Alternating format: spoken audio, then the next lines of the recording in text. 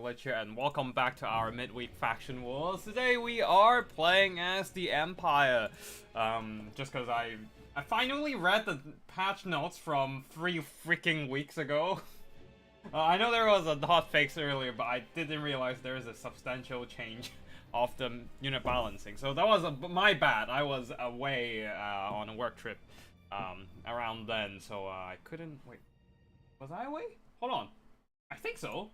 Anyways, the point is I totally missed out on the patch because the multiple patches before that patch did not have any multiplayer balancing changes. So I was like, I'm sure they won't be changing anything in terms of balance in this patch either. And I missed that. That was on me. But yeah, just gonna try out some of the changed Empire units today.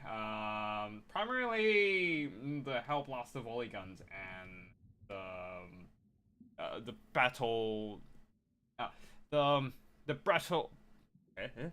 battle zealots, the archlector and warrior priest. It's like, and they also buffed the flagellants slightly as well. It almost feels like it is the. Oh, they also reduced the cost of tattered souls. Oh yeah, this is the zealot patch. We're throwing in some zealots today. I mean, very minor buffs on the flagellants, but hey, it's better than nothing. But yeah, we're fighting Norska, so flagellants in the front line. We need to figure out what to do with Fimirs, and I'll bring the archlector. Because yeah, archlector, botted warhorse. We might need benediction and bring everything. On us. Oh, Viscous Chance may be useful. Maybe not. I don't even know. Let's bring that. What else? Should I just bring multiple Archlector? I think this is possible. Alright, let's go. Let's do this. Yeah, this is stupid. This is stupid. Let's go. Yeah, I mean, there's no limits on Archlector. So theoretically, or a warrior priest. Theoretically, we can do that, and I don't even know what the fuck I'm doing anymore. Either ways, we are going in with all our melee builds, and it's gonna be funny. It's not necessarily fun, but it's definitely funny. So there's that. Yeah, I think that's.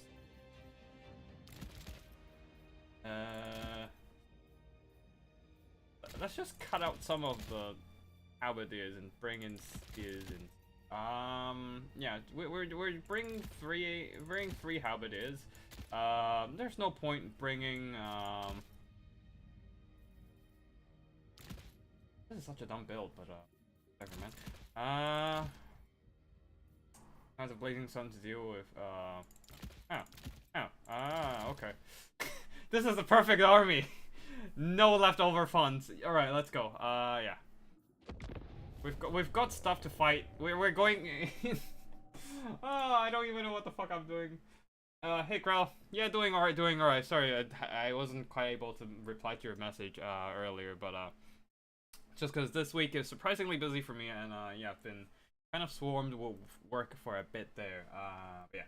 Yeah. We should get some practice games going later though. So, yeah. Probably not this week, unfortunately. Well, I can do weekend, actually. So if you're free on weekend, message me on Discord, and we can probably get some practice games going. Anyways, we are going in with a priest-only build. I don't think Fruit Rules limited any of these battle prayers for the Empire. I don't think, because these doesn't have limited usage. You can just keep spamming them infinitely. So they're not like, they're also not spells, so I don't think that is a problem with the skill limits. Yeah. Limited duration and number of uses.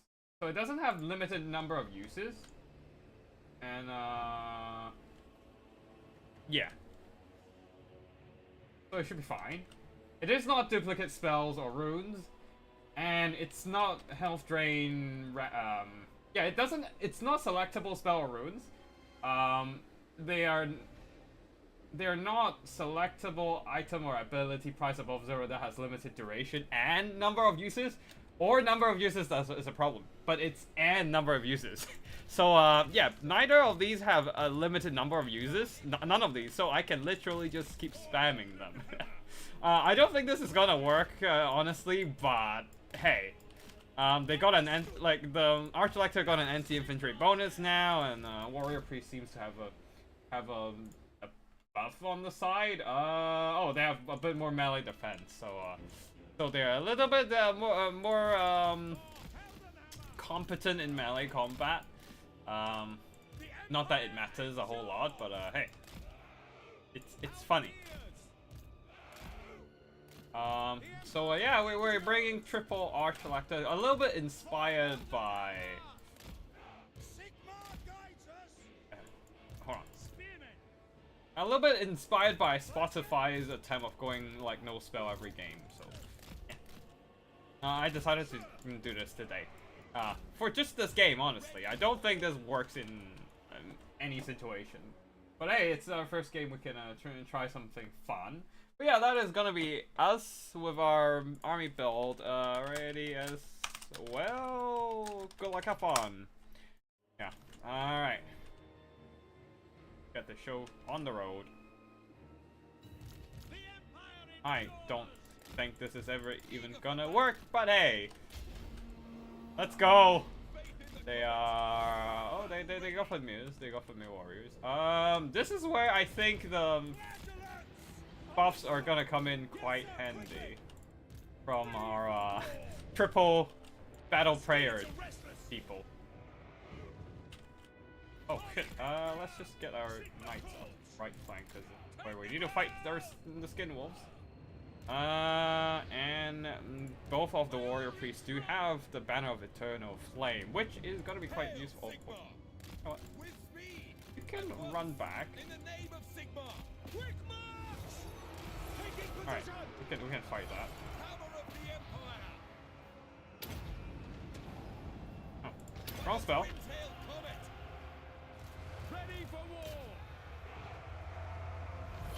Alright, let's go, let's go.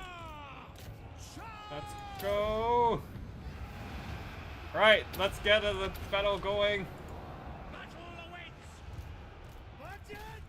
Alright, let's just pile in with our mobility. Alright. Battle ready. With Oh, here comes the Heldenhammer. Alright, did I use the damn miscast? I hit the wrong thing. Spearmen. Oh, that's a lot of damage coming in. Cavalry ready. At speed. Quickly. Yes, General. Alright, let's just keep fighting. For the Emperor. I mean, this guy can. See to it. To combat. In the Pull Emperor's back, name. and then we can pile in with some of Take the. the ground. Taking position. By Ulrich's wrath. Sigmar guides us. Moving now. To battle. Right, that's a lot of mobility coming in. That's not great, but yeah, well, whatever. Ready. Archlector is on cooldown with his ability, so he need to pull back a bit. Without delay. Can't really fight right now. Okay, let's go there. I mean, oh wait, right. Actually, just go fight the infantry. Since you're anti-infantry these days. Emperor's might. Moving now. We have a lot of knights just piling in on stuff.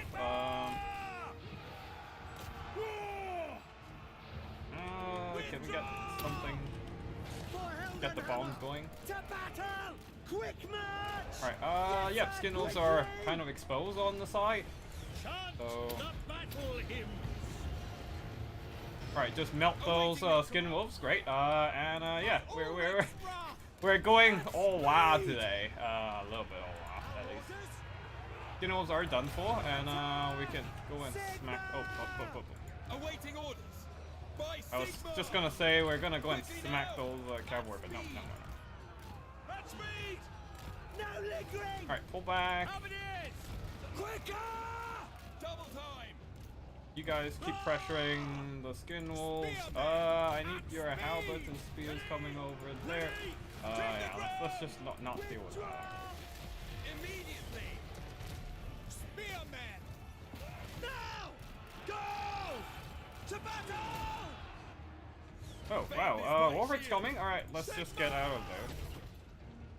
As you say, with speed. Let's go there. This guy can turn on this ability and get those buffs coming in and start bombarding the vicinity. You know what? Yeah, let's just bombard everything here. Yeah, just keep fighting those guys.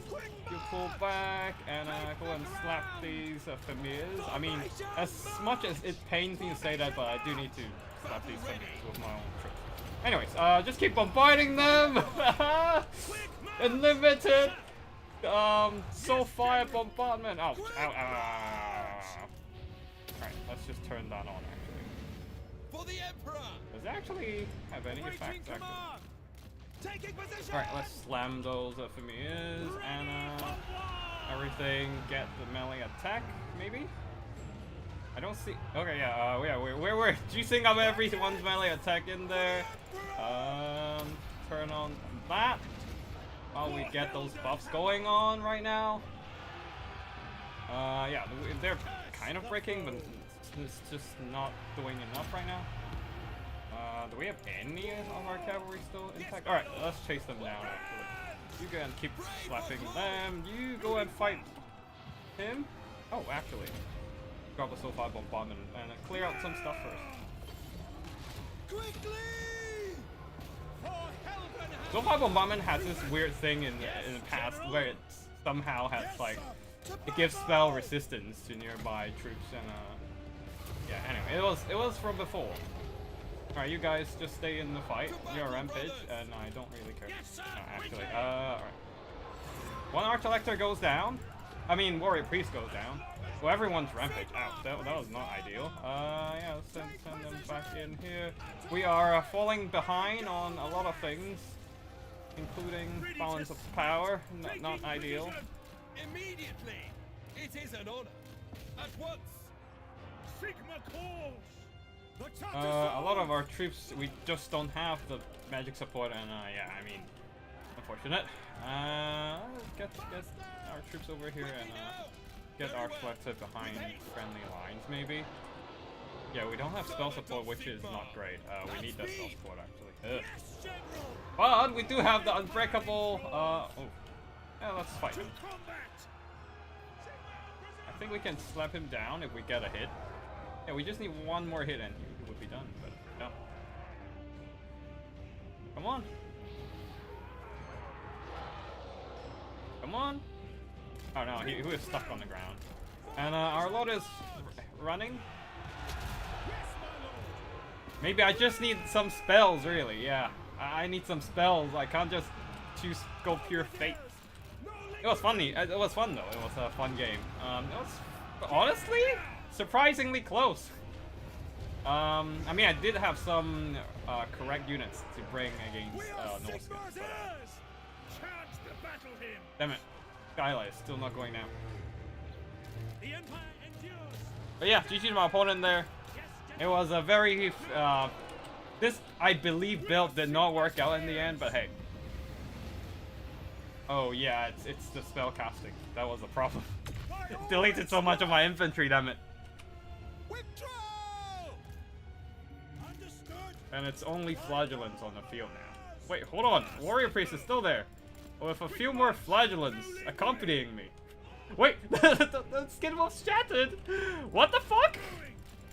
Wait, there's still hope. There's still hope. It's not over yet. It's not over yet. What the fuck? The skin was shattered. Wait, hold on. I believe. To battle! Get them!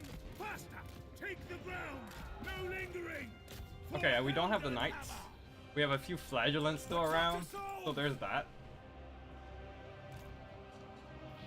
I believe! Spearmen! Sigma's blessing upon this! The Tattersouls! Sigma! Alright, oh no, the skin wolves are coming back. I don't have the things to deal with them. No! Oh, the fate wasn't enough. By Ulrich's wrath. No.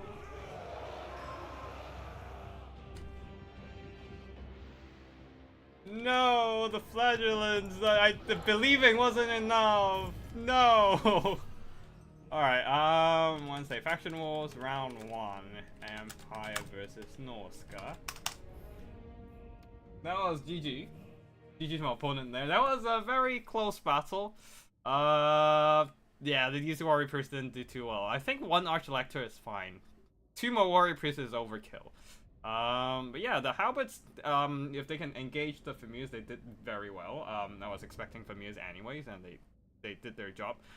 Flagellants are still suck, so there's that. At least they're not as expensive as before, so maybe if I cut out the Flagellants and change it into something else, it might work. Knights of the Blazing Sun get some pretty good value fighting Skin Wolves, so just pushing them back. But unfortunately, the Purple Son of Cerus really took a toll on my infantry, killed a ton of my units there. 156 kills on the Death Shaman Saucer, and Wolfreg as well. Like, I don't have a lot of variety of units, so a lot of infantry blobs were formed, and that gave Wolfreg a beautiful opportunity to bolt my front line, and my front line suffered hard alongside the Purple Sun as well. I think we got the engagements pretty well. It's just unfortunately, one, I made a bunch of mistakes in micro, allowing them to bomb me with like AoE damage, and 2, I have no way to just snipe single entities. So I got some good damage value overall, and yeah, these are not great fighters, unfortunately. These are more support characters, despite the melee defense improvements. But yeah, that is our round 1 battle. Let's see if round 1 is still going on. Yeah, we're literally the last game. So that's opponent's victory, and then we are going on to round 2. And all right. Looks like we're fighting Lizard Boys now. Okay, I'm taking the Oregon gun. Not Oregon gun. The Hellblaster volley guns.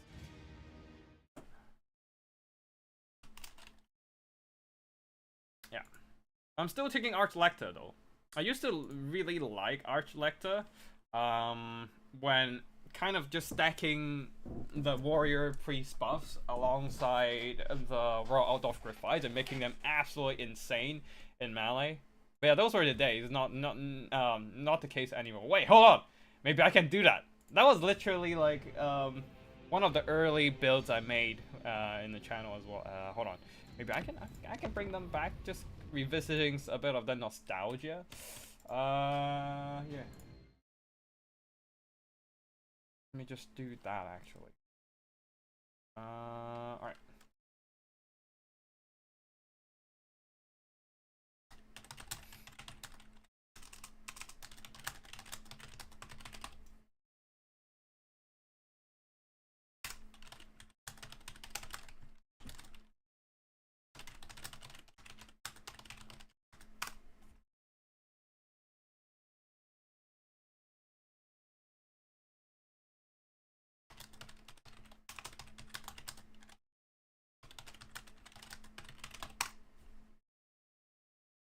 Alright, we are fighting Curio, so we can't do the same thing again. Yeah, or should we? I don't know. Let me think.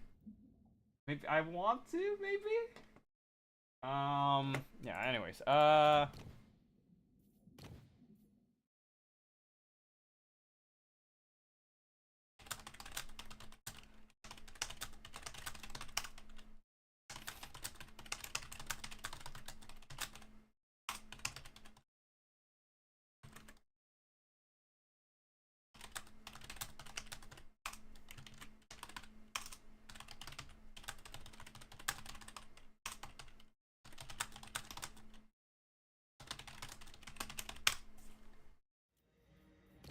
alright, let me just think. The Empire. Right, we're fighting Lizard Boys. I want to play with the Hellblaster volley guns a bit, so we're gonna do that. We do have the gold wizard these days, so we don't have to bring guilt. I do want to bring a life mage, actually. Yeah, let's do that. Flesh to Stone, Earth Blood, Life Bloom, Power Stone, Barded Warhorse. Archlecta, just cause. Stack everything on there. Maybe I should get a miscast chance. Yeah, let's just do that, because I assume that's gonna be a lot of Flock of Doom spams. Yeah, I think that is it. With raw out of Griffites accompanying.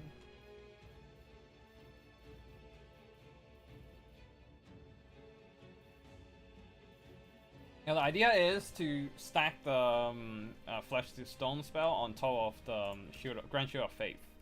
That should be an 80% damage reduction there, but how good is it? I don't know in this case. So we shall see. And then we have some long-range units scattered here or there. What else do we need? Backline protection, Empire Knights. In case we need to deal with Reprojectile Riders. Let's get some Swordsmen. Wait, hold on.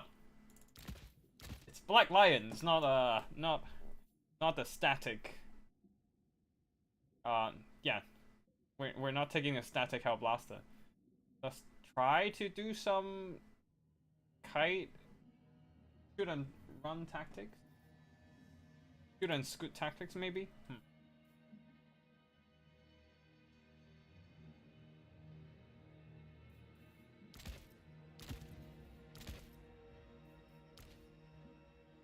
Maybe I also need some guns on my side. Yeah, let's just get a couple handgunners, maybe. Or we can use Outriders. They seem to be a little bit more competent these days, so... yeah, let's just get a couple of these guys. And a couple of swords. Empire swords, maybe? Yeah. What can we bring? Wait, these artillery. No, these aren't. These don't count as artillery. They're war machine, though. I mean, it doesn't really matter, actually. Let's just not forget about that. Alright. No idea if this is gonna work, but yeah, let's go. A fairly mobile Empire army. With a bit of a deadly melee combo in the mix. How good is it gonna be? I am not sure. But the idea is we throw in the Raw of the Fights, give them a ton of damage resistance, and let them tear shit up.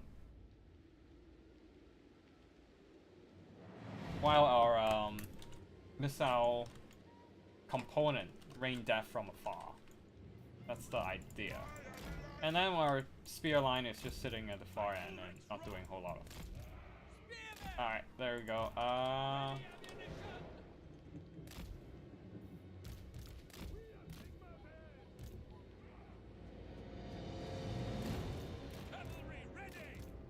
It's a bit weird. I use Empire Knights as if they are just kind of like an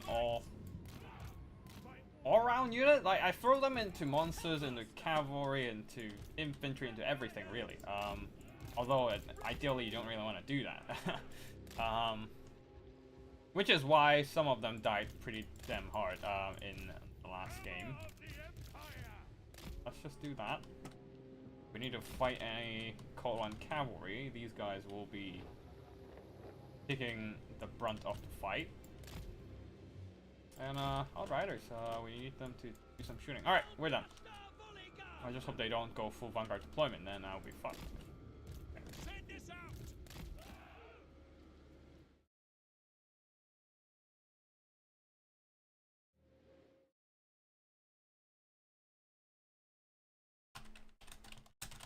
Ready as well. Good luck, have fun to my opponent there.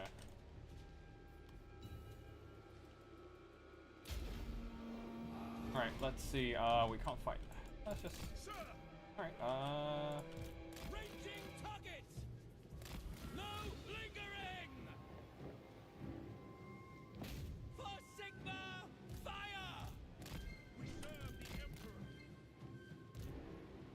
Not an ideal target to shoot, but it's gotta do some damage as well.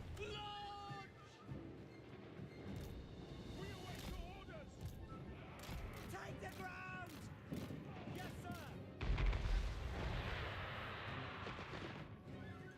Oh wait, hold on. What? Oh, that was Hand of the Gods. Never mind. Yeah, we can pull back some of our forces now. Just pull back.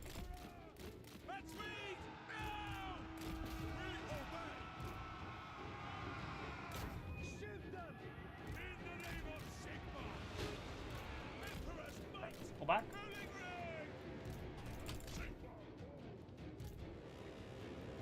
Bring it down! What do you mean? I do not fear death. With speed. Moving now. Alright, let's just do that while we are a bit busy.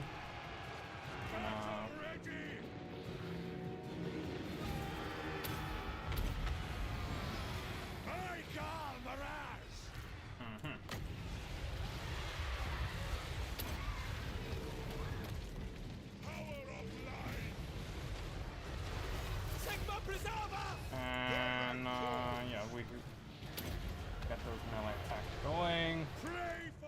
Start blasting. Take the ground. Our orders. Seems like we're getting this a lot of damage done, but I'm not sure if it's worth it. Yeah. Get that. To battle. No lingering. Right, keep holding on, guys.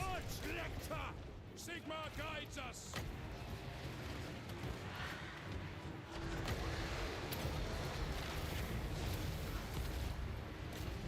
Let the wind of life blow. Alright, yeah, we're doing damage all over the place, but I'm not sure if this is going entirely in our favor. It's still very rough right now. Alright, I think we got a slight upper hand over things. I think, maybe? Oh, our infantry is getting fucked. Alright, For the Emperor! Battle wizards! let's slam in over there. Alright, let's just reposition those guys.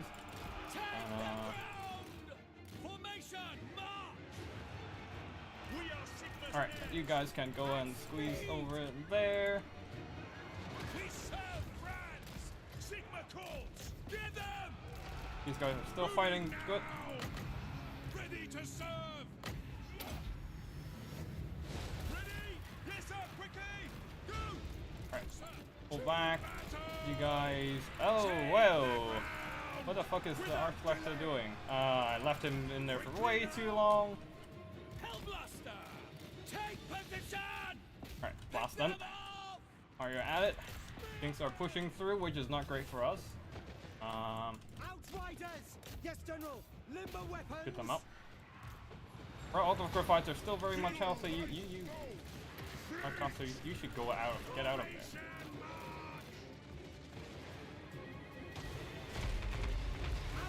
Our riders have to do a lot of work at this point. Fire! Fire!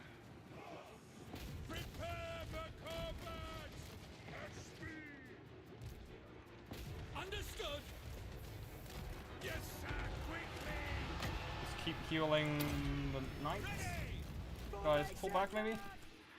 Alright, you guys go and shoot those guys. They're still holding for now, which is good news, I guess. Oh no. Damn, the raw autographites are hauling everything on their back. Tough to carry. Yeah, pull back. Sir! Move in now! Right, somehow our infantry are still holding, and it's distracting the enemy skinks. But yeah, our riders unfortunately just getting blasted by everything. And the War Autographers can only do so much here. Yeah, our lines are too thin, are running too thin at this point. The War Autographers did a lot of work, but they were just getting swarmed by a ton of Cohen cavalry, unfortunately. GG!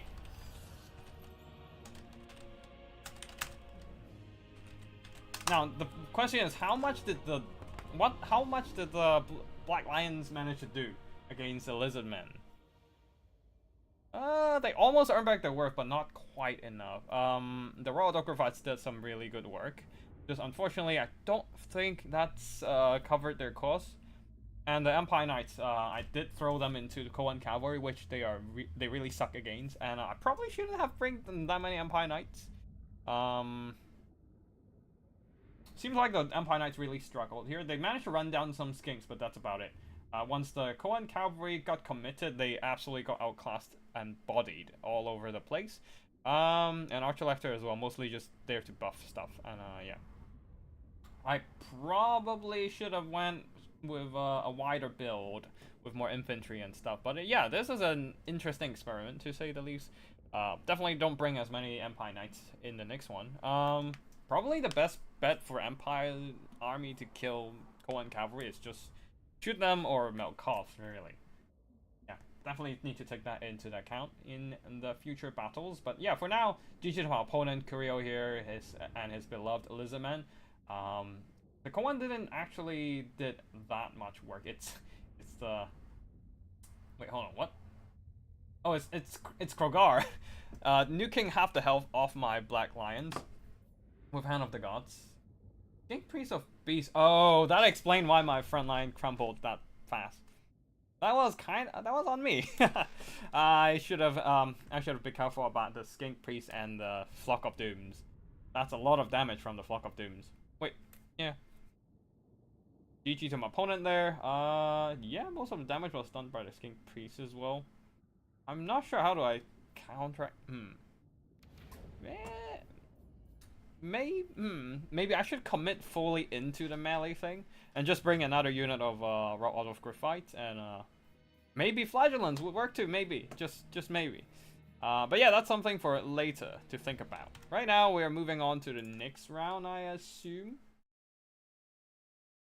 Yeah, there's still one more game going on right now. Alright, right, let me just collect the replays. Let me just go and pick up the replays, and while we wait for the players to finish their games.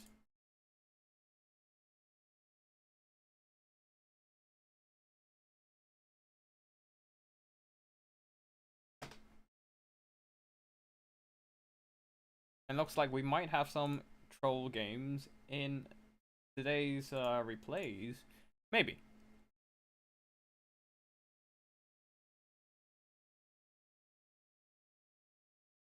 Alright, there we go. Got the replays. And yeah. Oh, actually, I should do some self-promotion as well while we're at it. I definitely should have done it before the stream, but hey.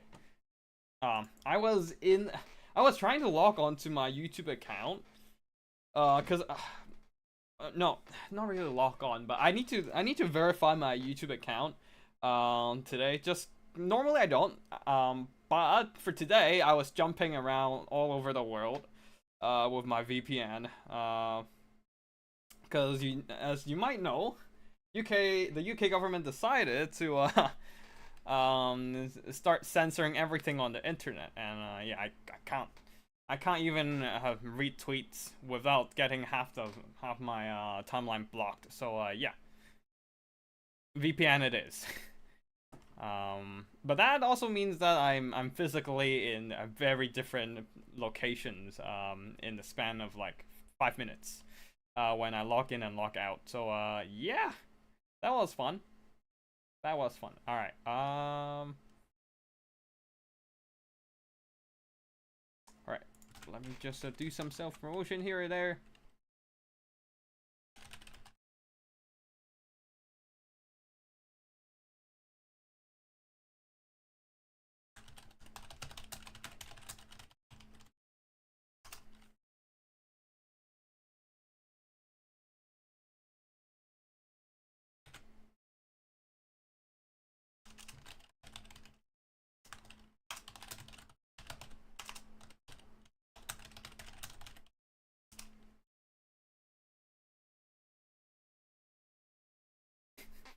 Gnocalypse%. Yeah. Yeah, doesn't that mainly affect NSFW content? Actually, it limits everything. So primarily, yes, it primarily only affects not safe for work content. Hey, look, I like some good fan art of stuff, okay? Anyways, but it also affects anything that is possibly not safe for work, as in mental health and protest violence.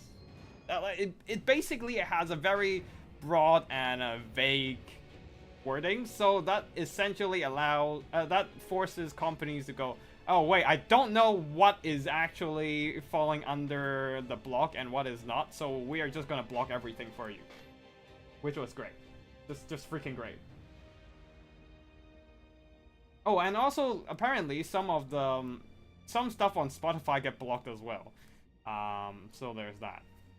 The worst thing is some of the blockage you can't even go around. Like, there's not even a way to verify your age to go through those so-called blocks. So some of the stuff is just blocked and you have no way to access it whatsoever, which is not great. Just not ideal. But yeah, like, come on, man. I ran away all the way to UK here and got hit by a freaking banhammer of stuff. It's not great. Anyways, enough of me complaining. Let's just go back into the games. We are fighting Power John Nix, who is going with Scavens. This might be a I don't think Flagellant. Maybe it's time for Flagellants. I still want to play with Arch. Wait, hold on. This might be a case for Archlector spam. Alright, we shall go with that again. Let's try it again. I mean, we're probably not gonna win, but hey. That's not the point.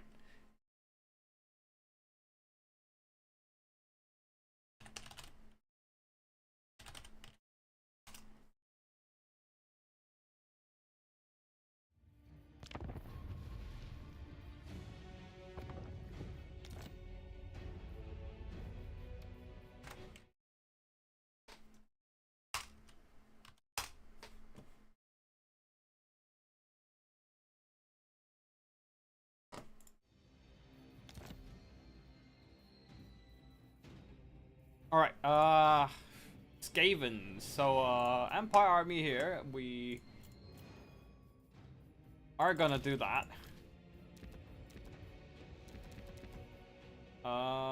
Let's just do miscast chance, just in case there's an Claw who decided to spam those. Oh, miscast chance, yeah, unlimited power, just gonna miscast a bunch of brass orb, gonna miscast. Yeah, we want miscast chance.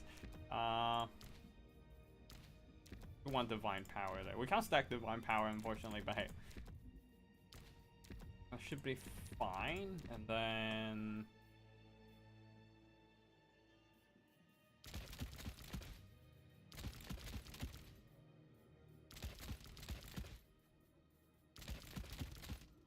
$950 gold left. I don't know what to use it on. Maybe some kind of huntsman unit. White wolves? That works. Hold on.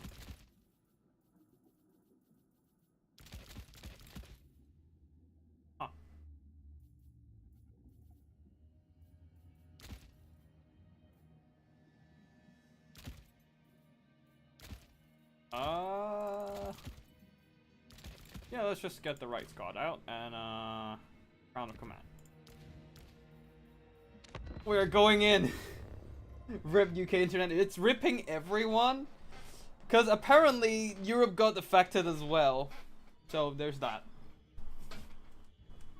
But yeah, I can't even go on to Reddit without being asked for my IDs, which is great.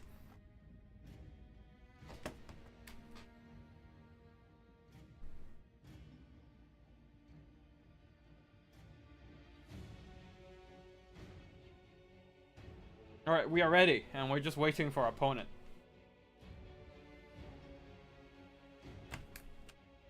Oh, actually, you know what? Let's just bring back those flagellants. And, dump these guys out. And, take off the Crown of Command, and we're good. We're good. Meantime, early Volkmar campaign army. The funny thing is we don't have Volkmar here. We just have Archlectors. Wait, is that profile pic Art Knights? It is, I think. Huh. It's been a while since I played that gacha game. Now I'm just playing fucking Uma Musume now, so. But yeah. Arc Knights was a great gacha game. It has really good story.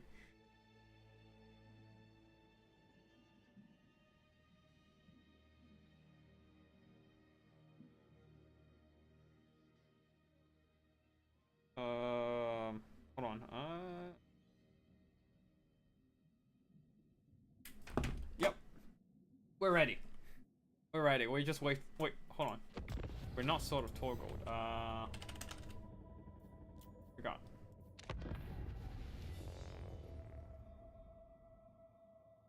Garrett Wilkie? That is. Yeah, I'm streaming. Yeah, I haven't been making videos lately, but I've just been streaming regularly. There's not a whole lot of changes in the meta, so I'm not too like. It's been half a year without any new content ever since the Tides of Torment. Not Tides of Torment. Wait, Omens of Destruction. So yeah, I'm not too motivated in trying to dig into the game. There's just not a whole lot of new stuff to go through, but yeah. Maybe when the new DLC comes, I can probably start making videos again. But the problem is, the next couple months would see me I would see my stream schedule going pretty whack, because I have some work commitments that requires me to travel, and as a result, I can't. There are prolonged periods of time where I'm just away from my PC and I can't stream at all. So yeah, that is that is gonna be interesting, and we'll just have to see if CA decided to drop the DLC around my travel time. So there is that. We shall see. We shall see. I'm not entirely sure what CA is thinking. I mean, I don't have any news about the DLC at all, so yeah, there's that. Right, so yeah, we are going wide today. Like, how wide? We are just going for one line of infantry, and that line of infantry consists of 12 units.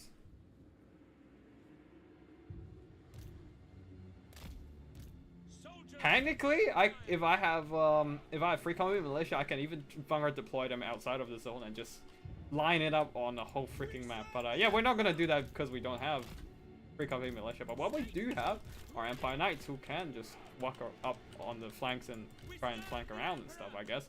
There's that. You ever thought about doing campaign playthroughs when PvP is still? Whatever the case, I'm glad you're back. Yeah, I've been streaming regularly every week, basically. Just not making videos. That's the only thing. But yeah, I've been streaming every week on Wednesday and occasionally on Saturdays, helping to cast the RTK new player Conquest tournament. But yeah. Right, yeah, we're just gonna go on. Love this Empire build. Thank you, thank you. This Empire build is just a random idea I came up with. And hoping for the best here. I don't think it's gonna end well, but we shall see. Yeah. Alright, let's just spin around, let the spears take the front, and then Legionnaires can hold slightly far back. Alright, we're ready, we're ready. Let me just message my opponent.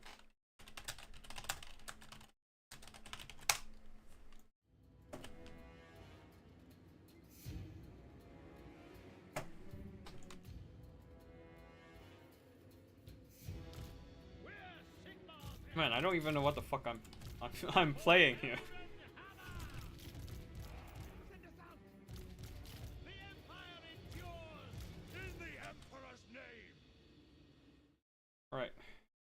We are ready. We are ready. Just waiting on our opponent, and then we're good to go.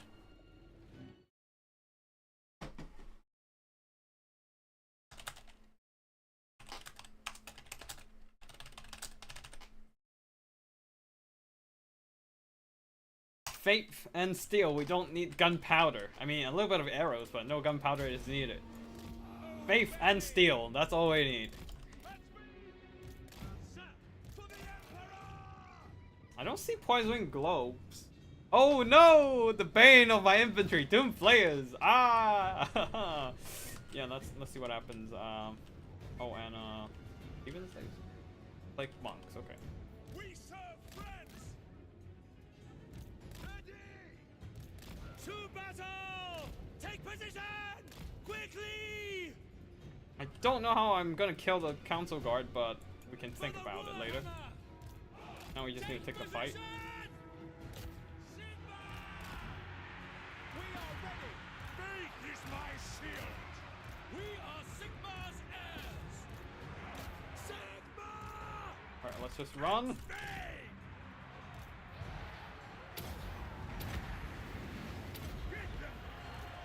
By the twin-tailed Alright, shoot that while you're at it. The Empire endures. Prepare for combat. Wait, where's the other warrior priest? Ready for war. Alright, let's start fighting. Everybody's calm. Alright. Drop those sulfide bombardment. Death to the faceless. Swordsmen to battle. Light monks getting hit, which is nice for me, I guess. Alright, let's just keep pushing. By Ulrich's wrath. Get them. Alright, slam them at the back. Yeah, I guess we have enough numbers here. That somehow it's working for now. Let's just keep swarming them. Okay, the white wolves are fucked. Can't really do anything about it. Archlector, go fight that. Yeah, Death Runners are definitely getting the jump on my back line there. Alright. Alright, you guys can run away. I don't really need you to do anything here. I just need you to maybe come back later and start dealing with the Death Runners after you have time.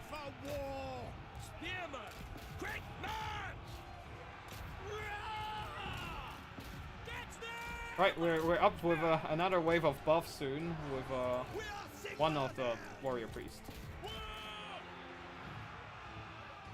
We get some silver bombardment again. Yes, we can.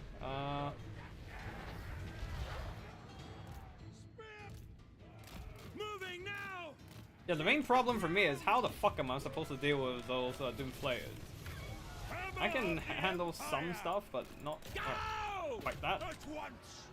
The Empire is yours. Spearman. Go fire bombardment. Oh, and the Beyblade is killing my stuff. The Silver Bombardment hurts a lot though. Oh boy. Alright. I want to start running there. Out of there. Right. These knights have overstayed their welcome there. Go and fight the plague monks.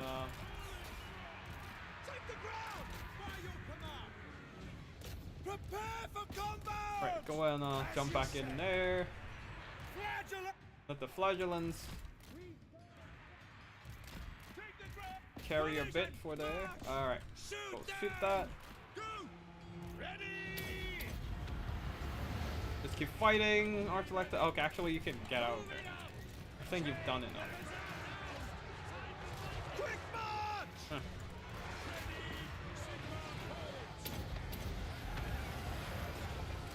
Right, start killing everything in the vicinity while using your buffs and stuff.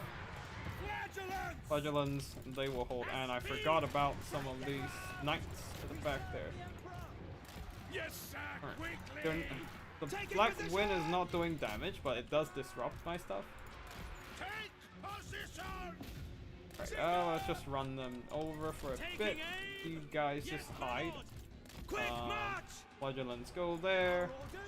Knights keep running around. keep those bombardments on and start. For France! Understood. Take Oh shit, they have to run. Alright, never mind. Go! Yes, General. Yeah, the problem is I don't know how to deal with those Doom Flayers. Eager for battle. Something I did not plan for. Get them! Moving now! Quick match! Yes, my lord! Alright, let's smack. Ready to serve! Oh shit, we're getting murdered! Standing by! Sigma calls! Lance! Sigma exultant! Run! Archlector, don't die! In command! Flagellants!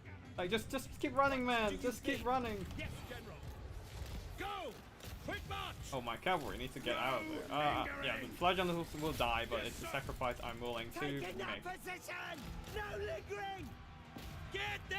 Jump back in there. You guys run back, and yeah, my full line of infantry are done at this point. I did not expect death runners on the field, to be fair. And they are actually murdering everything I have pretty badly too. Yeah, they did well. They did well. We're Sigmar's heirs! Whippers at the ready! For the twin-tailed comet! Very well! Hold on. Ulrich's wrath! Yeah, definitely needed that Burning Head against Scaven. Burning Head and Boris is just Burning Head and Boris with his Griffin is still like the best combo against Scaven. As the Empire. Yes, my lord! Quick march! Like, it's just the best way to kill all those pesky infantry horde, and while also like just forcing them to run away. For Heldenhammer! Wait, you are allowed to take the same abilities on Lexes? So the Frit rule stated that duplicates on any selectable item or ability price above 0 that has a limited duration and number of uses is banned. But the thing about Warrior Priest and Archlector is their abilities, they might have limited duration, but they don't have a limited number of uses, I think. So I think theoretically the rule is allowed. I mean, you can if you want to be safe, you can just bring one Warrior Priest and like, so oh shit, forgot about the army performances. But anyways, let me just save the replay first, and then we can and then maybe we can. I don't think we need to watch that, honestly. All right. So these are Hammer of Sigma. Ability effects are the same, but the Arch-Elector has a Grand Hammer of Sigmar, which is has a slightly larger range, I believe. No? No? Oh, double the duration. Never mind, my bad. But still, the idea is they are different abilities, technically. So you can bring, at least you can bring Arch-Elector and Warrior Priest together. Or Volkmar and a Warrior Priest together. I'm not entirely sure if double Warrior Priest is allowed in a tournament setting. But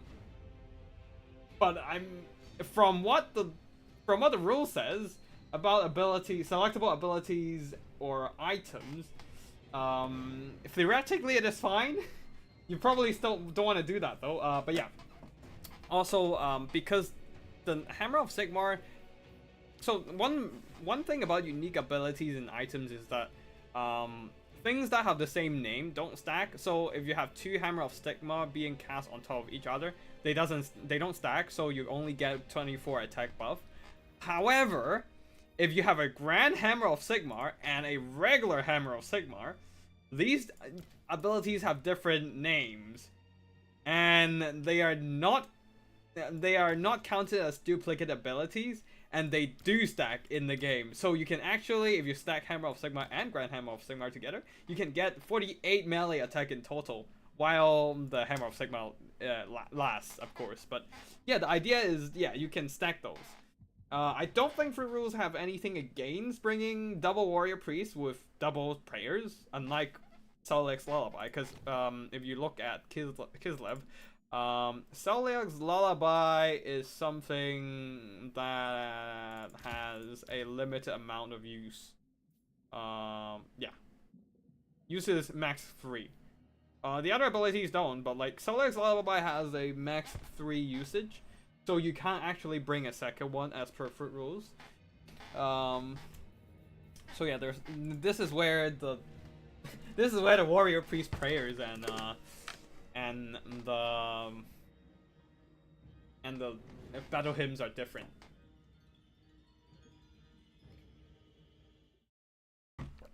GG. Completely legal. Yeah, indeed. I think so. Man. Yeah, but of course, as you can see, I lost both games with the triple battle prayer build. So you can see it's not exactly a good build. All right, next up we have right. We have a buy round. So yep, okay, that is gonna be our run for the day. 3 defeats, no. Right, but we do need to get some games going.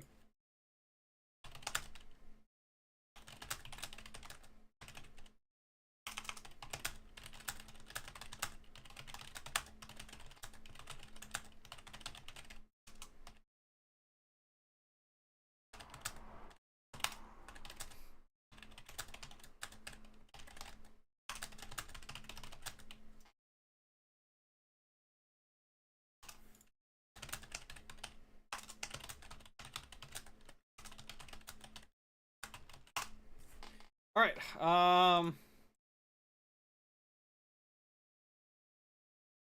Let me just download some games while we are yeah, let me just download some of the games first.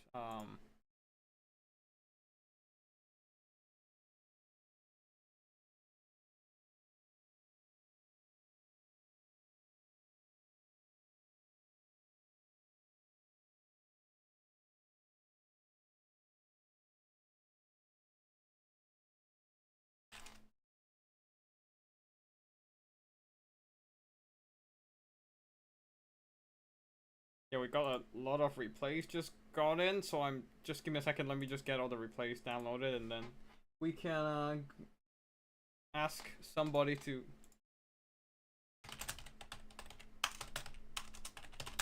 set up a spectator slot for me.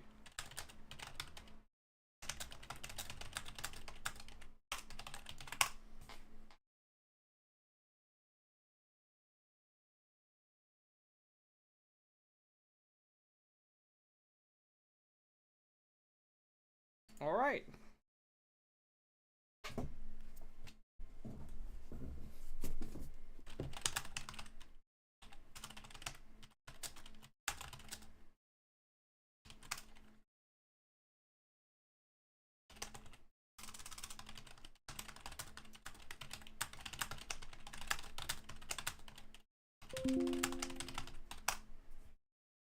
All right, I think we've got somebody sent in a Captain Tillis sent in. Oh no, yeah, screen blocker. There we go. Sent in a invitation code, so we are jumping over to their lobby now. Yeah. Oh yeah, something really cool I noticed in the last game. Power there use a lot of Ashen units. Like not only did they bring Death Master, but also like Death Runners, and the Ashen Sorcerer was using a Black Whirlwind spell. Like it doesn't do any damage, but you might have noticed that my cavalry was entirely trapped in the fight there. Like they couldn't normally attack, nor could they normally move away from the fight. Yeah, so they were really struggling with the engagement and was just not performing normally to kill the enemy units with their charge, nor can they get out and do psycho charging. So that was a really cool use of the very niche spell. Nobody ever uses that, if anything. But yeah, I was not expecting an Ashen build, honestly, and Doomflayers. Yeah, that was cool.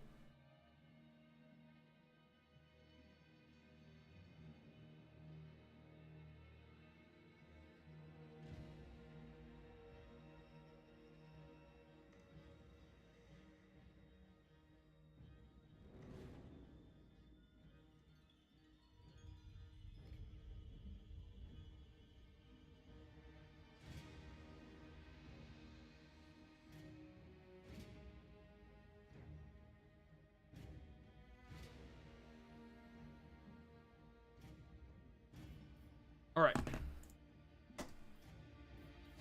Looks like Codex is in. We do have 2 Scaven players today. Yeah, I didn't notice until everyone signed up and ready to go, so I was like, yeah, whatever. We'll just let some duplicate players, duplicate factions to go for today. Just today, though.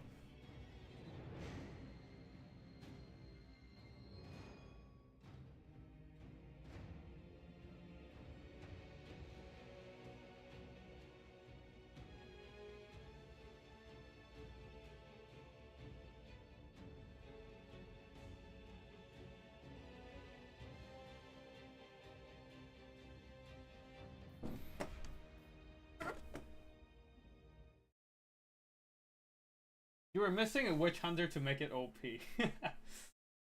Oh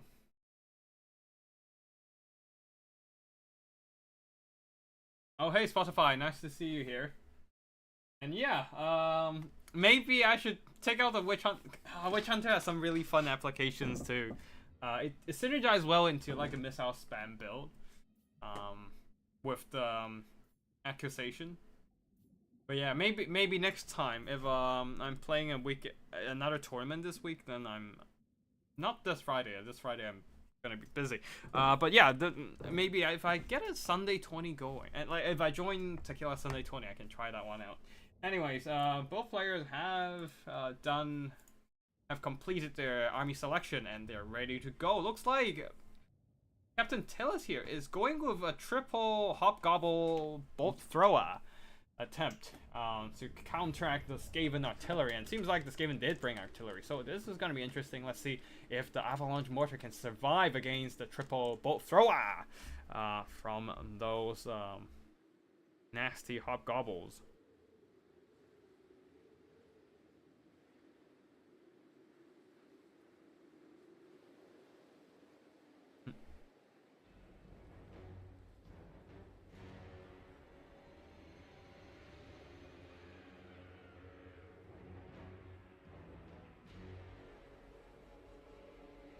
What we looking at with the factions?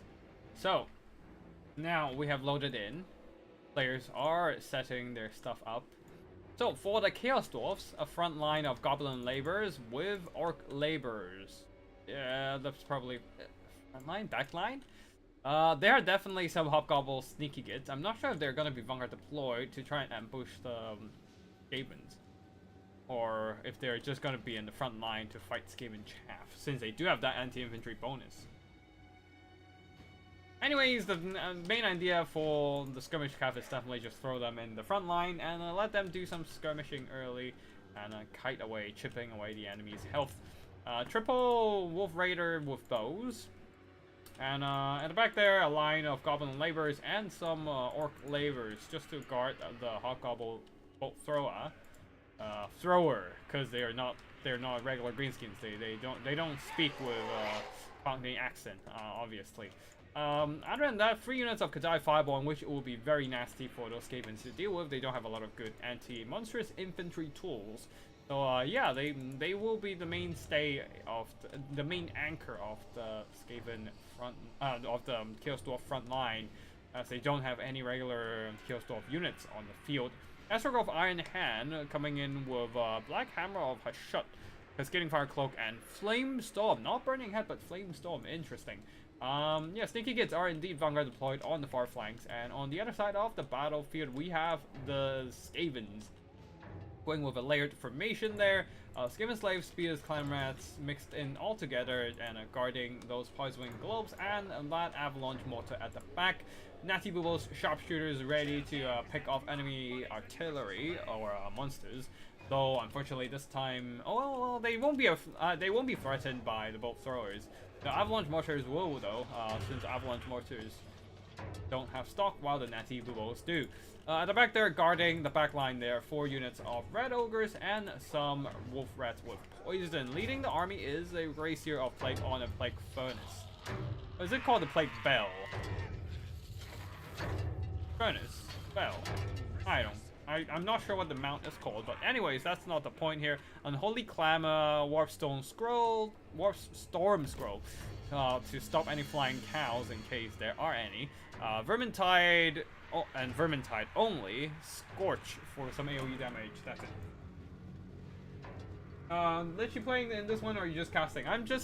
I've been playing, but I've got to buy around in the, this is round 4 of the 20, so, this is the last round, but I got a buy round, so no more live games for me for today. This is a game that I'm just casting. Live, it's live though, so there's that. Anyways, Natty Booble's opening fire at the Hobgoblin Wolf Raiders, chipping away some of their health.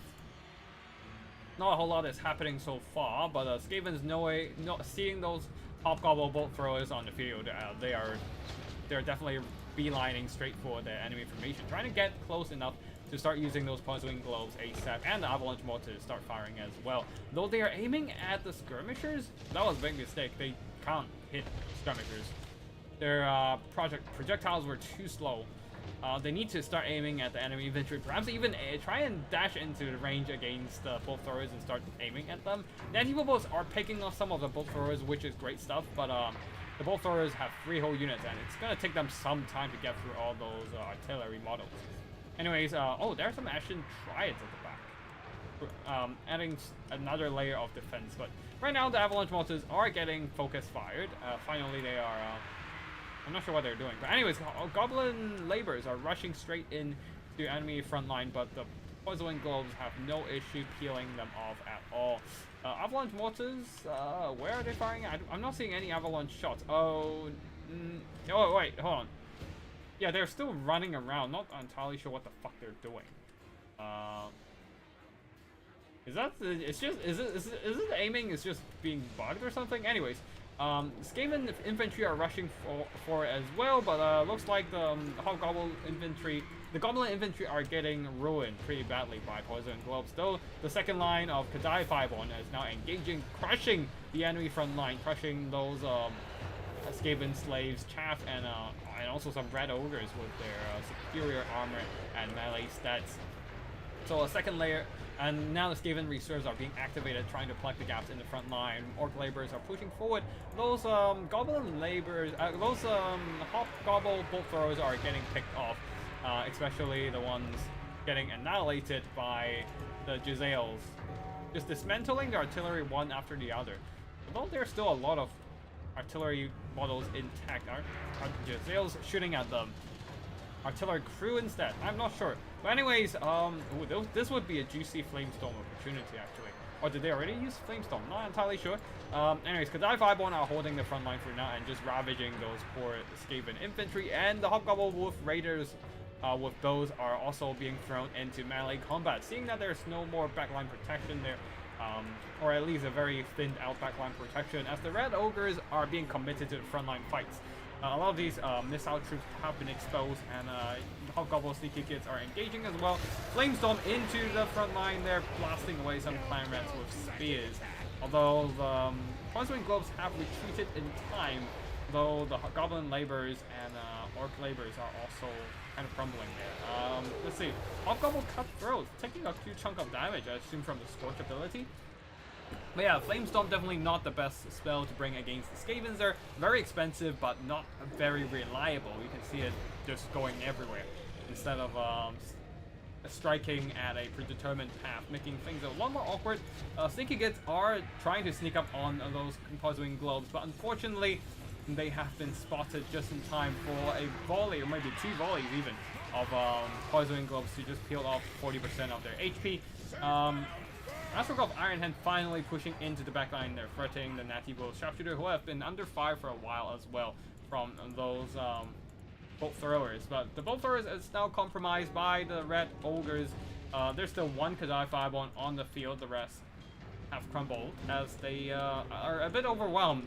They only have Goblin Labor infantry support, and they're not exactly good. And some of them were also being shot by poisoning globes, which actually accumulated some damage on them as well. So yeah, the Kadai Fireball, there's only one still holding, but here comes those Ashen Triads to take them down with their anti-large armor-piercing Guandals. They might want to get out of there, but there's not a whole lot of units to help them screen away the enemy infantry threat. And one thing great about Ashen Triads is they do have really excellent speed at 47. Lightly armor and having the Scaven Skitter and Leap. Not that they use that ability actually. Yeah, they don't use that actually, but yeah, even with the speed debuff from strength in numbers, they still manage to catch up to the Kadai Fireball, who is very tired, exhausted, very tired, and now being dragged down by the Ashen Triads as they try to pull away. And it looks like the Chaos Dwarfs are mostly faltering. All that's left are some sneaky gets still on the front line. Oh, a nice Flamestorm. This one went a bit better for the Scaven, for the Chaos Dwarfs here. Blasting half of the clan right away, and also burning some Ashen Triads in the process. But unfortunately, there's still too many Scavens on the field, especially some of the Red Ogres are still quite healthy. Wolf Raiders should go into melee into the ranged units. Yeah, definitely. And they did try to do that, but unfortunately, there are still some Red Ogres and Wolf Rats and Clan Rats at the back end to just protect the rear of the formation. And the front line and the Skaven Chaff managed to beat the Chaos Dwarf Chaff with Poison Globes. And the Bolthers unfortunately didn't do a whole lot there. Theoretically, they should do well in this kind of like artillery duel, especially against the Avalanche Mortars, but alas, it's absolute trap, just like all Bolther units. And yeah, that was a disappointing performance from the Hobgobble Bolt Throwers. But yeah, that is it for this battle. I think that's all for live battles here.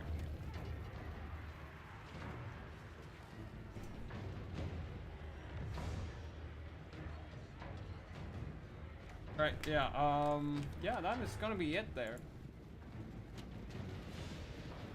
And there's just Astrogoth still on the field, and I don't think he has what it takes to take down the entire army. Maybe when Total Warhammer and when the Chaos Dwarfs first came out, maybe he had what it takes. Nowadays, definitely not. So yeah, he's just gonna get surrounded and beaten up by Rat Ogres. If the Rat Lord died, maybe? That's a big maybe. Although the Skavens are quite damaged. But I don't think they're gonna... I don't think they can actually kill the Rat Lord with only Astrogoth there. Especially where Astrogoth does not have the single entity targeting spells and whatnot. So, yeah. I probably would... yeah, in this matchup, I probably personally would go just Kadai 5-1 spam and go all melee. You can see those bolt throwers are very disappointing in terms of performance. Getting picked off by the Natty Boobles and then just not even couldn't even manage to kill the Avalanche Mortars. It took like a bunch of Sneaky Gits and Wolf Raiders to dive into the backline to actually do anything to the Avalanche Mortars. I mean, they took damage, sure, but damage alone is not enough here. And yeah, it's literally just Astrogoth carrying the day. One of the Kadai 5-1 got picked off quick. Not sure how they died there though. Let me just rewatch and see how some of... Oh wait, these Kadai 5-1 went in on the left flank and just got swarmed by the sheer amount. They killed some Red Ogres, but got swarmed by the reserve troops from the Skaven side. Not quite sure how the middle Kadai 5-1 died. Natty Boobles did some really good damage, and the Poison Wind Globes, one of them did okay, the other not so much. I think they were the one that got targeted by the Bolt Throwers at the beginning. Red Ogres did okay, yeah. I think the Firestorm was used better if it could done a lot more, but he should went for Burning Head. Yeah, Burning Head is just a lot more reliable and easy to use. Like, you just use it down the line of enemy troops and just see everything dies. While Flamestorm, you need your opponent to really blob up hard to get the value. But yeah, that is gonna be it for today's live replay section. We are moving on to the replays next, unless we might have finals, maybe. All right. Anyways, let's start recasting some of the replays first. We do have quite a few replays for today. Yeah, let's just get started. First up, we have Hayseed here. Wait, no, hold on. Wait, hold on. Wait, why is it not showing the latest replays? What the fuck? Wait, no, hold on. This is not this week. No, I don't think this is this week. Hold on. Why did it drop down? I might have too many replays in the folder. Maybe? Hold on.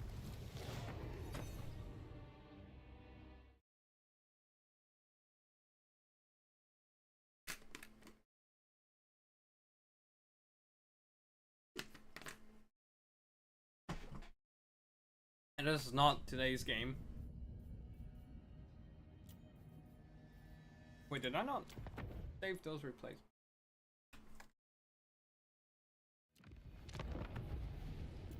I thought I saved those replays today. Okay, that might be a bit. I might not have. All right, I might not have moved the replays into the file. Give me a second. There we go. Now we have the replays. And we have a lot of replays. Hold on. Oh boy. Oh boy. It's taking some time to load. Okay, cool. These are the first couple replays. Alright, Ludero versus Codex. Scaven versus Dark Elves. Codex, contrarian Codex going with a line of Scaven slaves. And with a couple, pretty much the same build we saw earlier. Yeah, literally no difference. Don't think. Pyrans and Scaven slaves for melee infantry with a couple more Ashen Triads, a couple Wolf Rats, and 4 Red Ogres. Wolf Rats are vanguard deployed? No, they're just deployed on the flanks.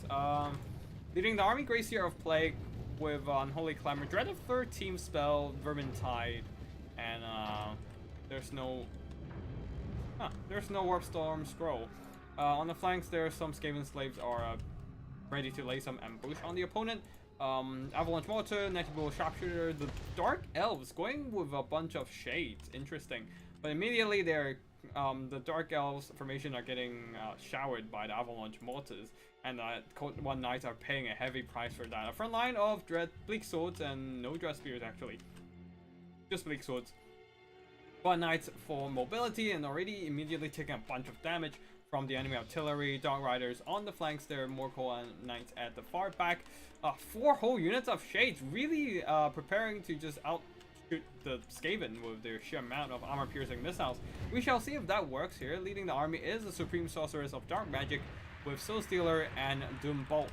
Yeah, the Shades are immediately opening fire at the Puzzling Globes, but they are gonna expose themselves to the Avalanche Mortars, and with 2 units standing so close to each other, you need to move them away. These are prime targets for the Avalanche Mortars. Skaven slaves are jumping in, trying to disrupt their shooting, but they are decent melee, so they don't really care about enemy melee chaff as much. A lot of friendly fire coming in for the Skaven slaves, but the Avalanche Mortar did take out half a unit of Shades, and that is definitely a worthy exchange there. While the Netty Bubos continues to pick apart the Coen cavalry. Might want to try and go around a little bit further around to just avoid being shot by Netty Bubos, but then again, you still have to get close to charged enemies anyway, so I don't think that's the main problem, but yeah. Anyways, the front line of the Skaven is not a whole lot of melee units. Oof. A painful volley of Puzzling Globes deleted half a unit of those Dark Riders. And on the far side, similar things was happening with the Dark Riders with shields getting deleted outright. And yeah, the Shades are taking heavy losses from the Avalanche Mortars. And with the Storm Vermin with Halberds, the Dreaded 13 spell being dropped, they're actually being pushed away from by the enemy melee troops. Man, everyone bring Doom Bolts. seems to be the case then. It's still not really that much better these days. But yeah, anyways, Natty Bubbles continues to shoot the Supreme Sorcerers of Dark Magic, and I think the Skavens have this one, getting complete control on the battlefield right now. All the Skaven slaves are driving back the Bleak Swords with the help of Avalanche Mortars and... Oh wow, okay, the Shades are absolutely dismantling the Grey Seer. Especially these ones standing uphill. The Grey Seer might want to start running. With the Storm Vermin disappearing soon. Yep, disappeared. And now the Shades might be able to start pushing again, but nope. Avalanche Mortars will start bombarding them. At the back there, Red Ogres are holding the back line, just keeping those Koan Knights and Dark Riders busy, covering the retreat of the Natty Bubbles and the Avalanche Mortars. Though the Grey Seer might be going down, Avalanche Mortars continues to rain fire on the Skavens. Well, Skavens isn't exactly a wrong word here. But yeah, they're definitely raining fire on the Shades, but unfortunately that volley missed a whole lot. And the Koan Knights are now tying them down in melee. And the Holy Climber keeping them in the fight for now, but they're taking a lot of armor-piercing damage while the Koan Knights are not buckling anytime soon. Until maybe the Wolf Rat's coming in. Nope, never mind. The leadership effect from the murderous prowess really comes in handy, actually. Just keeping them in the fight for a little longer and just dishing out more damage with that weapon damage buff. There's still multiple Shades at the back there, and the Grey Seer might want to pull back. Yeah, he's pulling back. He doesn't want to get engaged, get tangled in a frontline fight. He's like, a volley of Shade will kill them at this point, or even some tattered Koan Knights charging them. Natty Bubbles might want to stop shooting unless they want to just friendly fire themselves. Yeah. Tolerant summons at the back here. Very nice preemptive summon. Noticing that the Koan Knights are just going to charge over. Just dropping those Clan Knights over here and help them body block.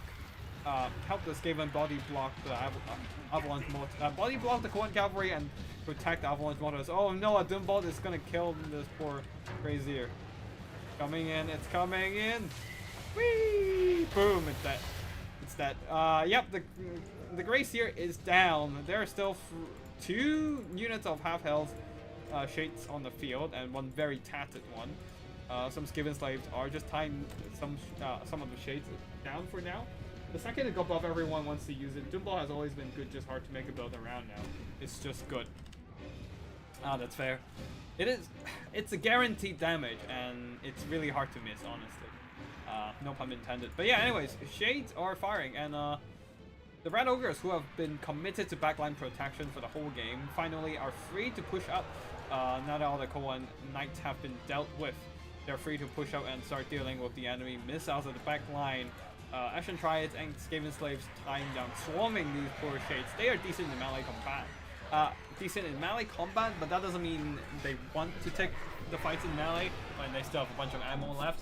So yeah, the Shades are being worn down, and this is gonna be army losses with the Skaven securing an advantage on the battlefield. Their Red Ogres are still very healthy, and they still have some artillery crew left. Poison Winds, of course, will delete whatever infantry and cavalry remains on the Dark Elf side. And yeah, that is going to be GG with a victory for the Skavens, very comfortably taking the win with not a single dead Red Ogre too.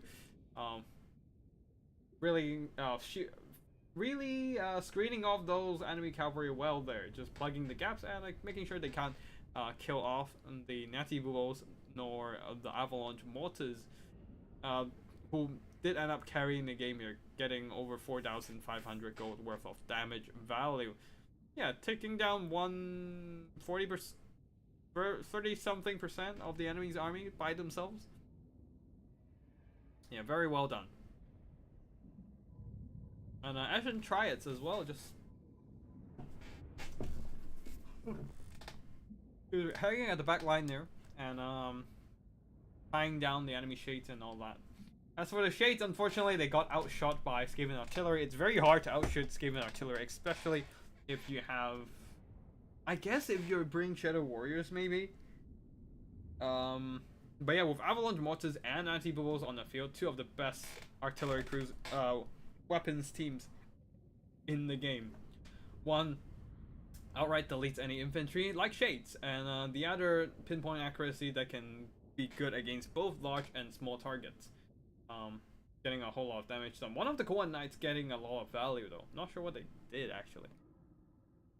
They were on the left flank, so I guess they were the one. Oh wait, no, this is the Red Ogre that took damage and have suffered dead models. Never mind. They did suffer the casualties on the Red Ogre side, but yeah. Overall, they seem to be doing pretty well. Oh, this is probably the Cohen Knights that managed to get on top of the Avalanche Mortars and kill them. Any high elf plays? I don't think so. I don't think so.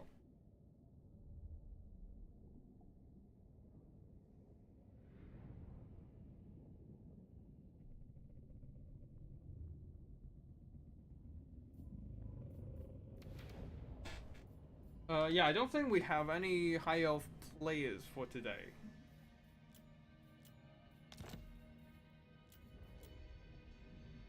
Alright, let's see, we have a tie? Nope, we have a winner. Let me just quickly type congrats to the winner and then we can go back to casting.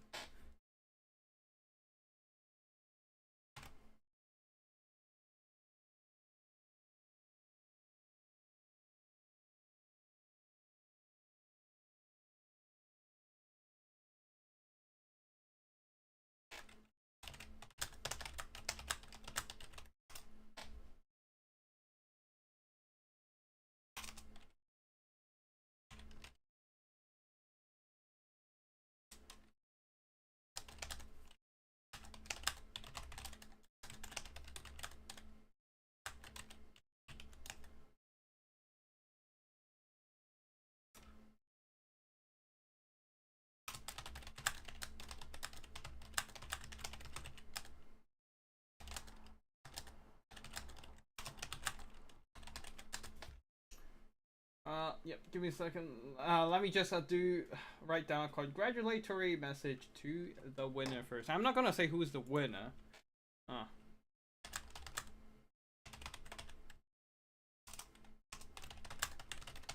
Yeah, but yeah, I'm just gonna quickly do that and then we'll be going back into replay casting.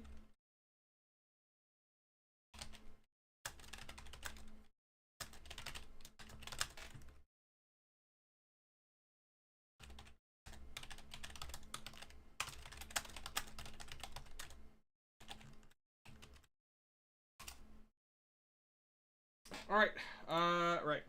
Any corn plays? I don't think so, unless... No, I don't think so, yeah, unless... Gavran brings... corn. I don't think so. Wait, Scaven did bring Nurgle. And he's memeing hard. That would be fun. Yeah, so we do have 2 Nurgle players, just because I made a joke about Nurgle and Scaven took Nurgle afterwards. But yeah, for now, we'll continue casting with the next up being Lizardmen. Curio versus Borain with the...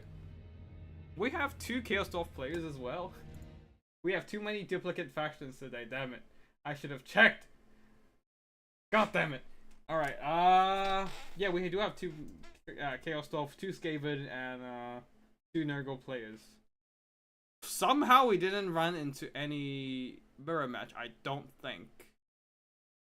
Yeah, that is quite surprising, not gonna lie. Alright, next up we have Lizardmen versus Chaos Dwarfs, but yeah. Curio going with a skink frontline for skink cohorts, 3 red crested, actually 4 red crested with a cohort of Soltech, 2 units of Cohen Riders, which doesn't have anti-large, 2 Reproductor Riders, and the Papa cohort, and the Breath Crystal Bastillodon. Leading the army is Nakai the Wanderer with no magic support. Oh wait, no, there's a Flock of Doomcaster there. Beast King Priest with just Flock of Doom. On the other side for the Chaos Dwarfs, front line of Chaos Dwarf Warriors, backed up by some blunderbusses. Actually, not only some blunderbusses, that was an understatement. That was 5 whole units of blunderbusses ready to blast down any dinos that dares to get close, or even any Lizardmen infantry and cavalry as well. Some goblin laborers at the back there. Infernal gods with fire glaives. 2 of them, in fact, plus 1 more orc laborers there. Other than that, no more units scattered around the battlefield. Leading an army is Drazov to Ashen here. Oh, and there's a magma cannon already launching shots and burning down some of these red crested. Oh wait, there's a blazing beads of Bazarak in the front line, absolutely exploding some skin cohorts. They still have another volley of explosions remaining, and the blunderbusses are getting some really good work, lighting up some of the skin cohorts and red crested as well. But the magma cannon is just kind of missing for a bit there. But yeah, once the blunderbusses begins to fire, they are just doing an insane amount of work, deleting any units that get close. And Nakai trying to plunge himself into combat. That might be the end of him if he doesn't, if the Lizardman voice doesn't do anything about it. This is where the Rip Projectiles jumps in and try and disrupt those Killstorm blunderbusses. They're diving in on both sides, but there are just too many. There's just too much gun lines on the Scaven, on the Killstorm side here.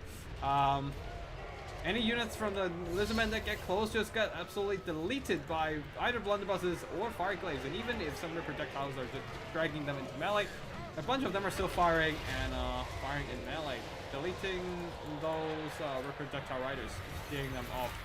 And yeah, both of the rip projectiles are done for. Finally, the Poho Pop cohort, who does have Vanger deployment, managed to circle around to the rear and run into one of the Killstorm blunderbusses, but there's still more left on the field. These blunderbusses got disrupted by the enemy rip projectiles, but they have killed the rip projectiles, and that was definitely a worthy trade for them. Now turning around to start blasting down the enemy infantry nearby. And yeah, the skin cohorts are trying to push there. They have gone around the enemy front line, just having simply more numbers in total. But yeah, a lot of them are getting pushed back by the Blazing Beards, by the Killstorm Warriors, by the blunderbuss fire. Yeah, more skill cores are in the back line, but the Inferno guys are just ignoring them, except the one directly in combat. Ignoring them while shooting at the Popo Pop cohort nearby.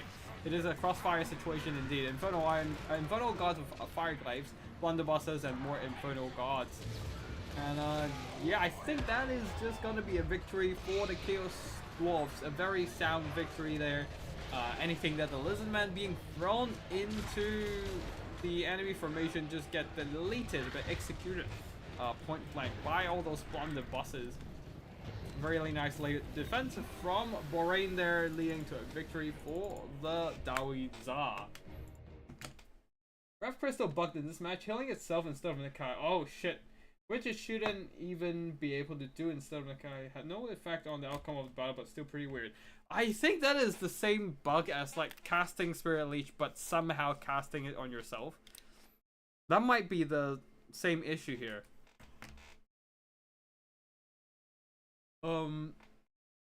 Because if you might remember, sometimes players would cast Spirit Leech or some spells, but somehow it just got targeted on the caster instead. And if it's a damaging spell like Spirit Leech, it doesn't do anything. I'm not entirely sure how to trigger that, but it's just know that it sometimes can happen, and fucks over your spell or ability usage. But yeah, overall, it seems like the best performing unit is the Poco Pop cohort, who managed to get around the enemy defenses and just run down one of the blunderbusses. But the rest of the army, not so much, getting deleted by explosions, by bullets, and then grind down in melee. Was not too fun for them. Even the Koan riders really struggled to get a win.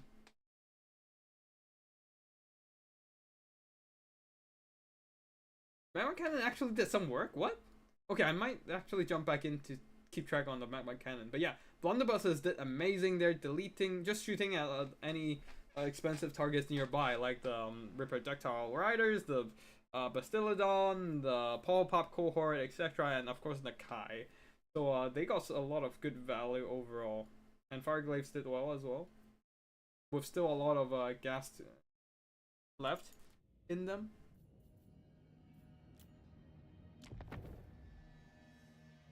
Yeah, probably same bug, yeah. Most likely that bug.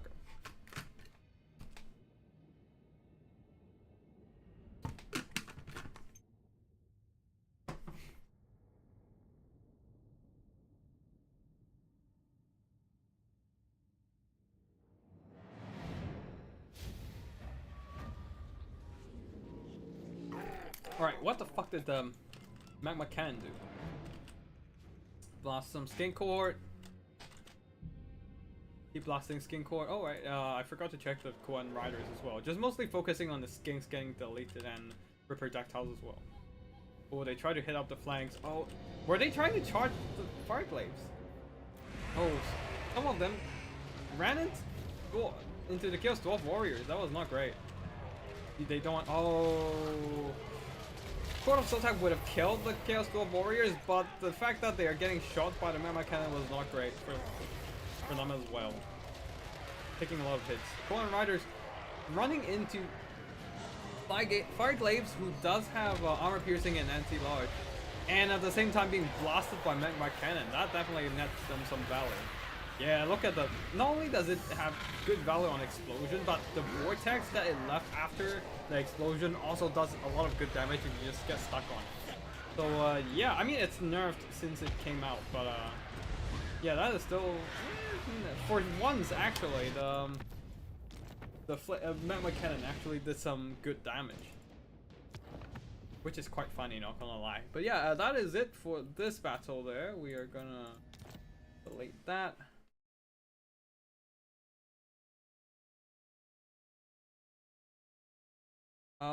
Actually, give me a second. I need to make sure that I've downloaded everything. Right, I think I've got all the replays. So, yeah. I think that's it.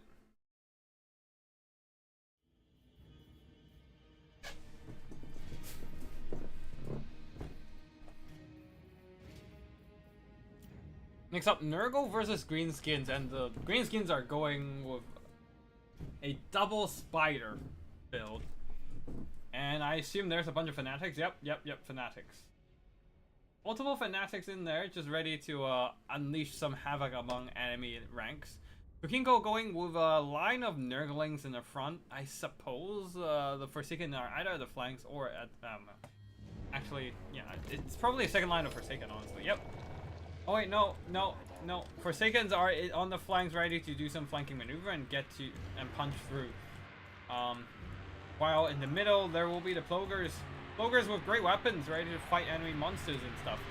In this guy, some Nurgle Fury to disrupt enemy shooting. But yeah, anyways, looks like it is a Vanguard deployment of Greenskins. I'm just gonna pause it actually. Ragnarok Spider is in Vanguard, but they can deploy at the very far edge of the deployment zone and just start running forward. And Nurglings are also being Vanguard deployed, I think, maybe. Either ways, the Greenskin Gobbles are definitely Vanguard deployed with a line of Night Goblins, regular ones, and Night Goblin Fanatics, and then backed up by Night Goblin Archers, who are just regular ones, not Fanatics. Three Squake Herds, 2 Ragnarok Spiders. Leading the army is Skarsnik. Yeah, so Skarsnik with his Skarsnik Prodder and Trixie's Traps. Fermented Fungi, very useful to keep enemies in fight they don't want to stay in. Spite of the Bad Moon to kill enemy monsters and whatnot. Night Goblins in the front line, yeah, and supporting Spellcaster, Night Goblin Shaman with Sneaky Stabbing and Itchy Nuisance to modify melee stats. For the Nurgle side, we've covered most of the units. Let's see the spellcasting. Rancid Visitation's really good against Greenskins due to the lack of readily available regeneration for them. Like Skarsnik, he does not have any healing whatsoever. But yeah, right now the Chaos Furies. Oh, wait, is this the map Horn heals or something? Anyways, yeah, Fury's diving in and just catching the Squig Herds and disrupting Night Goblin Archers. Is there an Itchy Nuisance coming in? Yes, there is. Dropping the melee attack of these Nurgle troops. And the Night Goblin Archers, other than the ones being disrupted by Furies, this one was kind of left alone, able to just move close and start shooting at the Flogers. The problem is that there's nothing to protect the Night Goblin Archers at the back there. So they might just get finished off by the Furies, which is a big problem. On the side there, Forsaken managed to beat up those Squig Herds with the help of the Chaos Furies as well. So 2 Squig Herds down, 1 more soon go down as well. Simply because they can't charge anything in the skies, and being charged by Furies is not great for them either. And Forsaken also managed to grind through the Squigs Now the middle section is going a lot better for the Greenskins simply because of their double Ragnarok spiders. They're holding the center there and munching down the Plogers with some Night Gobble infantry support. But the problem is that they're running out of troops in general. The Greenskins running out of ground troops in general. Their single entity core is still going strong, but a lot of their units are faltering, taking a lot of damage and being pushed back by Forsaken, who is just too strong for them to deal with. Maybe these 2-on-1 Night Goblins can do something about it. But yeah, we shall see if the Forsaken will hold or will they go down. On the far side, there are some Night Goblin archers regroup, but the Furies will rout them once again. It might just actually see them off the battlefield, shatter them, or escort them to the white line, either ways. But yeah, the Nurgle army seems to be struggling to deal with the double spiders so far. The Plogers are their best bet, which is what's happening over here. The Plogers with great weapons are surrounding, some of them are dealing with Night Goblins, but the rest are surrounding and beating up the Ragnarok spider. And a Forsaken plus Nurglings are just occupying his attention, while the rest of the Nurgle army do their thing, like, yeah, chasing down the Night Goblin archers with the Furies, or chasing down the Night Goblins with more Furies. And unfortunately for the Nurgle army, the capture point... Oh wait, no. They secured the capture point. They managed to... Yeah. Unfortunately for the Greenskin army, they don't have a lot of infantry support for the Ragnarok Spider, but at the same time, the Nurgle army also lost most of their anti-large armor-piercing fighting power. It is all down to the infantry to win the day. The Plogers have taken too much damage in the process. Yeah, getting munched down by the oversized spider is just turning things around for a bit today. And we're gonna fast forward for a bit there. The balance power is in the middle though, as one of the Ragnarok spider has went down. And Spider of the Abandon is activated to give all these Greenskin units a bit more anti-large. Really useful against a Ragnarok spider.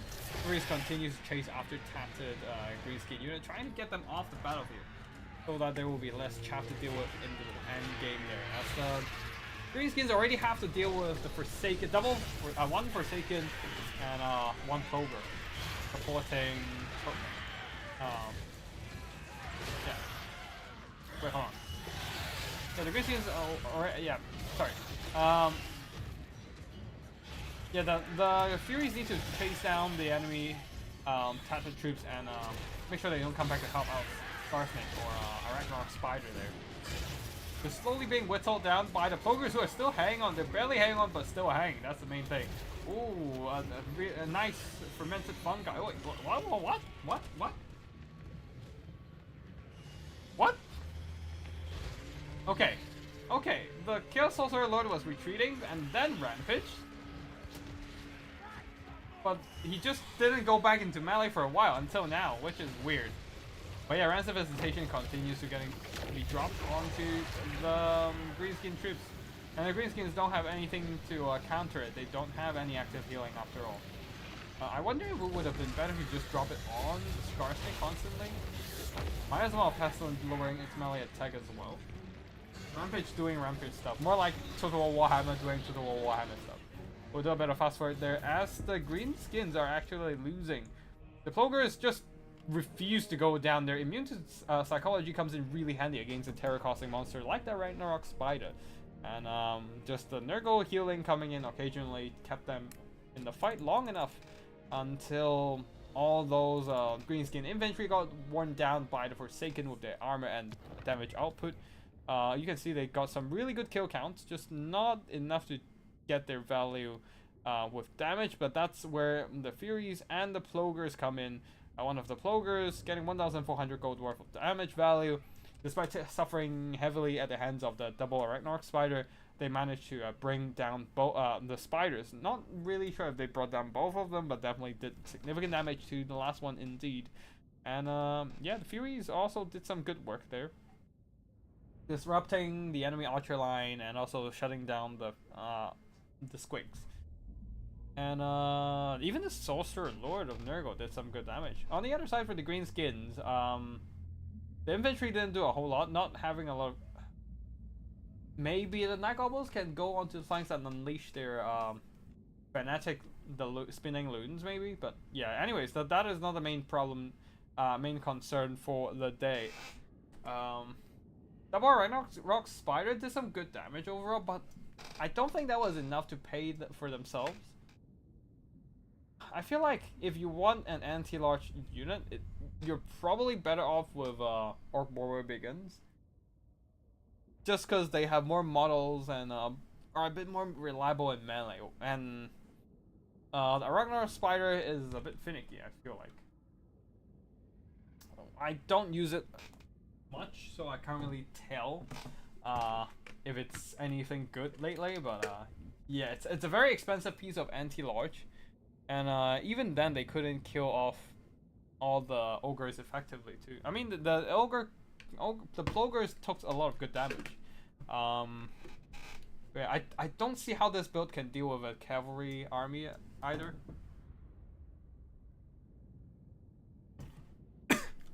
So my choice would definitely be Orc Warrior Begins. Spider is a lot better since latest hotfix. That's fair. I don't think I would take it against Nurgle though.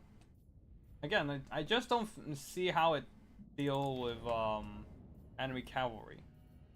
Maybe I'm wrong though. I haven't played spiders for a while, so it's not necessarily the most accurate thing in the world.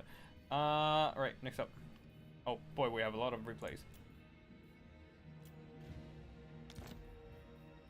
So yeah, we have a lot of action going for the day. All right, next up we have Hayseed going with Dark Elves versus wait, Hayseed is also going Dark Elves. We have 2 Dark Elves. Oh. We have a lot of duplicate factions today. Hayseed going with Dark Elves, but he's going with a Cain build. 5 sisters, 5 witch elves, and one of them the Sisters of Singing Doom. 4 bleak swords, 4 bleak swords in the front, 5 witch elves at the back, and then Koa Knights plus Dark Riders and Harpies in the forest. More Dark Riders on the other side of the map, ready to jump onto the enemy backline.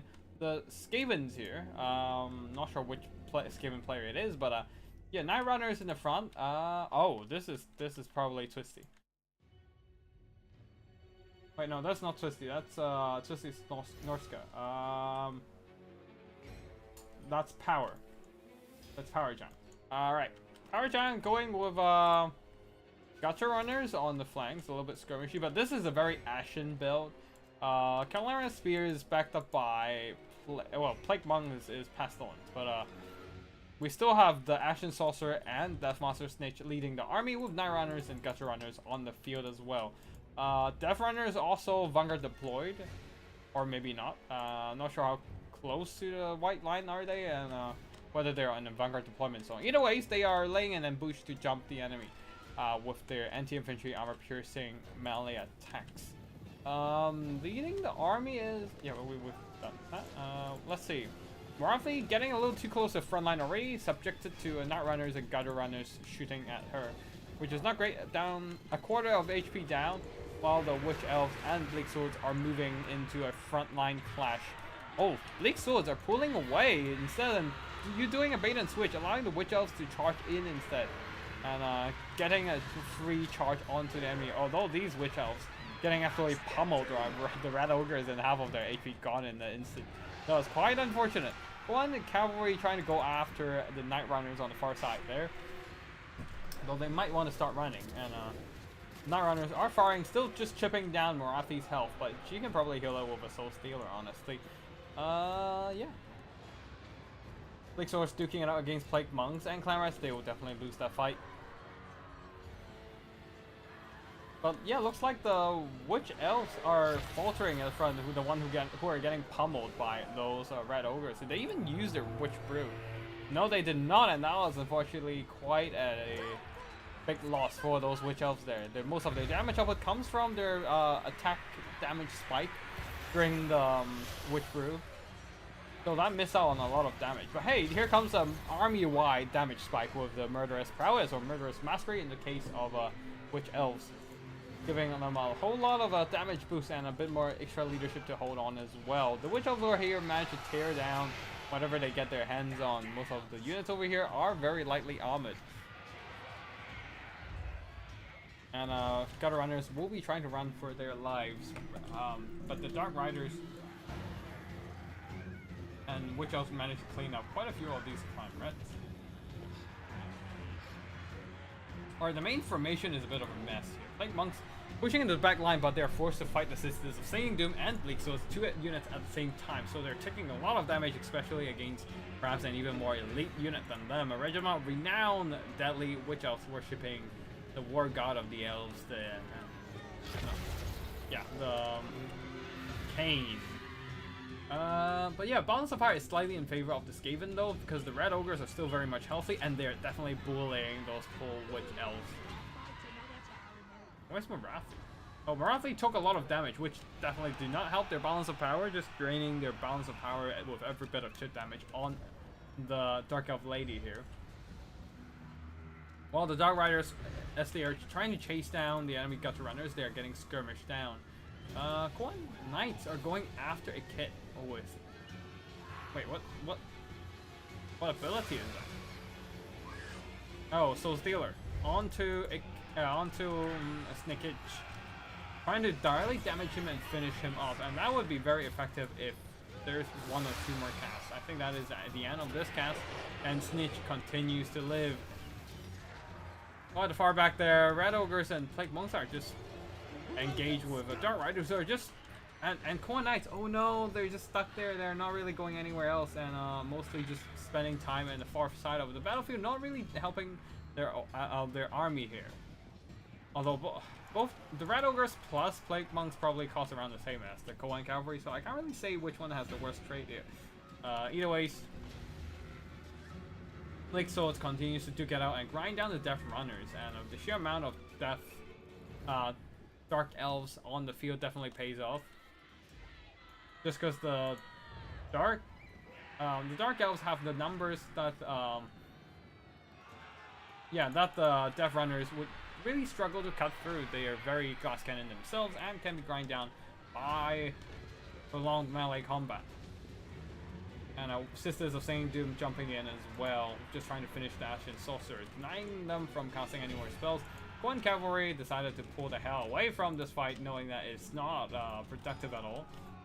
Fighting Red Ogres and Plague Monks at the same time, none of them are the ones for Tay. Yeah, Dark Riders trying to run down the Clarence Spears, but getting skirmished down by Gutter Runners. Nearby, Witch Elves, the Sisters of Singing Doom. 185 kills, 1,200 gold worth of damage value. Is it enough to earn back their own cost? I'm not too sure, but that is indeed a quite impressive number. And but yeah, they decided to give up at this point with only 8 models left, continuing to getting struck in the face and dying. Wait, I think the unit is just gone at this point. But yeah, there are still some Dark Riders and RPs on the field. The army Marathi is down to less than a quarter of their HP. Jumping into melee, trying to work down the Red Ogres and occasionally dropping in those spells. Was there a spell earlier? Don't see anything in the vicinity. Oh, here comes a spell. Is that Soul Stealer? That's most likely Soul Stealer. Yeah, hitting the Clamorous Spears, hitting the Red Ogres, hitting the Plague Monks, trying to drain them down while offering some respite, offering some HP heal to Marathi and trying to bring her once again to a quarter of HP. Nope, not quite there just yet. And yeah, the Rats are buckling. They are being worn down by the Khorne Cavalry and Bleak Swords and Witch Elves. Definitely a very good chaff clearer, just slaughtering a ton of rats by the droves. And our Orc Knights and Orcs have to snack. Oh, that is true. I think the Orc Knights can try, Orc Cavalry can try to fight back if they have the right buffs, like say here we go, or the boss has a plan, or the Great Orc or whatever. Gorbat Iron Claws buff would be nice there. Yeah, GG. But its knockback, ignore chance, hit reaction, ignore chance buff significantly, but yeah, it's more a single-handed duelist. Yeah, it has a really big like model profile. Its whole side and back are free to be attacked, but its attacking area, its front is just very small with the small head. So that was quite unfortunate for the Ragnarok spider still. Yeah, I just feel like they don't do exactly the most damage. But yeah, anyways, for the battle here, the Witch Elves did make a lot of kills, but is it enough for them to earn the game? Yeah, actually, maybe it's the Koan Knights carrying the day there, getting some really pretty good damage value, just shutting down the enemy flank assets like the skirmishers and the red ogres, or at least wearing them down significantly. Bleak Swords did alright, and Marathi, as usual, dropping Soul Stealer here and there, should not only damage the enemies but also healing herself. On the other side, for the Scavens here, the red ogres did well, and oh, the Gutter Runners did a lot of damage. Oh yeah, they were able to shoot at Marathi. That helped a lot for sure. And the Death Runners slaughtered a bunch of enemy chaff. The Big Swords were no match against them. And Plague Monks did well. I guess they traded well into the Witch Elves due to the Witch Elves' low armor. While the Plague Monks, the Plague Monks have Frenzy, which really helps. And yeah, good damage from the Ashen Sorcerer. No idea what he did in the battle, but he did great for a caster. It's an Ashen caster, so it's not like it has any good damage dealing spells outside of the Ninja Star. And I don't think they brought Ninja Star today. Anyways, doesn't matter. Yeah,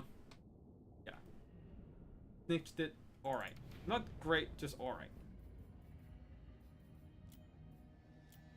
Alright, let me just quickly go and top up some water. I'll be back in a second.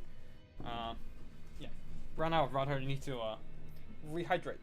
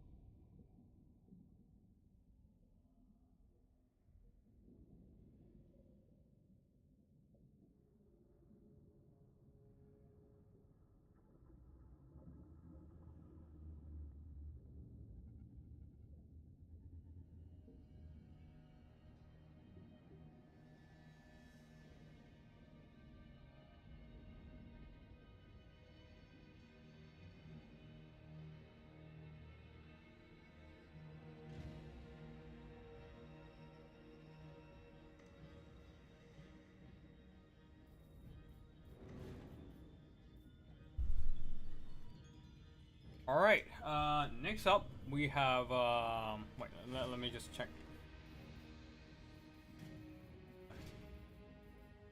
Right, next up.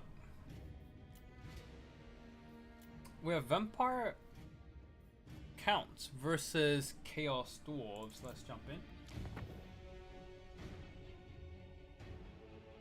Speaking of buffs, the War Hydra changes feel good. There's a good showcase of their survivability in my round 4 against Kukinko. Okay, that's interesting. A Beastmaster build might actually be viable. Well, we shall see. Who's San Jack? Wait, who is the Vampire Counts player? I think this is a reference. I think there's a chance this is a reference to Demon Slayer, but I'm not. I can't be sure. You see again? Angel. I feel like that's a Demon Slayer reference. But anyways, I don't have any evidence. I don't have proof. I can't say. Alright, anyways, we have... Let's see, we have the undead on this side with Manfred leading the army, a front line of zombies, second line of Karn Wraiths. Unwraiths now. Armor piercing ethereal unit. I don't know if this is a good choice. Chaos Dwarfs do have a bunch of magic damage. For example, the Infernal Irons one, they have magical attacks, I think. Yeah.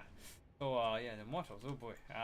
I think regular Infernal Iron Gods also have magic attacks, so these Conrads are in for a rough time.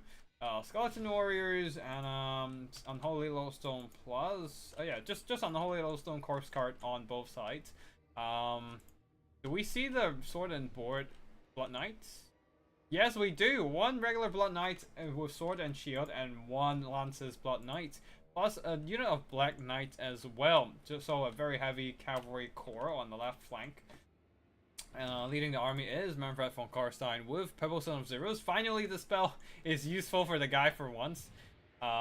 Something other than Spirit Leech for him. Invocation of the Hack and Raise Dead. And what else? On the other side of the battlefield for the Chaos Dwarfs front line of Goblin Laborers, backed up by Hobgobble, Cutthroats, Immortals, Blazing Bees of Bazarak to clear out chaff. And Hobgobble, Cutthroats, and Chaos Dwarf Warriors guarding the Hobgobble Bolt Throwers. Okay. Alright, leading the army is Dress of the Ashen on the sky. Oh, in the skies with Flames of Asgore. Yeah, those Conrays might be fucked. I mean, I can be wrong. I'm happy to be proven wrong. Just, I think they're pretty fucked. Yeah. Raven Scepter, the Flaming Breath of his Flying Cow, and Hellshard Amulet, Blazing Body for all Flying Cows, really. Ooh. Oh, stacking a lot of melee damage reflection here with Hellshard Amulet and Blazing Body together. There's also an Infernal Castellan with Breath of Hatred, which is being bumped from 2 uses only to 3 uses. And it also imbues flaming attacks at melee attack and imbues armor sundering as well. On the far flank here with some Hobgobble Wolf Raiders with bows, they're just gonna shower the enemies with their flaming arrows, and Hobgobble Sneaky Gits as well, ready to do some Vanguard deploy and boost shenanigans. But I think they need to start running back to their main formation, because those knights are coming and they are not gonna stop. These Hobgobble Sneaky Gits. Oh wait, no, these knights are pulling back actually. I guess they don't really want to get shot at from afar unnecessarily. Anyways, both stars are opening fire and will be trying to pick off health from Manfred. But Manfred's flying on his dragon mount, so he's not too worried, just dodging occasionally and he'll be fine. Both stars are going after the Karn Wraiths. The Karn Wraiths don't care. They're just moving away for a bit there, letting the zombies go in on the front, absorbing the enemy's skirmish ammo, and yeah, just occupying the enemy's attention. Perhaps just eating those blasting charges as well from the Blazing Beards would be great. Oh well, never mind. The Skeleton Warriors is the most expensive unit for this. And oh, Purple Son of Zerus! Beautifully cast. The Chaos Dwarfs try to dodge it, but a little bit too late, and half a unit just gone from there. Half the HP gone from that spell cast. And rear charging from the Black Knights, while the Karn Wraiths having a lot more speed than your regular zombie chap, will be flanking around the zombie Skeleton Warriors, moving into the flanks as well. Oh, Karn Wraiths going straight after the Immortals. They're in for a rough time. Anyways, the combination of Purple Son of Zerus and the heavy cavalry corps just overrunning the Hobgoblin Sneaky Gits and the Goblin Laborers at the same time. A nice breath attack onto the Hobgoblin Cutthroats, wrecking that center pocket of the enemy unit. Oh, that's a lot of Skeleton Warriors and Zombies stacking together, which makes a prime target for the Flames of Ascot, deleting a bunch of chaff, but they are only chaff, and the Vampire Counts can afford taking this kind of losses. Comrades are moving into the rear and now being stuck on some Hobgoblin Cutthroats, but here comes a Blood Knights. After dealing with the Sneaky Gits, chasing them down, they will be ramming straight into the front line and start taking down those Hobgoblin Cutthroats and then the Bolt Throwers as well. Ooh, another Purple Son of Zerus. Their Mortals are trying to dodge. Can they make it out in time? Nope, they can't. Most of the unit is covered by this devastating spell, and oh my god, such a brutal meta for the heavy infantry these days. 60% of the unit gone in that one cast, in that one Purple Son of Zerus. Now they're down to their last 25% HP, and they're also wavering. That was very unfortunate for the Chaos Dwarfs there. And then on top of that, a breath attack just to deal the finishing blow. The Immortals, they are terrified by the near presence of Manfred von Carstein, his zombie dragon, of course. But yeah, that was a very brutal combo. 1-2 punch from the undead here. Purple Son of Zerus, and then a breath attack, just deleting those heavy infantry. Okay, I think the Vampire Counts have an answer against box build these days, and Purple Son of Zerus and breath attacks with Zombie Dragon with Manfred would be an amazing combo. Or alternatively, you can... Wait, hold on. This might actually justify bringing the Croc Vampire Lord. Nobody ever brings them, but I think they have access to Purple Son of Zerus. The 950 Infernal God do not have magic attack. Oh, they don't? Did Infernal Iron Swan have magic attacks, right? Or am I remembering it wrong? But yeah. Flames of Ascot into these Conrays, but they are much faster than your typical Chaos Dwarf infantry. And most of them manage to make it out in time, unlike the poor Immortals there. I guess you can only be so immortal if you get nicked by the Purple Sun.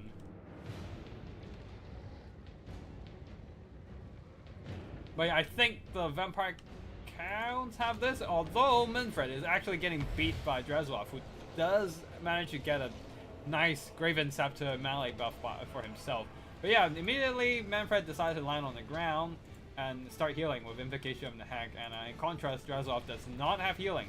And Manfred can just jump into some routed enemy troops and start running them down and feasting on them for the hunger. While the Blood Knights will be nearby to support and screen off the flying cow from Dresloff whenever he tries to drop down. While the Blood Knights over here are just grinding through endless infantry ports, getting 200 and almost 50 kills so far. They're getting shot at by the flaming arrows, but they do have the banner of the Blood Keep, maybe? Nope, they don't. They still have a couple units engaged in melee, so they don't have that right now. But yeah, Manfred overextending a bit, but luring Dresloff charging into the middle of the Conrays, and Manfred needs to get the hell away from there. Just munching on the Blazing Beards for a bit while using an Invocation of the Hag to get a bit more HP back. And now turning around to take the fight. Oh no, taking a big hit from Dresloff, who does get buffed by the Breath of Hatred. 24 melee attack boost, and he is slapping Manfred for a bit there. A big hit initially, but then Manfred starts fighting back. Oh no, flaming arrows coming in. Oh no, who would have thought the killing blow on Manfred is actually the Wolf Raiders' bows. Manfred is getting low. He is having positive leadership. He has stabilized his leadership with Unholy Lowstone nearby, but he should have walked away from the fight. A few more arrows and he was going down. No, he's barely teetering on the edge of death there.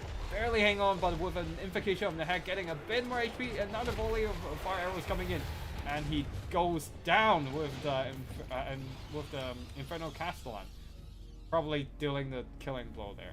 I didn't really see it, but unfortunately, despite Manfred going down, Armillus follows immediately, sealing the fate of the Chaos Dwarf despite their valiant effort. Chaos Dwarf units trade down in this matchup beside trains. That sounds about right. I don't know. I feel like the Inferno Iron Swan would be good against all kinds of vampire chaff. Yeah, yeah. Just I feel like I feel like the Chaos Dwarfs just need more Infernal Iron Sworn. I mean, the explosives aren't gonna be great against zombies and skeleton warriors, but at least they will grind through chaff infinitely. The problem would be, I guess, the Blood Knights. Oh, but no, with the Purple Son of Zerus, the Infernal Iron Sworn are just gonna die. Damage comes from missiles, SEs, and Kadais. It's really nice to see Black Knights now used these days. Unfortunately, I don't think they did a whole lot. Yeah, they didn't even earn back their value. It's the Blood Knights doing some decent work, and then Manfred and his Purple Son of Zerus killing everything on the field. Like, both the poor Blazing Beards and the poor Immortals died to the Purple Son of Zerus. Like that was literally the whole winning play. Purple Sun every elite infantry and then let the chaff take care of the rest. Just grind down the rest there. Yeah, the Conraves did okay. Okay, not great, but okay. And both sides dealt some pretty nasty damage with their lords. Manfred didn't do as well in melee, but he made it up with the Purple Sun, while the Flames of Asgore only blasted chaff, but Drazov was a menace in melee.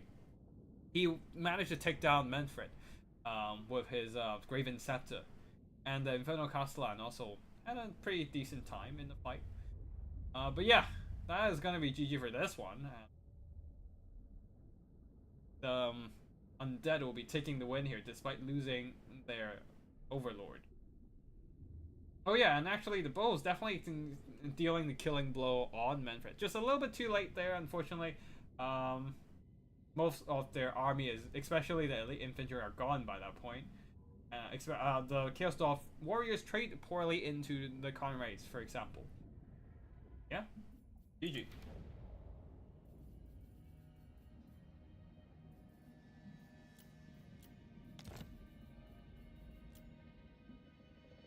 Oh, this is a, wait, hold on. We almost skipped this.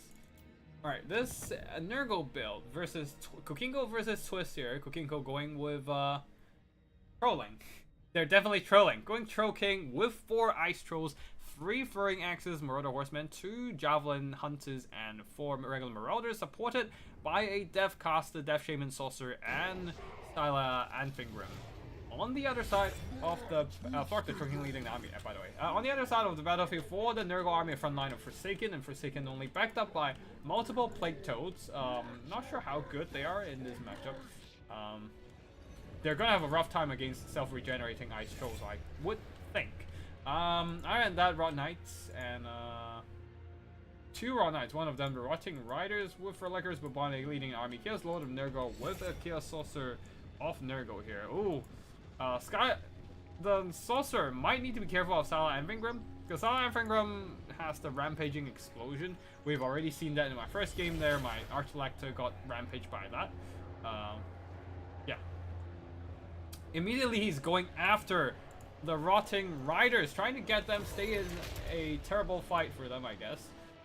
Get a first hit, and if he can get an explosion now, get the rampage, and then throw in the Norskan Ice Trolls, that would be great. But looks like there is something else going on in the middle here.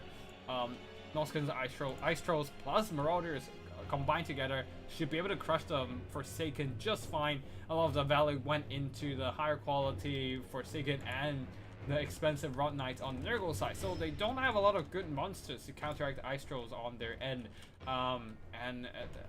The Forsaken will be suffering for that. Plague Toads are trying to reinforce, but they are not exactly the greatest monsters on the field. Oh, Skyline Penguin did not use his Rampaging Explosion, it seems. Maybe he's saving it up for later, maybe? But yeah, the Ice Trolls plus Marauders seems to be bashing those Forsaken just fine. Although once the Rot Knights are in, then things are very different for the Ice Trolls. They're getting absolutely crumpled there. But yeah, overall, is there Purple Son of Zerus? Right on top of the... Wait, shit, it's deleting... Wait, no. It's deleting the Rotting Riders as well. Oh, what the hell? What the hell is this spell? We're just gonna see Purple Sun spam in every game from now on, aren't we? Rollickers Babone died. Rotting Riders got deleted outright. Oh my fucking god, that spell is so strong. Nurgle needs some buff? No, I feel like it's Purple Sun needs some nerf in this instance. Because I think we can already see Purple Sun of Zerus dominating the meta in the foreseeable future at this point. If it's so devastating. Like, if it's killing a relatively low model count cavalry. It's a very expensive elite unit too. I guess they don't have the most HP, but still, this feels a bit ridiculous, mate. But yeah, with the Rotting Riders out of commission, suddenly things doesn't look too well for Nurgle. Their front line got crumped by the Ice Trolls plus Marauders combo. And the Norska missiles are still intact, very much intact. The Plague Toads crumbled because they're shot by the Javelins, I assume, and throwing axes. And it's not 100% reliable. It was mainly Purple Sun. Rampage into Purple Sun is such a cool combo. Oh shit! That was where the Rampage came in. I did not see that coming. Yeah.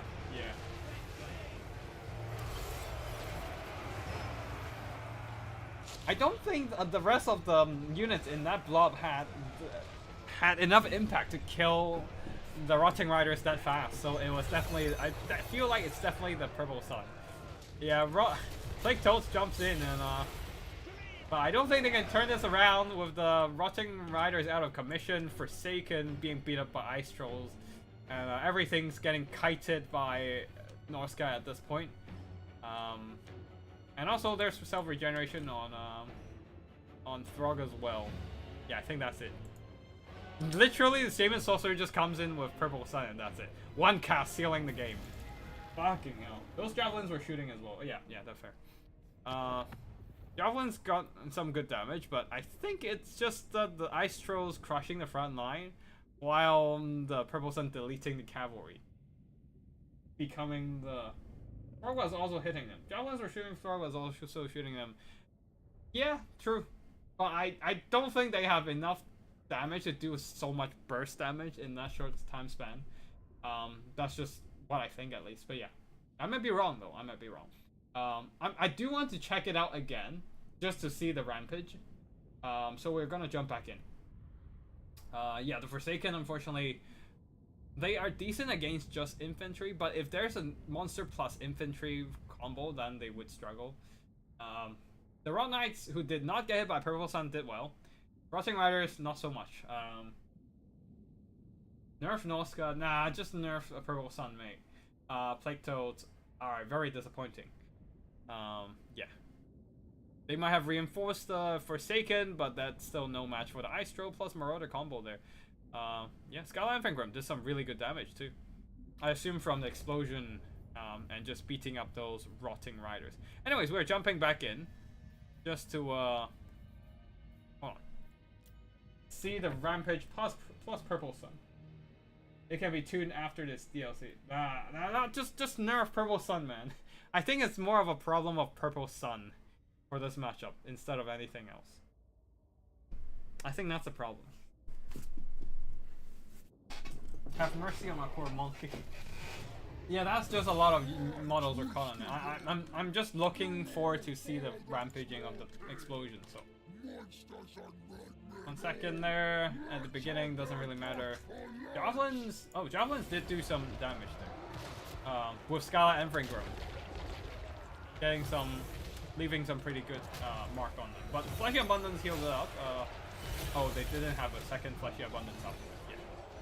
That was a bit of a premature Fleshy Abundance, honestly. But yeah, Rampaging effect coming in. So these Rotting Riders are stuck. They're taking damage, but the damage spike goes up quicker after the Purple Sun came in.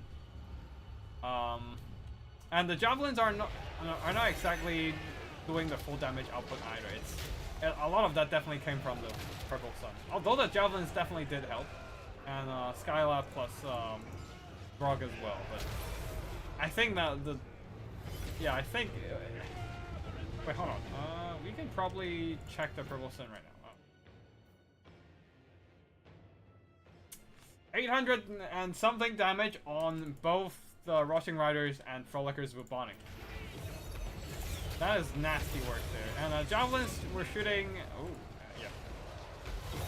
Javelins were... And the Ice Trolls plus throwing axes managed to clear out the Plague Toads at the front line as well. So there's that.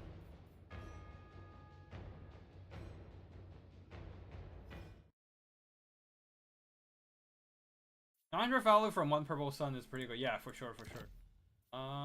What next?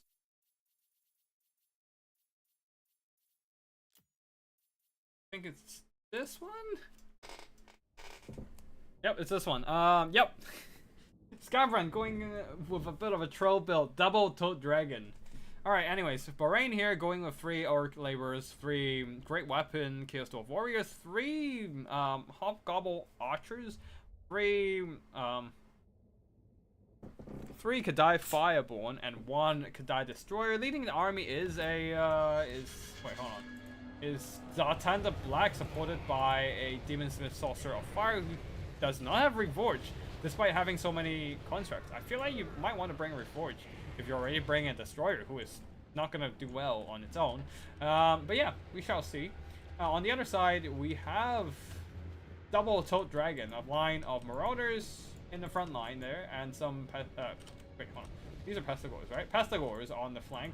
Furies in the skies, and leading army is a Herald of Nurgle, dealt with, of course, Purple Sun. And Double Toad Dragon is already dropping in breath attacks. I'm not sure what they're aiming at, but I don't think it did a whole lot.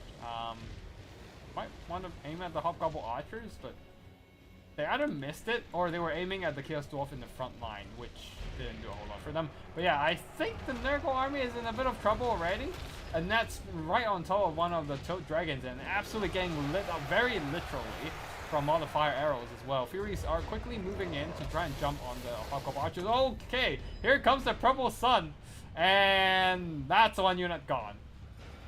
Plus, it's still moving, and oh shit, it's actually doing some noticeable damage on the Kadai Fireball. Not anything insane, but still not great.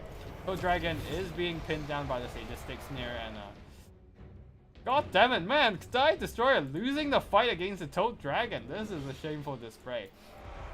But yeah, the frontline fight is on.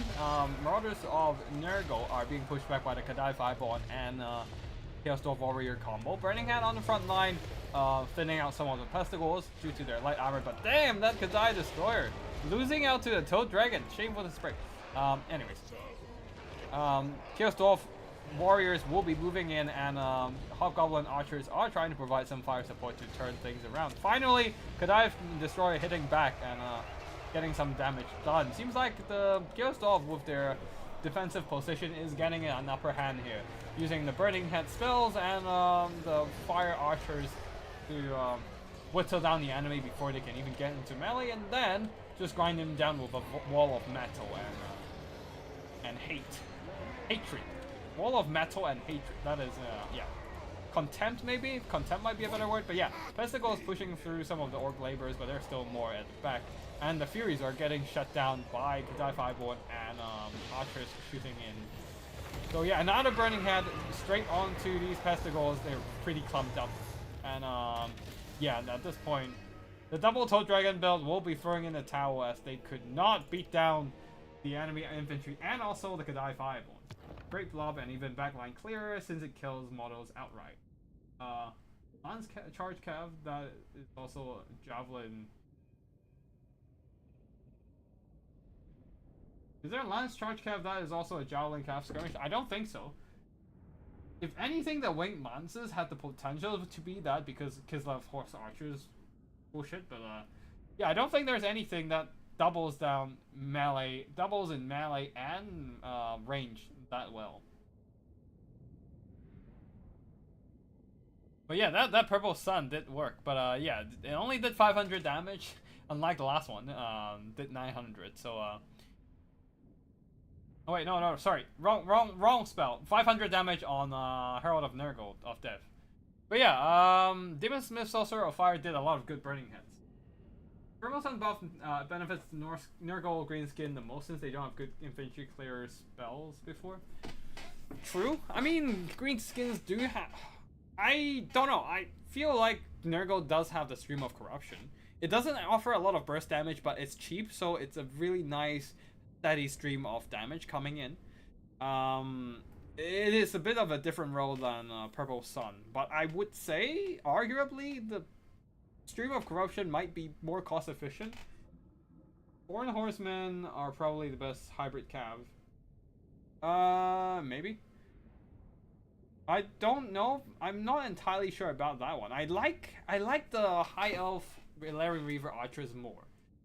It's just that if I'm playing as Khorne, I would have to use the Khorne throwing axes, just because I don't have any other fast moving units or skirmishing units to replace them. But yeah, the Toad Dragons, one of them did good damage just duking it out against the Die 5 one, somehow winning the first half of the fight. But once the Fire Archers turned around and started shooting at him, things just went downhill. And everything just got burned down by the Burning Hand, man. Damn, that sucks for them. But yeah. The Sadistic Snare plus Fire Archers are just too brutal for the Toad Dragon, who doesn't have a lot of armor to mitigate Archer Fire. So there's that.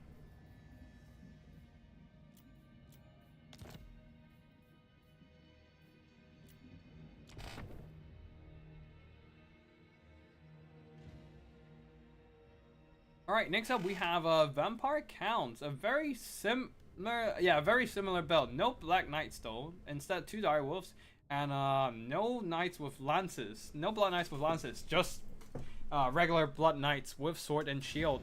Leading the army, Manfred once again. Zombie front line backed up by some Skellies and Karn Raves. Double Unholy Lodestone, and on the other side for the Scavens, a front line of Skaven Slave Spears, boxing up quite a bit.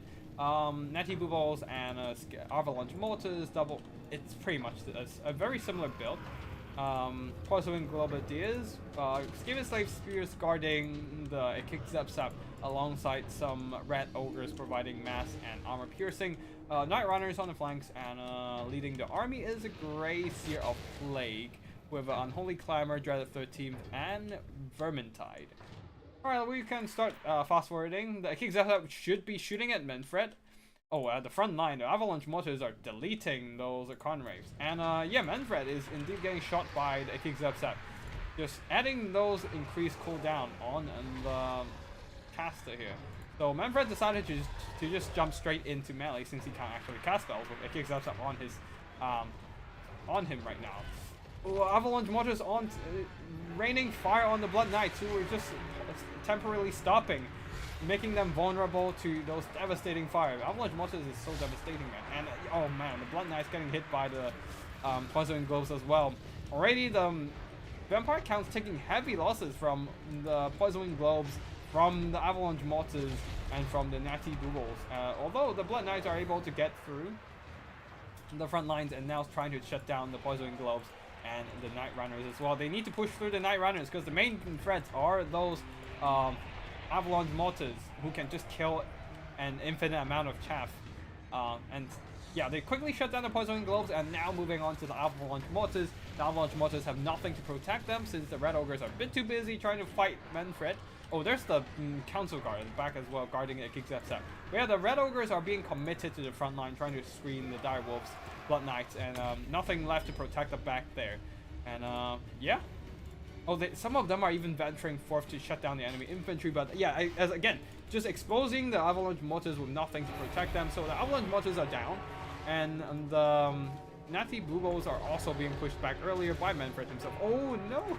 Poison Globes, friendly fire, deleting not only the Karn Raves, but also these Natty Booballs in the vicinity, taking shit ton of damage. Also, of course, the Karn Raves doesn't help with their full armor piercing damage. But yeah, both units are down, the Karn Raves are dead, and the Natty Booballs took way too much friendly fire there. Scorch from the Plague Throat is splitting out some of the Skeleton Warriors, but seems like the Vampire Counts are turning this fight around as they're bricking the enemy missiles, pushing, cracking the box and pushing back, driving back the enemy weapons teams. What's there?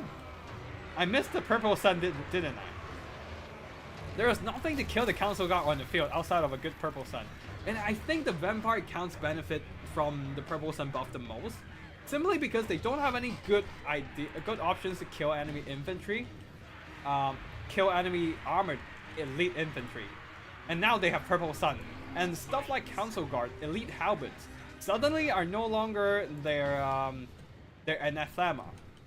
Is that a word? Yeah, they suddenly no longer suffer from the chronic allergy to heavy halberds anymore. They actually have a solution against heavy halberds, which is the Purple Sun. So I think the Vampire Counts enjoy this Purple Sun buff the most here, allowing them to shut down stuff like Phoenix Guards, Black Gods of Nagaron, Chosen with halberds, and another Purple Sun. This Council Guard. Oh no! Yeah, just getting them finished. But the Council Guard, of course, are unbreakable, so they will fight to the death. But yeah, Manfred's slowly healing back up to full health, to the heal cap. But I feel so sorry for elite melee and ranged infantry. The Purple Sun basically undoes all the buffs elite infantry and RR get recently. Yeah. The Purple Sun is it's overtuned at this point. I mean, I don't mind it on the Vampire Counts just because they really need that to help them against elite halberds. They direly need that against elite halberd boxes. Like, the other factions, they have Flock of Dooms and Final Transmutation. The Vampire Counts, they don't have that. I mean, Flock of Dooms are fine and all, but they also take too long to be effective. So there's that as well. But yeah, I think this is gonna be like a Vampire Count is always gonna go with like a Purple Sun in case they get boxed. Now you can't box against Vampire Counts anymore because of the Purple Sun. Before, all they can rely on are Flock of Dooms. Ooh, and the Blood Knights did really well, just running down the enemy's weapons teams and doing some really solid damage, despite one of them taking a ton of damage. When they were going on their way in. But yeah, the rest of the Scavens, they just really struggle to stop the terror from the Conraves and the Blood Knights cracking their flank. And some of the Red Ogres are a bit out of position, unable to stop the units flooding in on the right flank. Yeah. Maybe perhaps cut the Avalanche Mortars and just solely rely on the Scorch to kill enemy chaff, maybe? Oh wait, actually, if you already have Poison Globes against the Vampire Counts, you don't need Avalanche Mortars. It's just an asset that kind of disrupts. It's just something that takes away your attention and resources that you need to protect. While Poison Globes are probably more cost efficient in killing Vampire infantry and cavalry. Man, that Purple Sun though. That Purple Sun. Alright, we're jumping in. Yeah, no, we're skipping that actually. We're not rewatching the Purple Sun actually. Yeah, never mind. Alright, next up we have hold on. Chaos Dwarf versus Dark Elves. With a Saucer Prophet of Fire with Flamestorm? No, Burning Head and Burning Cascading Fire Cloak, and then 5 Laborers, 2 Goblins, 3 Orcs, 2 Chaos Dwarf Warriors plus a Blazing Beard, and then Infernal Iron Sword. Wait, do they have magic damage? I forgot. I thought they have. They don't. Wait, no. They do have magic attacks, Infernal Iron Swan. So yeah, they will kill magic units. They will kill ethereal units just fine. Anyways, I digress. That was something from before. Double Magma Cannon! And this time into a infantry heavy Dark Elf build. That actually might pay off. Anyways, triple Hobgoblin Archers, 3 Orc Laborers at the back there, and 2 more Fireborn. Kadai Fireborn. Not the higher one. Kadai Fireborn. And, ooh.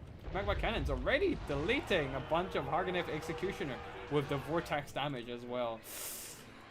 They might want to spread out the damage against different units though. Right now they're just all focusing on one Harganeth Executioners, the rest are just walking in just fine. Especially this one is behind trees, so chances are, yeah, the tree just blocked the shots. Blocked one shot, the other went through.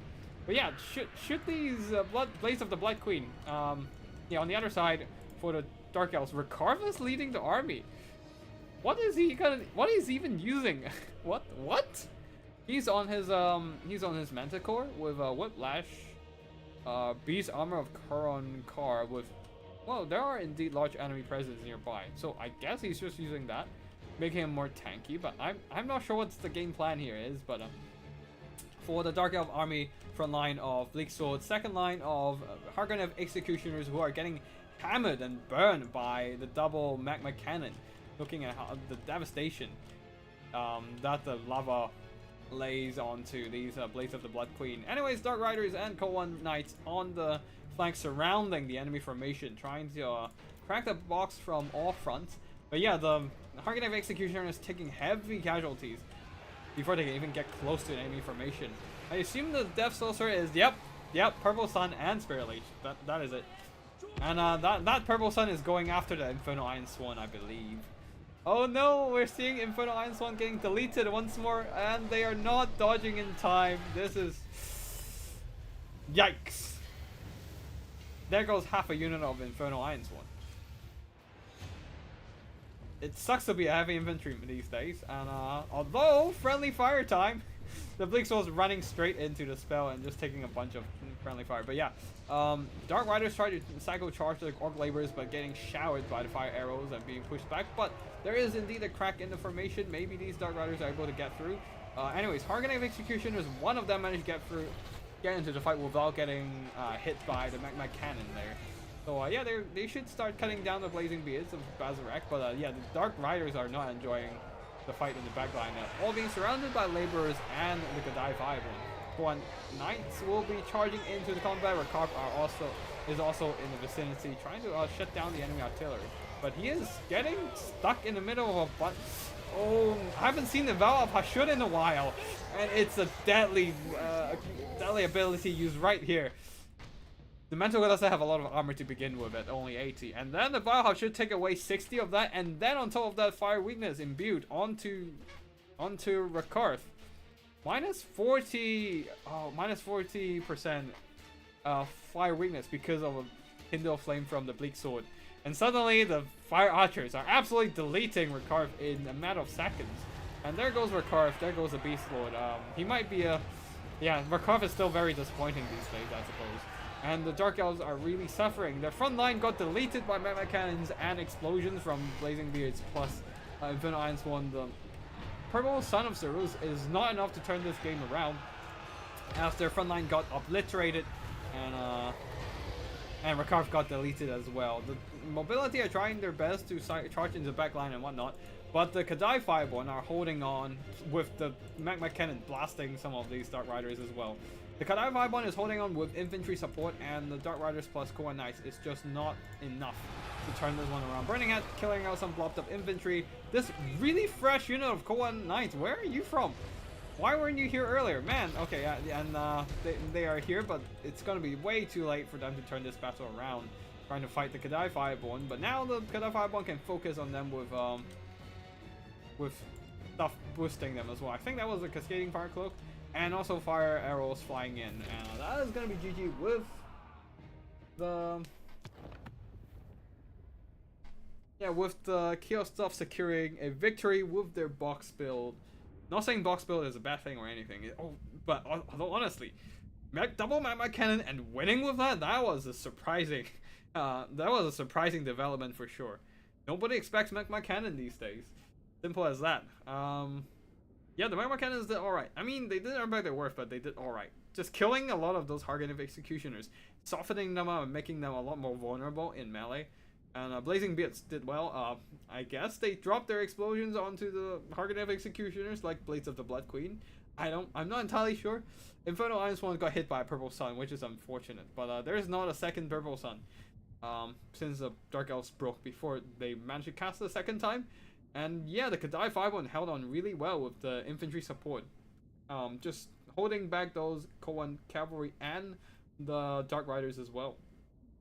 And Hargonev Executioners get wrecked by magma cannons. Sorcerers of Death did good damage too. Alright, that is victory for the Chaos Dwarfs. And then next up, love seeing Kadai doing well. Yeah, for sure. They're a really cool unit. I really like the design, honestly.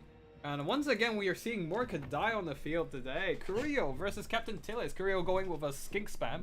5 skink cohorts, 4 red crested, and then 4 Koan riders. Not the anti-large one, just regular Koan riders. 3 regiment of renowns. Pop cohort. Pack cohort, but it's a tongue twister. Pop cohort, I'll call them. Pop cohort with the Vanguard deployment, and yeah, they are a spear rider, so they are indeed the anti-large ones. They're gonna take on monsters. Legion of Chakwa to guard Mazdamundi with the Shield of Chakwa, and one more regiment of renown somewhere. Yep, right there. Cohort of Sotak. Now on the other side for the regiment, for the Chaos Dwarves, the front line of skirmishing force of Hobgoblin with raiders with bows, front line of Goblin laborers reinforced with Kadai Fireborn, the infantry chaff plus elite monster combo. Oh, here comes the ruination of cities. The Wolf Raiders with bows stopping on top of those Orc laborers, and that created a perfect opportunity for a ruination of city, deleting around 3/4 of the unit of the Wolf Raiders with bows and half the Orc laborers. That was a really good catch out of the enemy. Now Lord Mazdamundi is in the middle here, fighting alongside the Legion of Chakwa against the. Whoa, hold on. What is the rest of the Chaos Dwarf army actually? Bull Sandaranders at the back, 2 of them actually with great weapons, and Goblin laborers leading the army. Astrogov Ironhand, Kadai Vibon. Yep, we covered the Kadai Vibon. Yeah, it's a very simple army structure here. Kadai Vibon and Astrogov Ironhand plus the Orc laborers are all trying to engage the enemy front line, but a Flamestorm deleting a ton of skinks, but it is just an AoE damage galore right now. Ruination of cities, Flamestorm, and then a bound banishment, deleting the Orc laborers. So both sides suffering heavy losses at the hand of AoE spells, but the Kadai Fireborn are winning out in the frontline engagement, I think, doing substantial damage to Lord Mazdamundi and the Legion of Chakwa with the Kadai Fireborn. Skink starts driving forward though. Koan King Riders, you need to get into the fight soon. Because Lord Mazdamundi is not having a good time. The Legion of Chakwa is buckling under all that pressure from the Kadai Fireborns and stuff.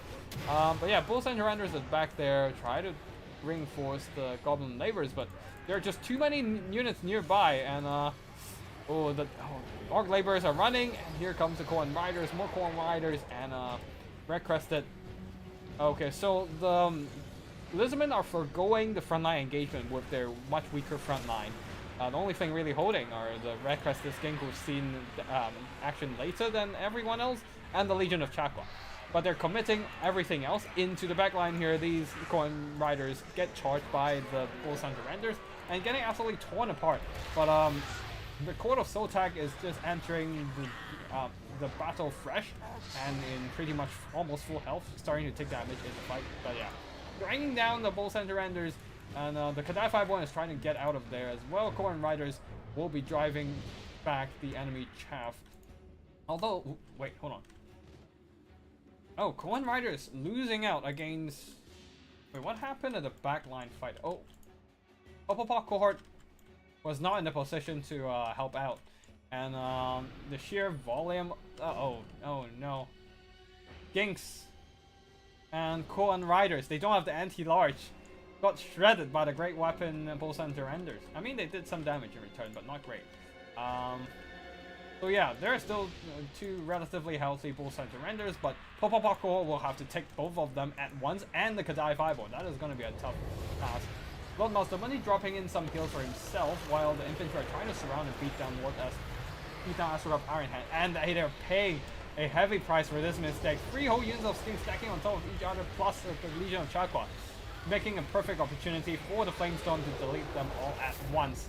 That was a very good value of Flamestorm cast, and Legion of Chakwa trying to charge the Kadai Fireborn should be able to get some good damage, but that is not going to help them against 2 Bull Sandaranders charging them from the flanks. You can see the Pop-Up Power cohort taking a ton of damage, suffering a partial charge from the Kadai Fireborn and the side charge from the Bull Sandaranders. They're taking a ton of damage, like a good few units just died on side there. While in the frontline engagement, the Pop-Up Power cohort just half of their HP gone in that instant. And more bull center renders are gonna just saturate onto this engagement. Though at least there are some Court of Soul tech reinforcing them right now, with a second unit of Cohen Riders as well. But things are not looking too hot for this engagement for the Lizardmen. Although they're slowly pulling things back due to the sheer amount of Red Crested Skink on the field, they managed to somehow outlast all the laborers despite the flame storms. And now there's only Astrogov Iron Hand in the middle of a bunch of spears getting poked down by everyone. Found Banishment as well from Lord Mazdamundi, blasting away some of the Chaos Dwarf troops. And they are now turning things around due to the sheer number of troops available, and that the Chaos Dwarf chaff are buckling, leaving the Bull Centers alone with no support. Bull Center renders themselves are actually quite fragile, so if they're getting surrounded and overwhelmed, they die really fast. That's a mistake I often suffer when playing with Bull Center renders. And you can see one of them is almost done for, and the Pop cohort plus the Corn Riders are still holding. Oh, wait, hold on, there's a rear charge from the Kadai 5-1. Things might turn around with this rear charge. As you can see, the Pop core is starting to take some pretty nasty damage from the rear charge, and this Bull Center Render is still being relatively healthy. As for Rolf, though, he has been routed, surrounded by Poisonous Red Crested and Legion of Chakwa with superior melee stats. With that anti-lock, well, the anti-lock doesn't matter, but the armor piercing from Red Crested comes in really handy. Yeah, the poison as well, neutering Astrogolf's melee performance, and Astrogolf isn't exactly a horde fighter, he's more like a duelist. So yeah, plus the Net of Emmetop from Lord Mazdamundi, preventing the Bull Center renders from pulling away, preventing them from chasing after Lord Mazdamundi and the retreating Cohen Riders, I suppose. Just keeping them in there while the Red Crested continues to kill a few more of them. Oh no, they seems like they have their eyes set on the Kadai 5-1 instead. This battle can still go both ways, with the Bull Center Render still being so very healthy for the Chaos Dwarfs, while the the Lizardmen are down to the Skinks, Lord Mazdamundi, and Legion of Chakra. Yeah, Red Crested are being screened by the Hobgoblin Wolf Raiders as they want to cover the retreat of Astrogov and hopefully get him back into the fight once again, if he can even regroup at all. But yeah, the Bull Center Renders will be rampaging on the field with nothing much really to stop them for a while. None of Emmetop pinning down the Hobgoblin Wolf Raiders, allowing the Corn Riders to get one last charge on them and did some pretty nasty damage there. But yeah, Astrogolf has returned and ready to cast more spells. Oh, looks like the Bull Center Renders overstayed their welcome. Managed to drive back the enemy Koan Cavalry, but unfortunately the Legion of Chakwa and Skin caught up to them, doing some more damage in the process. Now the Chaosdorf do have to kill off the Court of Sotek, but they did refuse to die. This is definitely not the first time popping it. And they're hanging on by 4 models, 105 HP left. Oh, is this another Flamestorm coming in? Indeed. Oh no, the Skink Horde! That was an unfortunate maneuver at the end. They were trying to turn around and go after Astrogolf, but at the same time walking themselves into a blob for maximum damage from the Flamestorm. Although Astrogolf is now surrounded though, so things might look...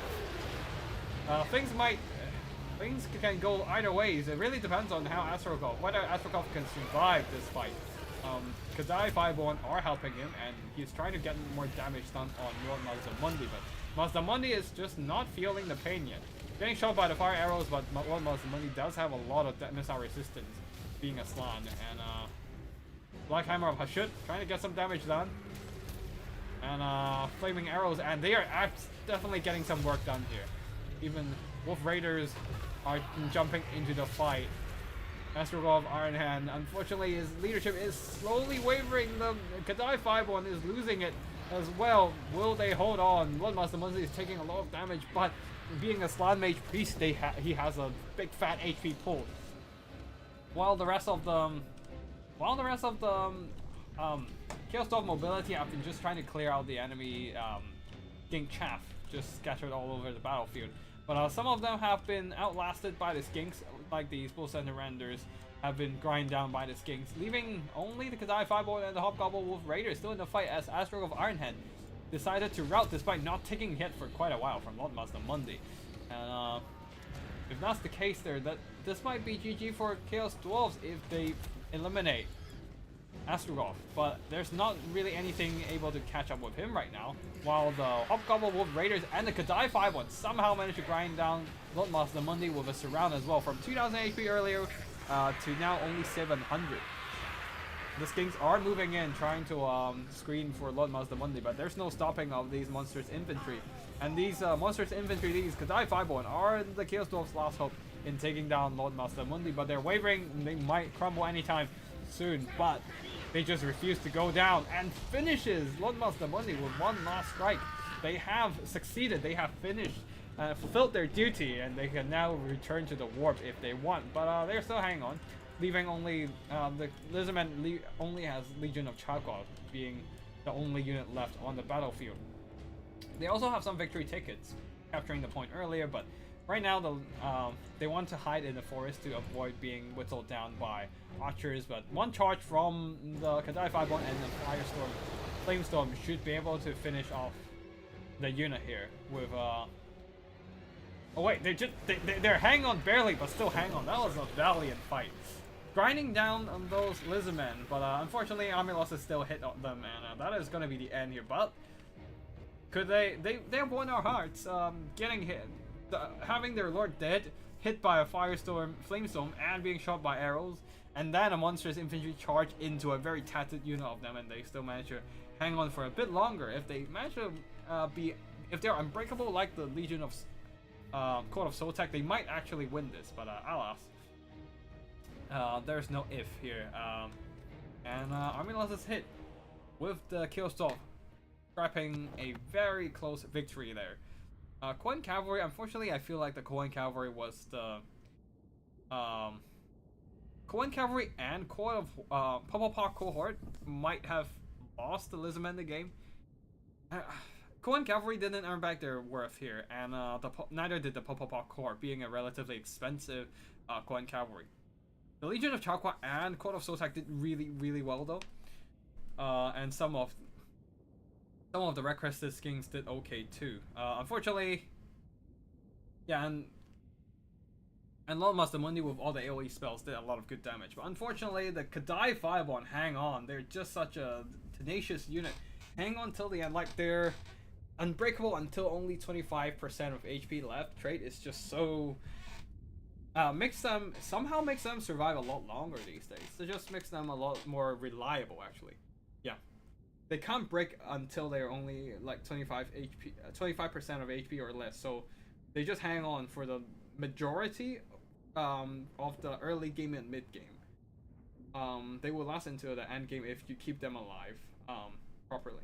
Bulls and Horrendous did okay, but still, Kadai 5-1 carrying the game, and Lordmaster Mundi getting some really solid not Lordmaster Mundi, no, sorry, Astrog of Ironhead getting some really solid Flamestorm casts throughout the game. Earned back some solid valor. Unfortunately, just not quite managing to unfortunately from Lordmaster Mundi, he has been outmatched in terms of spell casting and melee. Astrog of Ironhead just smacking down Lordmaster Mundi in the late game there. That was a cool scene. I didn't believe they could act it out for sure. For Mortal Kombat with the Kadai, he needed to kill Mazda faster, but in the end they still managed to kill Mazda, so there's that. Okay, just give me a second. Let me make sure there is no duplicate. Wait, is this the same? Yeah, I think this is the same build, same game. Yeah. That. Unless you're telling me two players brought the same build.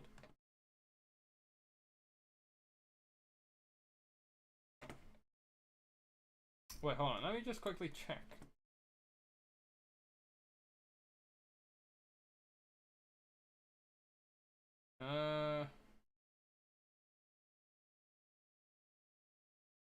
Chaos Dwarf versus Lizardmen. Yeah, Corio versus Captain Tillis. I think that was. Yeah, we skipped that and just making sure we're not like having duplicate replays.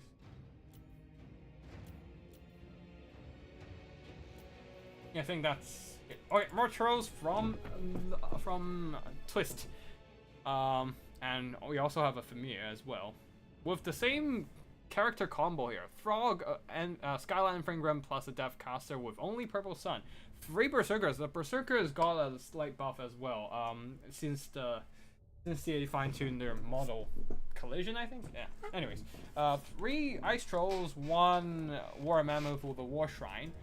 For leadership effects, I suppose, to keep those Ice Trolls in the fight a bit longer. Yeah, Favor of the Ruinous Power splits 10 leadership, and then Giver of Glory can add some physical resistance, can be useful later, but in the early game it doesn't do anything. Yeah. 1 Familiar, Bale Warrior, and 3 Ice Trolls. One of the Berserkers is the Brutes of the Hound, Unbreakable bad boys. On the other side of the battlefield, for the undead, a front line of zombies and skellies, backed up by even more skellies. Dire Pack, Corpse Court with Unholy Lodestone and what else? Blood Knights, 2 of them, in fact, and Manfred with Purple Son of Zerus, Raised Dead, Invocation of the Hag, and Gaze of Nagash. Right, immediately, Frog starts taking damage. Oh, Gaze of Nagash, probably. Oh, there's also a couple Hex Raves on the Vampire Count side. So the enemy is blobbing up, so it might not be as useful, but the Hex Raves now have a fire damage, so they can actually be quite effective against the Norskan Ice Trolls. He does have 45% of fire weakness, being ice and regenerating. So the Hex Raves actually have a really good use here, but here comes the Purple Sun of Zerus. Here comes the sun, and most of the unit got hit. Although some of them managed to push out of the spell. They terrified the Ice Trolls, but they're running back to their own troops, so it shouldn't be a big problem for them to regroup again and fight again. But yeah, the Axe Raves might want to start charging them again.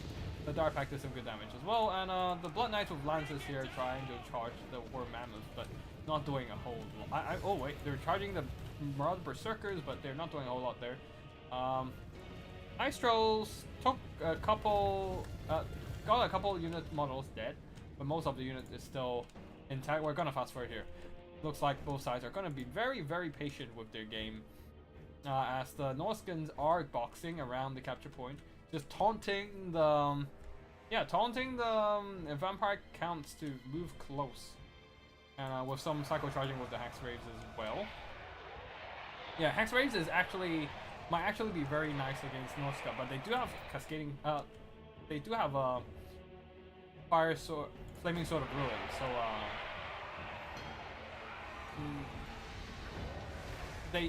yeah, that magic attack imbuement might be quite nasty for them. Anyways, Murder Berserkers are gonna get hit by a Purple Sun. Finally, a bit of a taste of their own medicine. The Purple Sun is very much silent, and as you can hear, but just sucking in everything into a black hole, deleting both the Berserkers and a unit of zombies. But yeah, the back there, Hex Rays will be overloading the Norskan Ice Trolls with their flaming attacks, but here comes a second sun. Here comes the sun again. It's just Purple Sun on both sides, dunking the sun around. And but yeah, Hex Rays are obviously more vulnerable to this kind of devastating spells. Blood Knights are Psycho Charging, but they don't have the flaming damage to exploit that fire weakness of the Ice Trolls. And War Mammoth is just in the fight, giving everything around physical resistance as well. And those Hex Raves would have been really useful in this scenario, but unfortunately, they just got Purple Sun to death. At least they can chase down the Norskan Ice Trolls, I guess. They can just keep chasing the Ice Trolls. Don't let them come back. Where are you going? No, no. All right. Oh well, the Ice Trolls might actually come back, and Blood Knights are Psycho Charging, trying to crush those Ice Trolls, but they themselves have taken quite a bit of damage in those prolonged combat. Ice Trolls might come back, but yeah, the Norskans are being crushed on this flank, but they're still the familiar warriors on top of some berserkers. The Boots of the Hound are still fighting, grinding through all the chaff. And here comes the ice trolls again. They are returning. Healing, healing and returning to the fight. Ooh, Manfred from Costain getting stuck in the fight against Rock the Troll King. He needs to get out of there, and he needs to get out of there fast because he's getting slapped by the Troll King, left, right, and center. The rest of the Norska support troops are faltering, but yeah, there's still one ice trolls over there.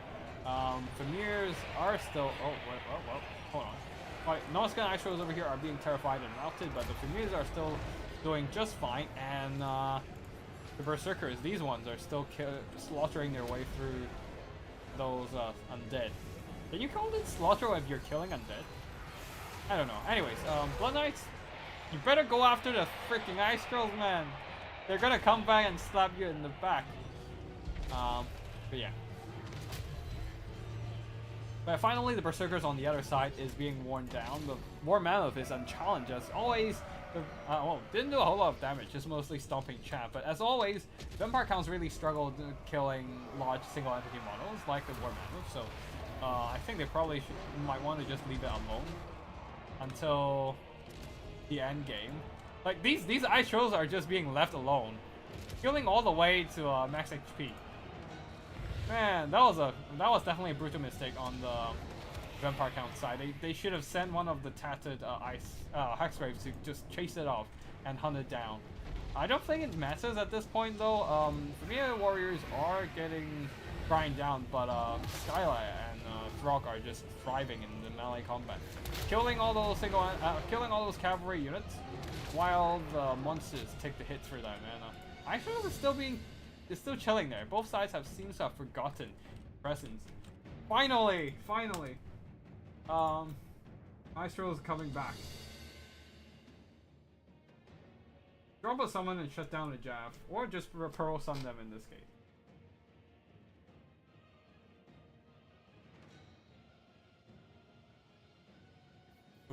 Anyways, yeah, Ice Troll is finally being charged by Hexgraves, but at the same time, the War Mammoth is free to support them. So these Vampire Counts cavalry will be shut down, or at least taking substantial damage from fighting the Ice Trolls, which could have been seen off a lot earlier, unfortunate for here. But yeah, the Blood Knights with lances are trying to press. Oh man, their melee stats seems to. I feel like the sword and shield Blood Knights are much better. Not gonna lie, even against large targets, simply with their better melee stats. Because these Blood Knights, they didn't actually earn back their worth. Axe-Raves got some really good value as well, but yeah, they just unfortunately not getting a really favorable engagement there. Purple Sun got some good damage for Manfred, but there's nothing to kill the single entities in this case here.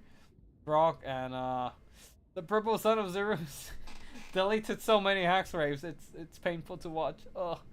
And Salamandering Grim got some really good melee engagements going for him. The Brutes of the Hound and Berserkers killing infinite chaff for them. Just hundreds of chaff of zombies and skellies dying to the Brutes of the Hound.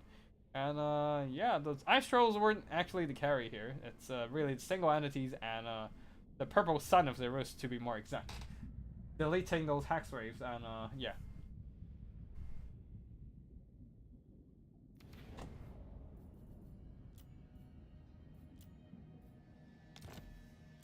Yeah, we've seen that one. Dark Elves versus Nurgle.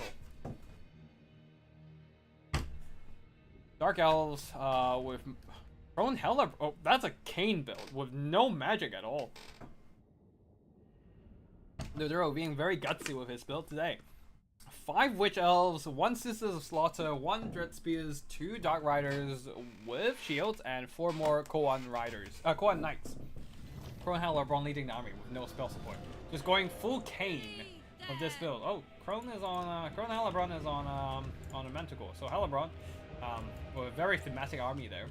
On the other side, for the Nurgle army here, front line of Marauders backed up by Plague Toads of Nurgle, definitely trying to go for an anti-infantry monster plus chaff approach. Like drones who got a mass increase lately, I think. Well, a few weeks ago. And a Rotting Riders plus Chaos Sorcerer, Nurgle of Death, and wait. Chaos Lord of Nurgle and a Sorcerer of Death. Okay, yeah, cool. With Fate of Buna and Spirit Leech, no purple Son of the Roost. Okay, Golan Knights are charging into these Rotting Riders. Normally they would lose this fight pretty handily, but they do have the Gaze of Cain juicing up their melee attack and weapon damage. And the fight is actually fairly even, with the Dark Riders taking the brunt of the damage here. Angels of Decay in disguise as well, just dropping in those Devs heads, whittling down the Koan Cavalry. Dark Riders are dealt with, but yeah, the Koan Knights, the second Koan Knights are saturated in, but taking damage from the Devs head. In the front line though, the Witch Elves are rampage into the fight with the Witch Brew, I think. Wait, not all of them turn on the Witch Brew, I don't think. Yeah, some of them haven't turned on the Witch Brew. A bit of a missed opportunity. They definitely will want to get those damage boosts ASAP, just to kill everything in front of them. But yeah, the Rotting Riders losing to the pure Cain approach. The double Koan Riders plus Dark Riders plus the Gaze of Cain really equalized the disadvantage here. And yeah, the Koan Riders are still fighting and escorting those Rotting Riders off. Death's Head are doing damage, but yeah, overall the frontline fight is also in favor of the Witch Elves as well, clearing out all those Marauders, and then the Plague Toads are dying to the superior melee combatants. Plague Toads, unfortunately, is just a subpar monster. And yeah, Koan Knights getting deleted by the Fate of Buna, but it's way too late now. The Rotting Riders are not coming back, being seen off by the Dark Riders, and at least the Angels of Decay are still free to just sit in the skies and shoot at everything on the field. And actually, this Dark Elf build had nothing to counteract. Oh wait, no, Cornell LeBron is still free to just go after the Angels of Decay there. The only flying unit, and just hounding the Angels of Decay, stopping them from going freely after anything with their Death's Head. Witch Elves are turning on the Gaze of Cain, or getting buffed by the Gaze of Cain. And they still have a Witch Brew available to use later. The Chaos Sorcerer of Death is trapped in the middle of a bunch of Witch Elves, who is being ramped up by the Gaze of Cain, and is actually getting torn to shreds, despite his heavy armor, despite him being a mounted character. Although a Spirit Leech and those Death's Head and just surrounding and beating up Colonel Halibron has managed to finish him off with the Angels of Decay, and suddenly the Angels of Decay are free to just sit in the skies and start firing again. But yeah, I don't know if they have enough Death's Head to turn this fight around, because there's still a lot of Witch Elves and Koan Knights on the battlefield. Army loss is hit, and that shall be it here. As the Chaos Lord is being surrounded and dragged down by... What? No, there's no Koans here. Just Witch Elves and Dark Riders. Oh well, just attrition combat. Damn, that was a fast game? Yeah. More entertaining than watching Nurgle getting kited for sure. And nobody expect a Cain build would work. And all those Witch Elves crushing the Marauder in the front line. With the Sisters of Slaughter helping as well. And then I don't think anyone expected the Koan Knights to win out against the Rotting Riders so soon. And there's no healing support, no fleshy abundant support for the Rotting Riders, so they died extra quick when the Gaze of Cain juiced up all those Koan Cavalry. And yeah, the Plague Drones also died really fast. Wait, the Plague Drones died really fast. I didn't even see them dying there. Yeah, none of the army other than the Angels of Decay earned back good value. And I guess the Fate of Buna did well, but yeah, that was a fast game. Okay, I'm gonna quickly... yeah, the Koan Rider... Oh, the Koan Knights took out the Plague Drones, I assume. Not much to see here. The Koan Cavalry definitely had an advantage over Plague Drones, so not much to say. GG to both. Well, 4v1. 4v1? What? Okay, anyways. I don't think I catch up with that line there, but... We haven't seen this one, right? Yeah, we haven't seen any regular trolls today.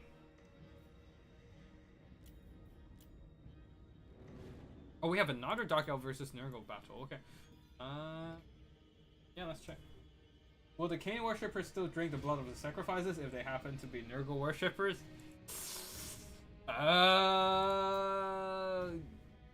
Yeah, I think not. Well, see, it really depends on like the god shenanigans. Like, does the Blessing of Cain overpowers the Blessing of Nurgle? Well, you can say it's cursed, but for Nurgle, it's blessing regardless. If you're sickly and dying, or if you're sickly and becoming a very strong warrior. I don't think Nurgle cares as long as yeah, as long as the love of Nurgle, or very toxic love indeed, is being spread.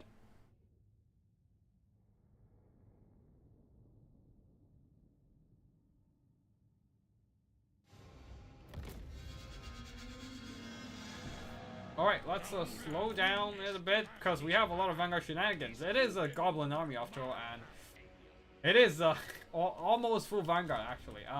So, what can be Vanguarded? Night Goblins in the front line there, including the Fanatics. I think these are the 8 Peak Loons. Still bugged, you still can't see the 8 Peak Loons on the 8 Peak Loons unit panel. Behind them, Night Goblin Archers, and then behind them, Night Goblin Squig Hoppers. These are all Vanguard deployable, and then at the back there are regular Trolls. These are not Vanguard deployable, but they're fast enough that they can quickly catch up to a Vanguard deploy infantry army and reinforce their fights. But yeah, with the Vanguard deployment army, the Gobble Wolf Raiders are quickly being pushed back because they can't risk getting dragged into a melee fight, and more on top of that, the Night Gobble Archers are firing back to whittle down these skirmishing archers, skirmishing cavalry. Goblin, wait, hold on. Leading the army is Scarsnake,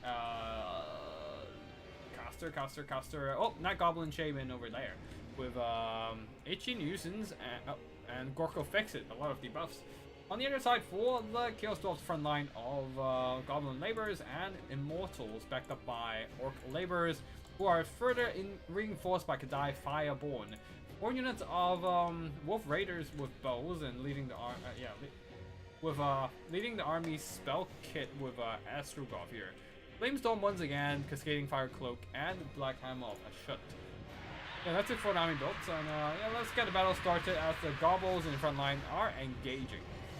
There's only one Fanatics, I believe.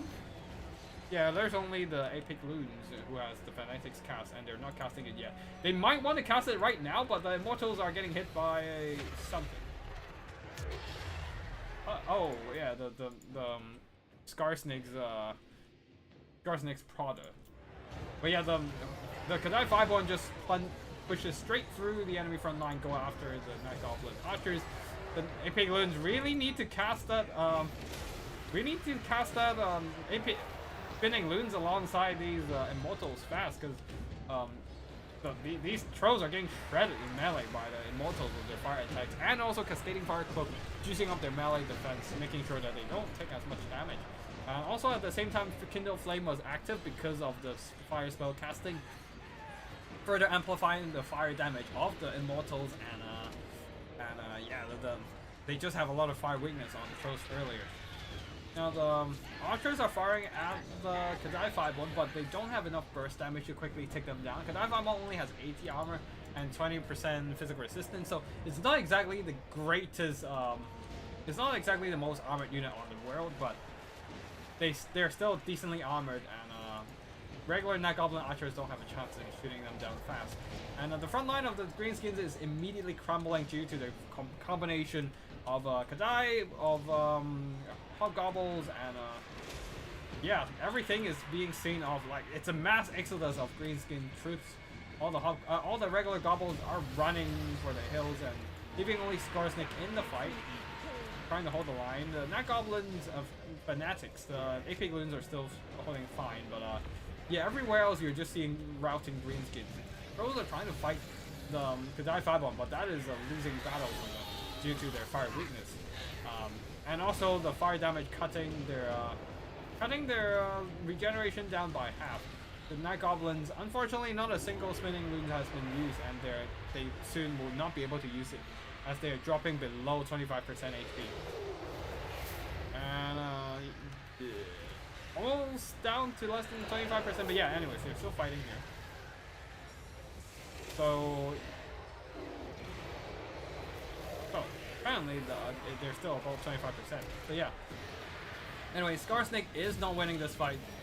Astrogolf Ironhand does have the all kinds of melee stat modifier, the Cascading Fire Cloak to make him tankier and hit harder as well. And then the Black Hammer should slapping Scarsnake in melee when Scarsnake is more of a dedicated anti-large lord. A Y has been popped, but it might just be too late here. I don't think it's gonna matter at all. Hobgoblin Wolf Raider Archers doesn't really do a whole lot of damage, but the Kadai Fob one carried the game for them there, and yeah. No spinning Loon's cast, which is quite unfortunate. It could have done a lot more work against the Immortals there, but sometimes you just forget about the cast occasionally. With the unit's abilities. You remember the spellcasting and the character abilities, just but the units sometimes you just kind of slip your mind. But yeah, which the Greenskins paid the price for this mistake, and unfortunately bringing Trolls into this matchup isn't exactly a great idea, I don't think, as they are very weak to fire damage, and Chaos Dwarfs have a lot of fire damage. Their infantry have fire damage, their missiles have fire damage, their cavalry has fire damage. They just have fire damage all around, and they have a lot of spell casting. They're known as like the Fire Nation, the Fire faction, with a ton of fire damage all over the roster. So definitely don't bring Crows in this matchup. I don't think that's a good idea at all. The Kadai Vibe one push through the Goblin infantry and just ravage the Goblin archers at the back line. They're carrying the they did most of the damage. They're driving them back and routing a ton of those Greenskin infantry. The Immortals also did a lot of work, but yeah, mostly Flamestorm and Kadai 5-1 plus infantry carrying the day for the Chaos Dwarfs, securing a win for them.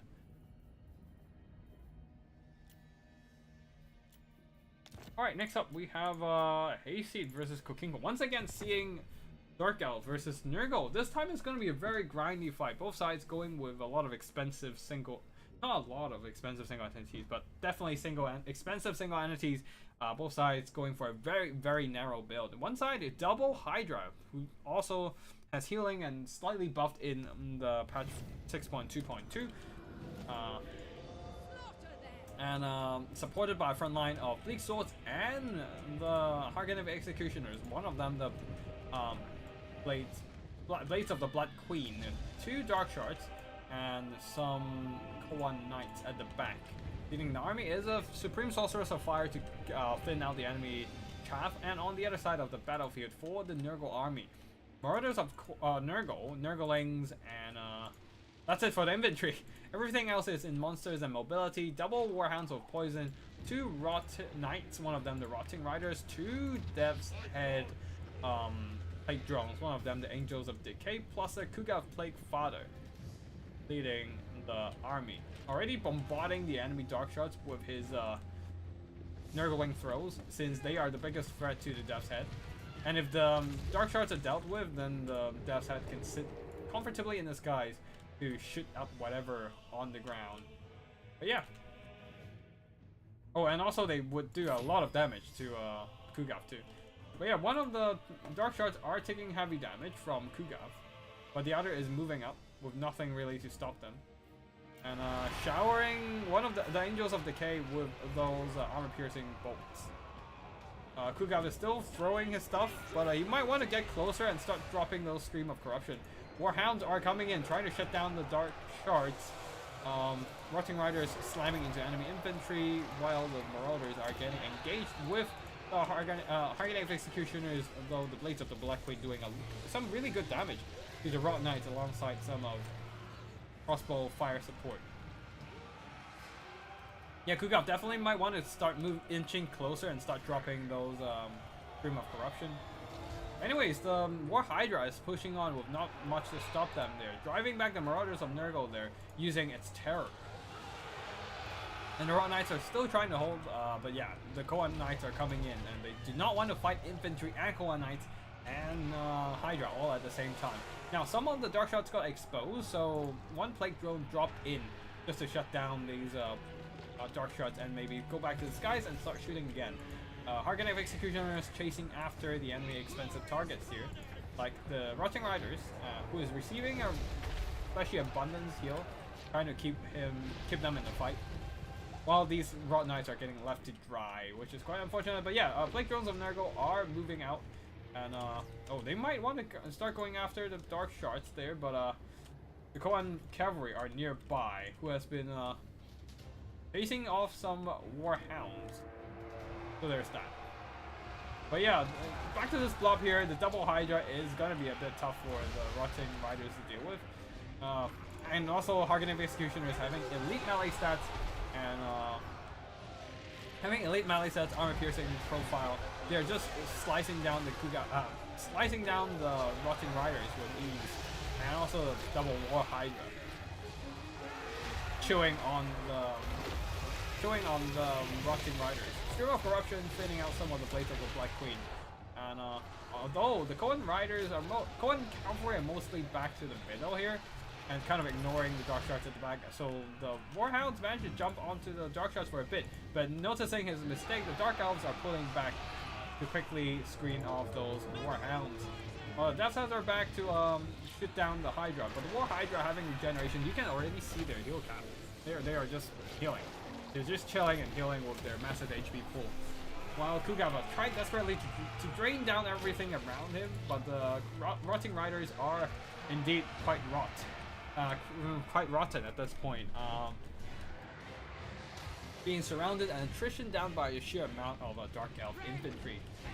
Is there the quantity on Kugav himself, but immediately a double breath attack from the Hydra. Not only doing damage, really good burst damage, but also putting him on fire to cut down his HP heal. So Life Fecundity was mostly nerfed by the flaming damage. Now the Dark Shards are coming back and showering those Plague Drones with their armor-piercing crossbow bolts.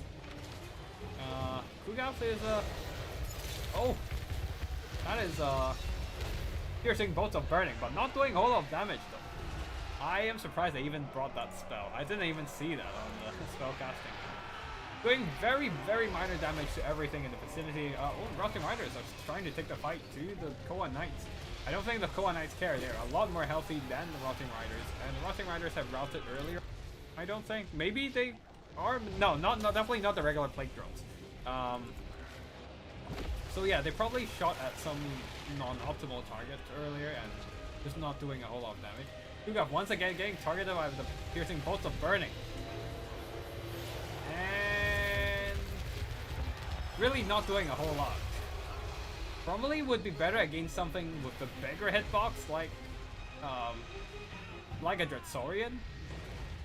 Or maybe just need to use it on cavalry and monstrous infantry. Anyways, Kugav is now left alone against two Hydras, one heal capped munching on him. And Dark Shards came back, but quickly got harassed by the Plague Drones of Death's Head, who ran out of Death's Head. So, yeah, went into melee, but got shut down by the Koan Cavalry. Kugav managed to beat down the War Hydra with the help of the Death's Head, but another piercing bolts of burning mostly missing since Kugav squeezed out of the spellcasting zone. And now the Angels of Decay try to engage in melee as well. But yeah, leaving only Kugav alone now since the Angels of Decay has been surrounded and finished off. Kugav still a very formidable fighter. It's putting up a really good fight, but Amulus's will be taking him down. Interesting. The War Hydra seems to be doing a bit better. Like, they are just so very tanky with their regeneration, absorbing so much damage from the Death's Head, making them less effective, and also a lot of damage from everything else. We got almost 5,000 gold worth of damage value, but a lot of those were done to the War Hydra, which has been healed back. So, yeah. The Rotting Riders and Rot Knights. Rotting Riders did a bit better, but not enough to earn back their worth. Rot Knights just died with no fleshy abundant support in the end, unfortunately.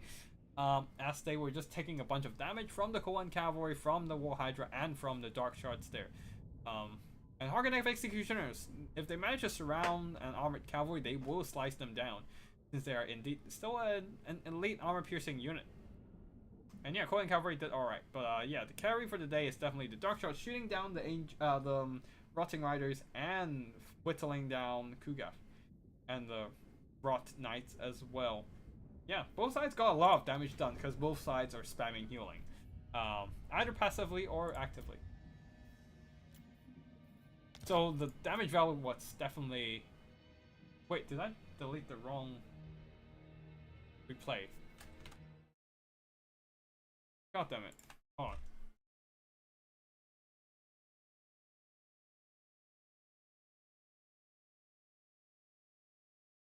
Yeah, I haven't seen the Lizardmen versus Nurgle game. I'm just gonna quickly replace that. Deleted the wrong replay. That instead. And there we go. Lizardmen versus Nurgle. And they are bringing double Stegadons. I think they got an increase in piercing projectile.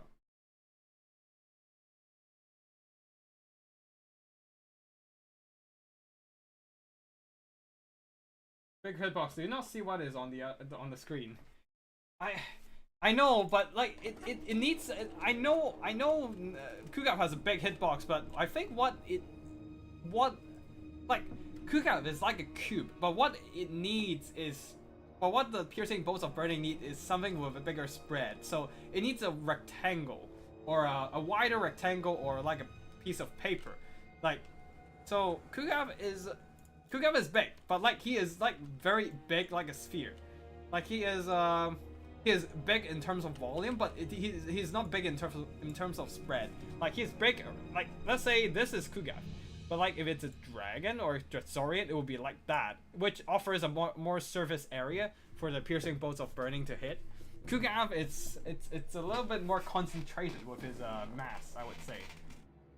And something like a dragon will have his wingspan slightly spread out, so offering more space for more surface area for the piercing bolts of burning to make contact. But yes, Kugav is big. It's just not wide enough, I would say. Yeah. Anyways, for the army build here, Curio going with interesting build, double Stegadons. That is a very campaigny build. Let's see if it can make any difference in this battle here. Front line of Skin Corsons and a couple Saurus Spears. Not a lot though, so because all the money went into the Stegadons and the Umbral Tide. Double Spear Riders and the Court of Soltek leading the army Mazdamundi, and some Skink Skirmishers ready to screen enemy skirmish cap. On the other side for the Nurgle army, a front line of Marauders backed up by some Plague Toads and Chaos Warriors with great weapons ready to cut down some dinos. More Plague Toads and Furies in the skies to shut down enemy missiles and the Angels of Decay. Leading the army is Chaos Sorcerer Lord of Nurgle of Death. So yeah, coming in with no Purple Sun, which is a good idea actually. There's not a lot of good targets. This Purple Sun, Spirit Legion, Fate of Buna guaranteeing the damage you're gonna get with these spells. But yeah. Stegadon's already opening fire, trying to chip away the health of these Chaos Warriors. Not doing a whole lot of burst damage though, so the damage coming in is kind of slow. And over here we are seeing the Umbral Tide lighting up those Plague Toads with their fire damage and anti-large damage. Also, Ruination of Cities, unfortunately not doing a whole lot of damage, mostly missing with the wrong RNG. Launching those tremors in the wrong direction. The Stegadons continues to fire, but after using so much ammo, they still didn't really earn that much value. Which kind of sucks, honestly. They used up like half their ammo at this point, and they still only do... They even can't even kill a single Chaos Warrior. So they have to go into melee, but of course, being a Stegadon, the main battle here is going into melee, so there's that. Yeah. Skink Skirmishers. Fate of Buna onto Umbral Tide, immediately shutting them down. That was a painful loss. Ooh, is that a banishment? That's probably a banishment. Onto the Marauders. Probably better to wait till the Chaos Warriors for more value, but it would be great as well to just clean up the Marauders and free up the Skinks and the Stegadon for something else. While the rest of the Skinks and Saurus Spears are just holding the line for now. Twin Spear Riders are cleaning up some Furies at the back there, but not these Furies escorting the Umbral Tide off the map. So still having most of the model models intact, but unfortunately shattered by the pursuing Furies. No Apotheosis to save them either, and the Koan Spear Riders. Only 2 units on the field so far, so they don't really have enough manpower to save the Umbral Tide. Anyways, Devs head on to the Stegadon. Just chipping away its health down to half, but Apotheosis will be turning things around. And on top of that, the Stegadons are turning around to fire with the machine gun blow dots and the ballista, taking huge chunks of health off this Angels of Decay, getting some really solid damage done. Ooh, this would be a beautiful Ruination of Cities or Banishment here. Please give me a spell cast. And the Stegadon will be focusing down on the Angels of Decay from afar. The Stegadon is really doing some really good work there, though the Koan Spear Riders will be cut down by the Chaos Warriors.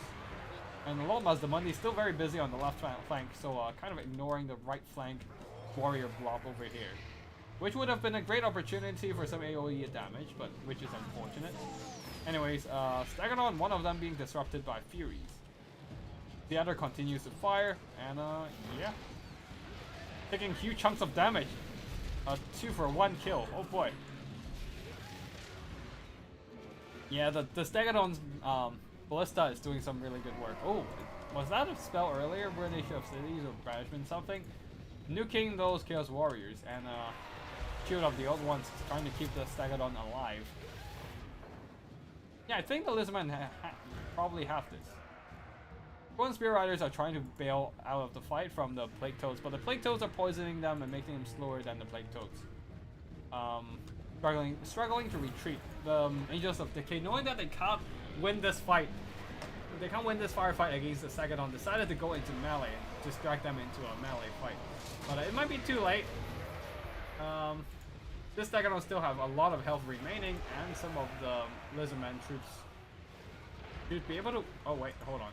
It's gonna take them some while to break these Chaos Warriors, so they're still fighting. Oh, that's a banishment onto the Chaos Warriors. Trying to nuke them down. With an out of Elemental to prevent them routing? I think that was a little bit of a mistake, a little bit of a misclick, and just accidentally casting the banishment first before the net. You want to do it the other way around normally, but yeah. Anyways, the Chaos Warriors are back to the front line now, and some of them are still very much healthy. Though the Stegadons should be able to make short work of them with cycle charging. So I don't think the Lizardman is too worried about it. The Angels of Decay are running low on HP, and yeah, down to the last 5 models, their damage output is definitely limited as well. Although this Stegadon has been taking damage from stuff. Oh, from melee probably, yeah. And now the Angels of Decay are going back into the skies, allowing the Chaos Warriors to just keep tying down. Oh, Spirit Leeches! Oh, I forgot about that. Spirit Leeches draining down the Stegadon with the Angels of Decay throwing in the Death's Head to finish off the Stegadon. Only 1 Stegadon remain, and it's now around half health, less than half health. But there are still a lot of skinks. One of them, the Court of Sotek, still at half health, killing 143 models, 880 gold worth of damage value, and killing 1 unit of Chaos Warriors, and will be finishing off a second one soon. So yeah, I think that is going to be the victory for the Lizardmen here. Well, the Court of Sotek still being so very much healthy, refusing to die, keeping their models alive in there, while the blow dots are whittling down the Death's Head plate drones, the Angels of Decay, leaving only the Sorcerer Lord still remain, who does have passive heal with the Crown of Everlasting Conquest, but that doesn't matter if all your subjects are dead.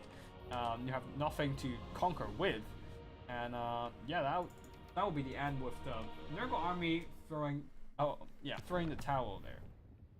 Yeah, the Warriors of Chaos, unfortunately, just very susceptible to all kinds of AoE damage. Banishment, the Bound Banishment, Ruination of Cities, and also anti-infantry attacks from the Stegadon. They earned back some value, didn't earn back their costs, but get some good work done. A nice Fate of Buna on the Umbral Tide for sure.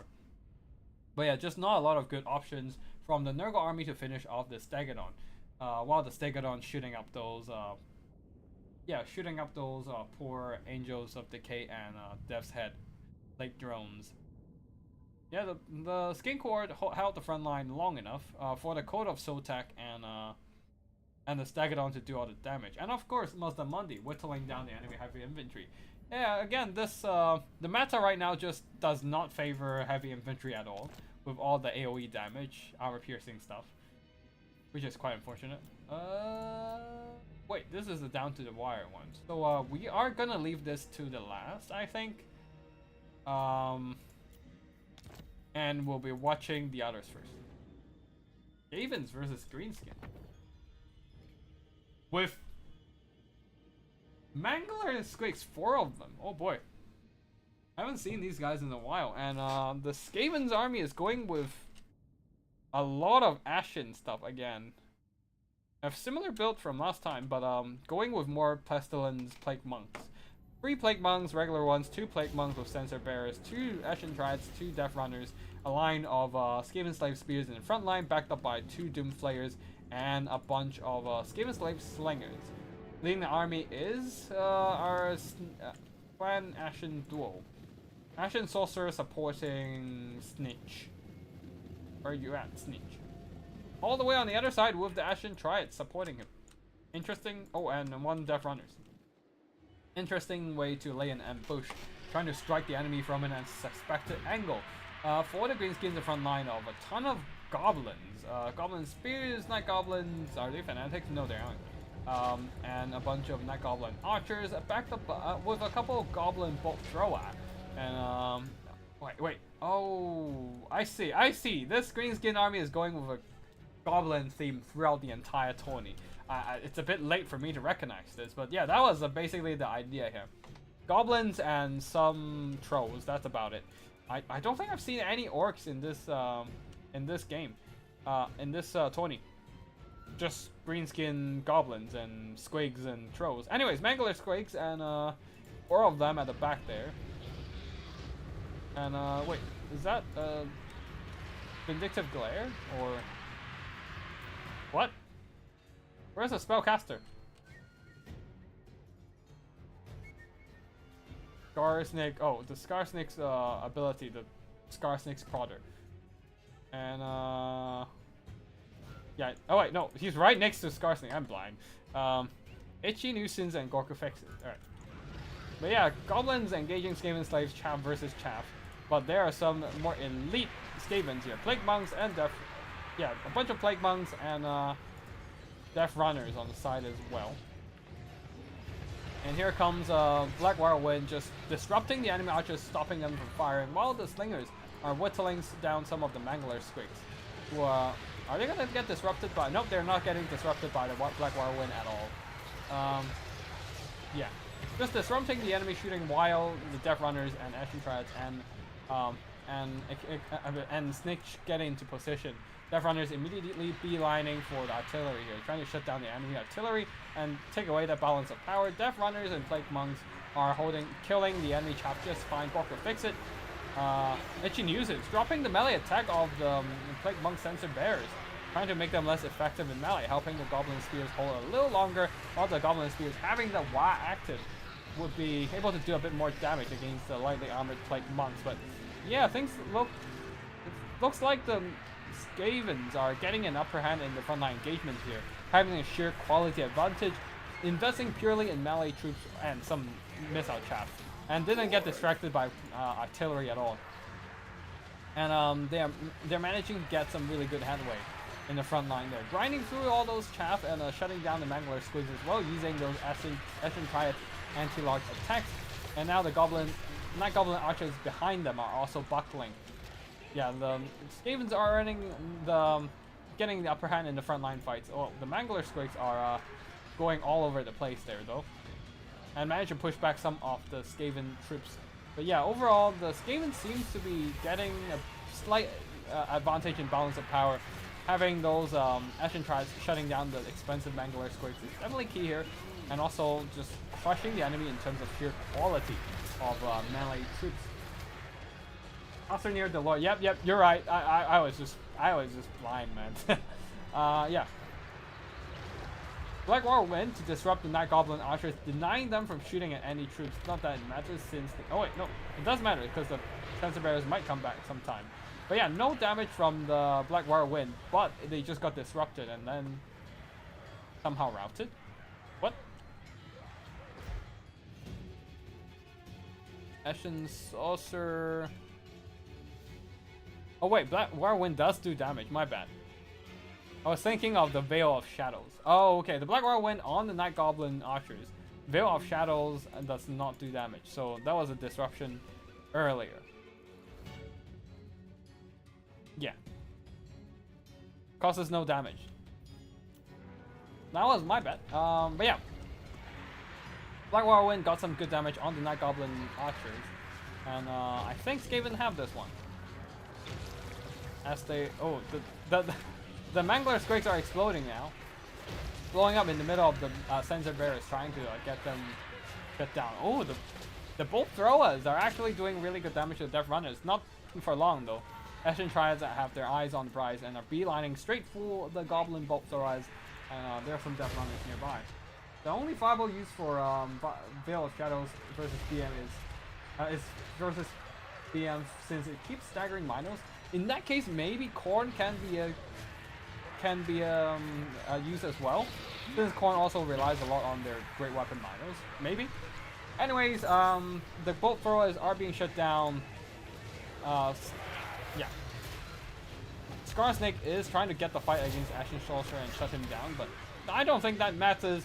Snitch is going after the Night Goblin Shaman at this point, after dealing with all the Mangler Squigs and Sensor Bears dying. We're gonna fast forward here with a character fight, character brawl.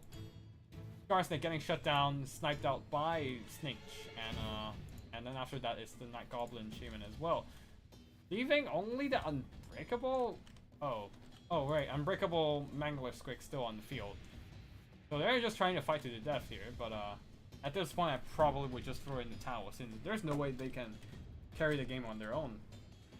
Especially when there's still missile pressure coming in from all over the place. Oh wait, hold on. Don't tell me they're actually gonna win this one. Please don't. Oh wait, yep, they're trying to do some psycho charging. Snake just trying to catch up to them and just gonna stab them to death with his dagger. Really cool sword moves and stuff. But yeah, that is gonna be GG here. Next up. Mangler Squigs are still quite powerful. They earned back some good value, just grinding through a bunch of Horde units. But unfortunately, the rest of the army, not so much. The archers didn't do a whole lot of work. The front line crumbled straight to the Plague Monks and the Death Runners. And then the Night Goblin archers have been exposed to the enemy melee troops getting shut down as well. Snitch got some good damage done, just helping those infantry kill off the Mangler Squigs. And I didn't really pay attention to the Doom Flayers. I assumed they went bumper card with the Mangler Squigs and died. That's what I would assume, since they didn't do a whole lot of damage in this battle. Or maybe they're just running down router units. Anyways, Death Runners, they're getting some good fights against some chaffy units, and also just attacking into the enemy's rear. On the other side, for the Greenskin, Scarsnake didn't earn back his worth. Neither did the Night Goblin Shaman. Infantry didn't do a whole lot. Yeah, it is mostly the Mangler Squigs trying to carry it, but failing. There's a chance they could have, but well. Wait. Yep, that's the one. Dark Elves versus Vampire Counts. With almost a full cane belt. We don't have a Crone Helabron this time. We only have a caster. But what caster is it? Is it Death Caster or is it something else? We shall see. Anyways, Witch Elves, 5 of them with 3 Koan Knights and 2 Dark Riders, no shields, and one Doomfire Warlocks. Leading the army is Supreme Sorceress of Fire with Burning Head and Burning Head only to kill our enemy chaff. Yeah, that's it for the Dark Elves army build. Oh wait, the Sorceress is indeed on Dragon, by the way. On the other side, for the Vampire Count, the front line of zombies, one of them Tithe, and then backed up by Blood Knights with lances. Both of them with lances, and let's see how they perform against the Koan Cavalry with Corpse Guard and Holy Lowstone support on the front line. Not a lot of variety of. Oh wait, hold on. The variety is all on the left flank. We have Hex Wraiths and 2 Dire Wolves. One of them the Dire Pack. Yeah, just a very wide army of zombies and skellies. Leading the army is Manfred once again with Gaze of Nagash, Zombie Summons, Invocation of the Hack, and a Purple Son of Zerus. Alright, we're gonna fast forward a bit there. Let 2 armies march towards each other. But the Hex Wraiths have to be really careful because the Doomfire Warlocks is the perfect counter against them. And oh, there's a little bit of attack and counter attack already. Blood Knights charging into the Witch Elves, baiting out the Witch Brew, but at the same time getting attacked by the Supreme Sorceress of Fire. Quickly pulling out though before the Koan Knights can get into the fight. And same goes for the Hex Wraiths, trying to get away from the Doomfire Warlocks after getting a sneaky charge on the Witch Elves. And here comes the Dire Pack, and maybe Dire Wolves got caught by the Dark Riders. So Dire Pack coming in, trying to saturate onto the Doomfire Warlocks with Purple Son of Zerus, deleting the Witch Elves and part of the Doomfire Warlocks as well, alongside the Dire Pack saturation. And the Hex Wraiths suddenly winning out the engagement with their Lord support, pushing through now. Maybe they can even eliminate the Doomfire Warlocks and Koan Cavalry completely. Although on this flank here, the Blood Knights are suffering some casualties, as well as the zombie chaps getting torn apart by the Witch Elves. And yeah, the Blood Knights are trying to fight on top of the Unholy Lowstone, getting that passive heal and melee stat support, and also Vigor Refresh, very important there. Although these ones have retreated a little too far and will be chased down by the Koan Cavalry. And yeah, anyways, the Dark Pack is here to chase down the enemy mobility, including the Doomfire Warlocks and Koan Cavalry. So the Vampire Counts are winning on this flank, while the Dark Elves are winning on the other. And the Blood Knights are in big trouble right now, being forced to deal with 2 Koan Cavalry with no support whatsoever, no healing, no friendly targets, and Manfred von Karstein is way too far to provide any help. That you can see the Blood Knights are already crumbling due to the pressure from the Koan Cavalry. Oh, Purple Son of Zerus again, but the Koan Cavalry are a little too scattered. I don't think it's the best cast of the spell. The Blood Knights are dead. Probably an Invocation of the Hand would have helped more, but although to be fair, it's not like he can save that. Save those Blood Knights with an Invocation only. So yeah, I guess trying to do some more damage is not a bad call. But at that point, yeah, might as well save the spell for some other opportunities at that point. Hex Wraith still at half health, and the Dark Pack at half health. That is the only mobility left outside of Manfred himself on the Vampire Count side. While the Dark Elves still have a lot of good units left. Half health Koan Knights, 2 of them, and a bunch of Witch Elves that can tear apart a ton of zombies. Dark Riders still half health, and an almost full health Supreme Sorceress. So yeah, there's a lot of work that these Hex Wraiths and Dire Wolves need to do. I think the only good thing is, I guess, the Supreme Sorceress does not have any Flaming Sword of Ruin. So there's no Zombie Summon coming in. Being dumped right behind those Koan Cavalry, trying to deny them from extracting themselves from the engagement. At the same time, Hex Wraiths have engaged them and will be tearing them a new one with their fully armor-piercing attack, 100% being an ethereal unit. So there's no Flaming Sword of Ruin to exploit their reliance on physical resistance either. So yeah, got some good damage done onto the Koan Knights while Manfred is fighting in the middle of a bunch of zombies, providing those meat shield support. Anyways, the Hex Wraiths need to just commit to a fight, so instead of trying to run around the battlefield and trying to decide where to fight. Burning Hat on attempt onto the Hex Wraiths, killed one model. Oh, actually did some knockback on one model and one model only, and Invocation of Hack to kill them back up. Just trying to sustain them in this fight here, and more zombie summons to give them more meat shields. Really nice support coming in from Manfred here, trying to make up for the lack of support to the Blood Knights. now that he's just going all in on keeping these Hex Wraiths alive, and he does have to do it. Because the Hex Wraith is his last hope in trying to take down all these cavalry. Manfred himself cannot, is not enough. He needs some units to help him. But unfortunately, only summoned zombies remain on the battlefield for the Vampire Count. Manfred is just bloating up the balance of power a lot, but he himself he is not equipped to take down all these Koan cavalry and the Supreme Sorcerers with the cavalry support. You can see once the Axe Wraith goes down, Manfred starts taking damage from all the Koan cavalry. He's beating up the poor Supreme Sorcerers with his own healing sustaining him, but other than that, his zombie summons are getting torn up and then ignored by the Witch Elves, and then he himself is also kind of ignored.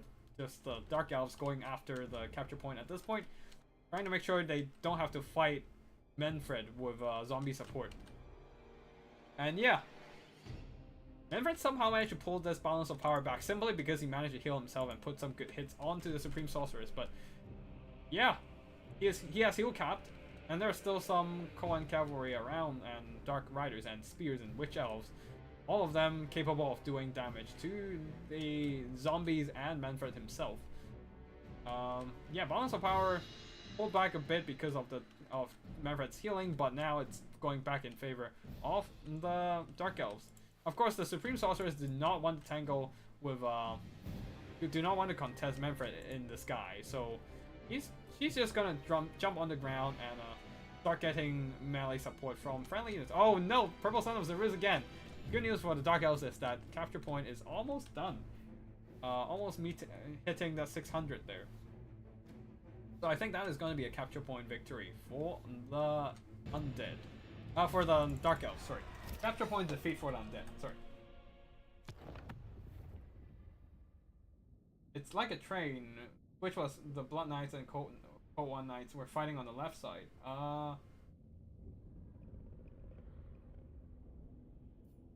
Not entirely sure what happened. What were you talking about? But yeah, it's when the Blood Knights were running away. Yeah, that was like a train. With the Koan Knights running behind them, and then more Blood Knights running behind the Koan Knights, with more Koan Knights running behind those Blood Knights running behind the Koan Knights. So it's quite funny. But yeah, the Blood Knights, unfortunately, they received no support and died. That was a shameful display. And Axe Wraiths did really well with all the support remaining on the Vampire side going into them. Manfred, with all the Purple Sun and breath attacks and melee attacks, did really well. Almost killed off over 1/3 of the Dark Elf army, but unfortunately the rest of the Undead didn't really pull their own weight there. And especially the expensive Blood Knights.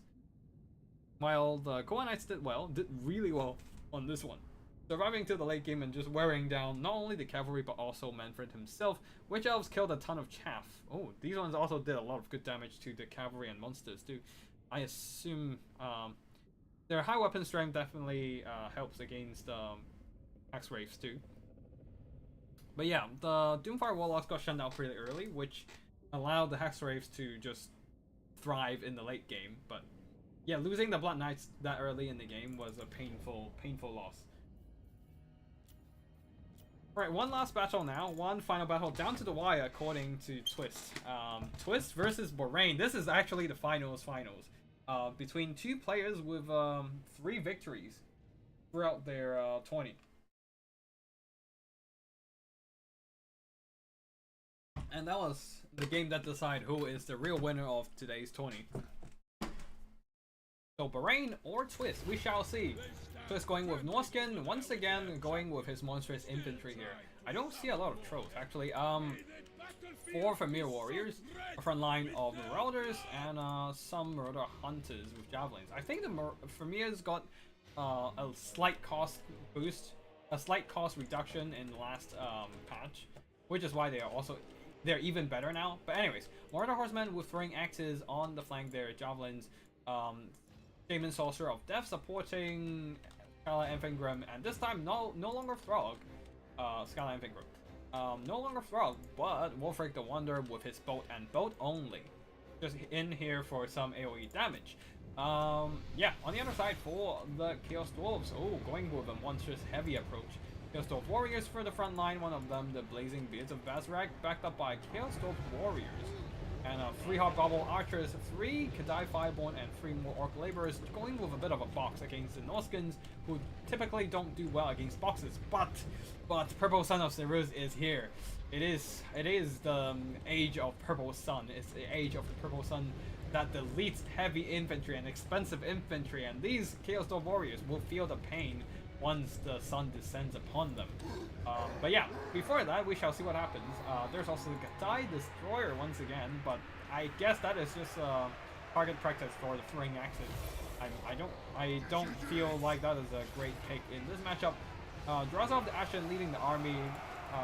Hobgoblin Archers already opening fire at the Javelins, knowing that they are the biggest threat to the Kadai Fireborn. Oh, Flames of Askel trying to get a 2-for-1 on the Marauders here, but only scratching some of these Murder Horsemen, which was not exactly the best cast. Oh, here comes...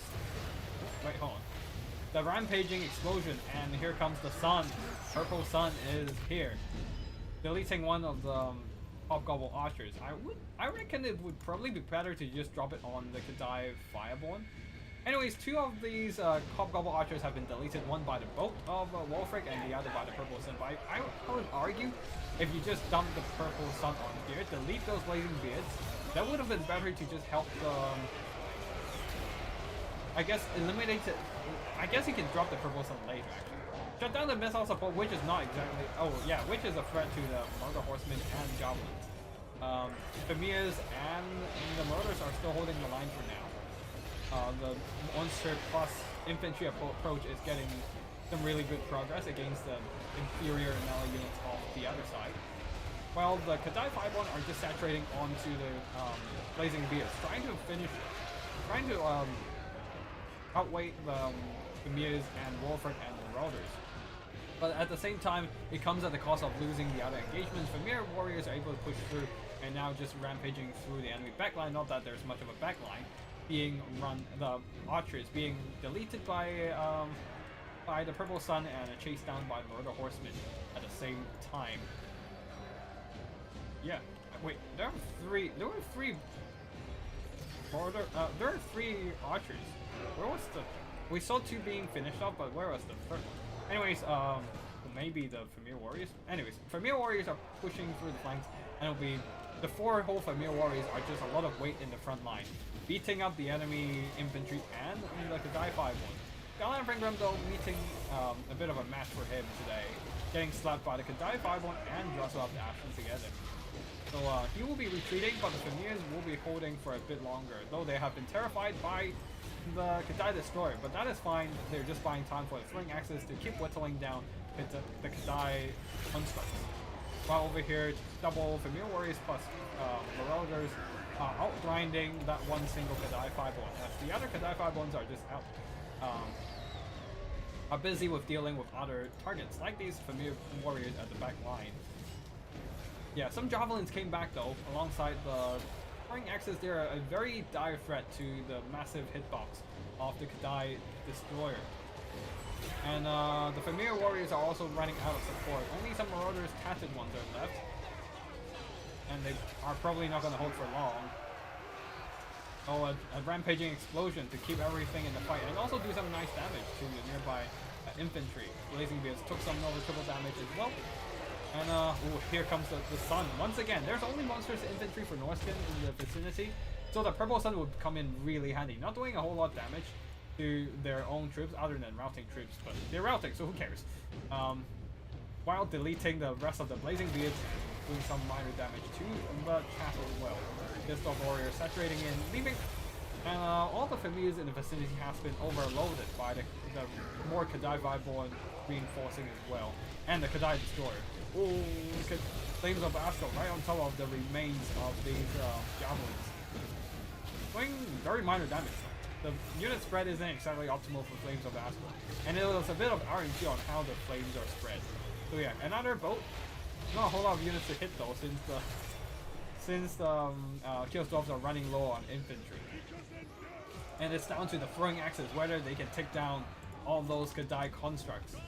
there's no more there's no Spirit Leech on the caster though, so yeah, I bet the Norskins are regretting not bringing any Spirit Leech here. That would be really nice in this kind of late game to whittle down a Kadai Destroyer. But the Throwing Axes are doing God's work, doing the Chaos God's work right now. They are the Norskins' best bet to take down the Kadai Destroyer, while the Famirs can try to go toe to toe against the Kadai Fireborn. The Kadai Fireborn have been whittled down through prolonged melee combat, and some Throwing Axes whittling them down as well. But the Kadai Destroyer is still in the fight. Dresser's the Astronaut is almost at full health as well, but suddenly the tide is swinging back in the Norskins' favor, having just more units on the field right now. Okay, never mind. The Throwing Axes have been routed. They're down to some tattered Famir warriors. These Famirs who came back earlier got routed once again. Maybe these ones will hold a little longer, but the Kadai Destroyer will make sure they are terrified and routed. Yeah, they're smashing some of the Orc laborers though, and rear charges from the Murder Horsemen might be the key here. Routing off the Chaos Dwarf warriors maybe? Yep, routing off the infantry, leaving the Kadai Destroyer completely surrounded by enemies. And if they can get some more hits on the Kadai Destroyer, this might be a win, maybe? Anyways, Wolfric is just too busy chasing off the Blazing Beards, and making sure these routed Chaos Dwarfs are not going to come back. Skyline Fingrim, I think he is done for. Yeah, there's no more Skyline Fingrim on the field. Oh, these regrouped Mordor Throwing Axes are going to be huge. One last volley. Wait, did they threw into? Oh wait, no, they threw into the Kadai Destroyer. Wait, there's still a few more axes in them. Nope, they're routed. They're routed. But yeah, that also put the Kadai Destroyer into wavering territory. He's also a little bit far away from their lord, so no encouraged aura for him to stabilize his leadership. Oh, nope, he has made it back. He has made it back. Barely hanging on at 0 leadership. No crumbling damage just yet. But the capture point has been in the hands of Norskin for most of the battle. You can see it in the capture gauge. I did not pay attention to it for most of the battle either. But right now, the Chaos Dwarfs are trying to capture it with the 2 single entities remaining on their side. But honestly, the Kadai Fireball... Oh, yeah, the Kadai Fireball goes down. One last volley of the Throwing Axis just whittling them down, and it just crumbles to death. And it is an Alpha Strike time? Nope. Trying to throw in a bunch of Marauder Horsemen to try and finish off Drazov, but instead falling victim to the bait and the Flames of Asgore. Although Wolfric managed to get out in time, so he didn't get hit at all. While the Shaman Sorcerer either got hit by the Flames of Asgore or just got slapped by Drazov. But yeah, this is a very close battle. Can Drazov hang on? Or will the multi-single entity cycle charging wins the day for the Chaos Dwarf? Drazov is holding on firm. He is a mighty melee combatant for sure, but this is Wolfric the Wonder. He is a powerful duelist. And with Drazov occasionally distracted by the caster, Wolfric was able to put in a few more hits on Drazov. And with the Murder Horsemen as well, providing those meat shield chaff. Looks like one last Flames of Asgore as well, but not doing a whole lot against a single entity, and the Murder Horsemen easily dodging that with enough mobility. Drazov is losing it. He could not land that killing blow. Oh wait, he landed the killing blow on Wolfric, but he himself is extremely weak at this point. It is down to the caster, but oh... I think that might have been a rear charge from the caster. Finish it. Just leading to the army losses. Either leading to army losses. I don't think it's army losses. It's probably just the leadership dipped into the negatives for like a split second there, and that counted as a defeat for the Chaos Dwarf. That was such a close battle. I think Drazov could have had this one, but yeah, the leadership and balance, power of balance of power bar is just not working in their favor. And yeah, that turns into a Norskin victory in the end. Both sides just scrapping it till the very end there. Famir Warriors didn't earn back their worth, but they was holding the line there, allowing the Throwing Axis to do all the damage they need against the Kadais, and getting some really good damage with the Aster as well, with the Purple Son of Zeru. Yeah. And yeah. Wolfric did some really good damage and into the late game did some killing blow onto Drazulaf. Human Sorcerer of Depth, yeah, got good damage. Let's see what on the other side. Drazulaf, unfortunately, he didn't bring his he didn't bring the single entity direct damage spell. That would have been really good. Drazulaf, Flames of Asgore is a bit finicky. It's relatively easy to dodge, and it is a bit RNG dependent with the spread of the flames. But other than that, a very solid scrap throughout the battle there. The infantry suffered at the hands of the Familiar Warriors, who does sunder their armor and then slap them with their armor piercing and anti-infantry damage. And also the Purple Sun of Zerus. Hobgoblins got hit by the boat and the Purple Sun. And oh wow, the Kadai Destroyer actually earned back their worth in this game. Killing the Familiar Warriors and doing good damage to Skyla and the single entities as well. Just that unfortunately the throwing axes survived till the late game, and he became the target practice of all those throwing axes getting whittled down by those armor piercing damage. And Kadai Fireball did okay. Alright, just jump into the replay one last time, and then we'll be concluding today's stream. So just a couple more minutes, sorry.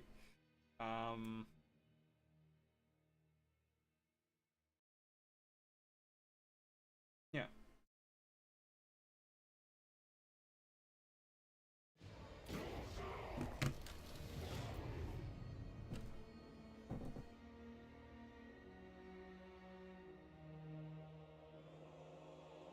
I just want to see how the third Hobgoblin died there.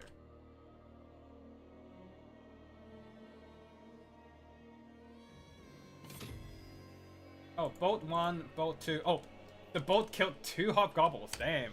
And then the Purple Son of Zerus deleted the third one. That was brutal.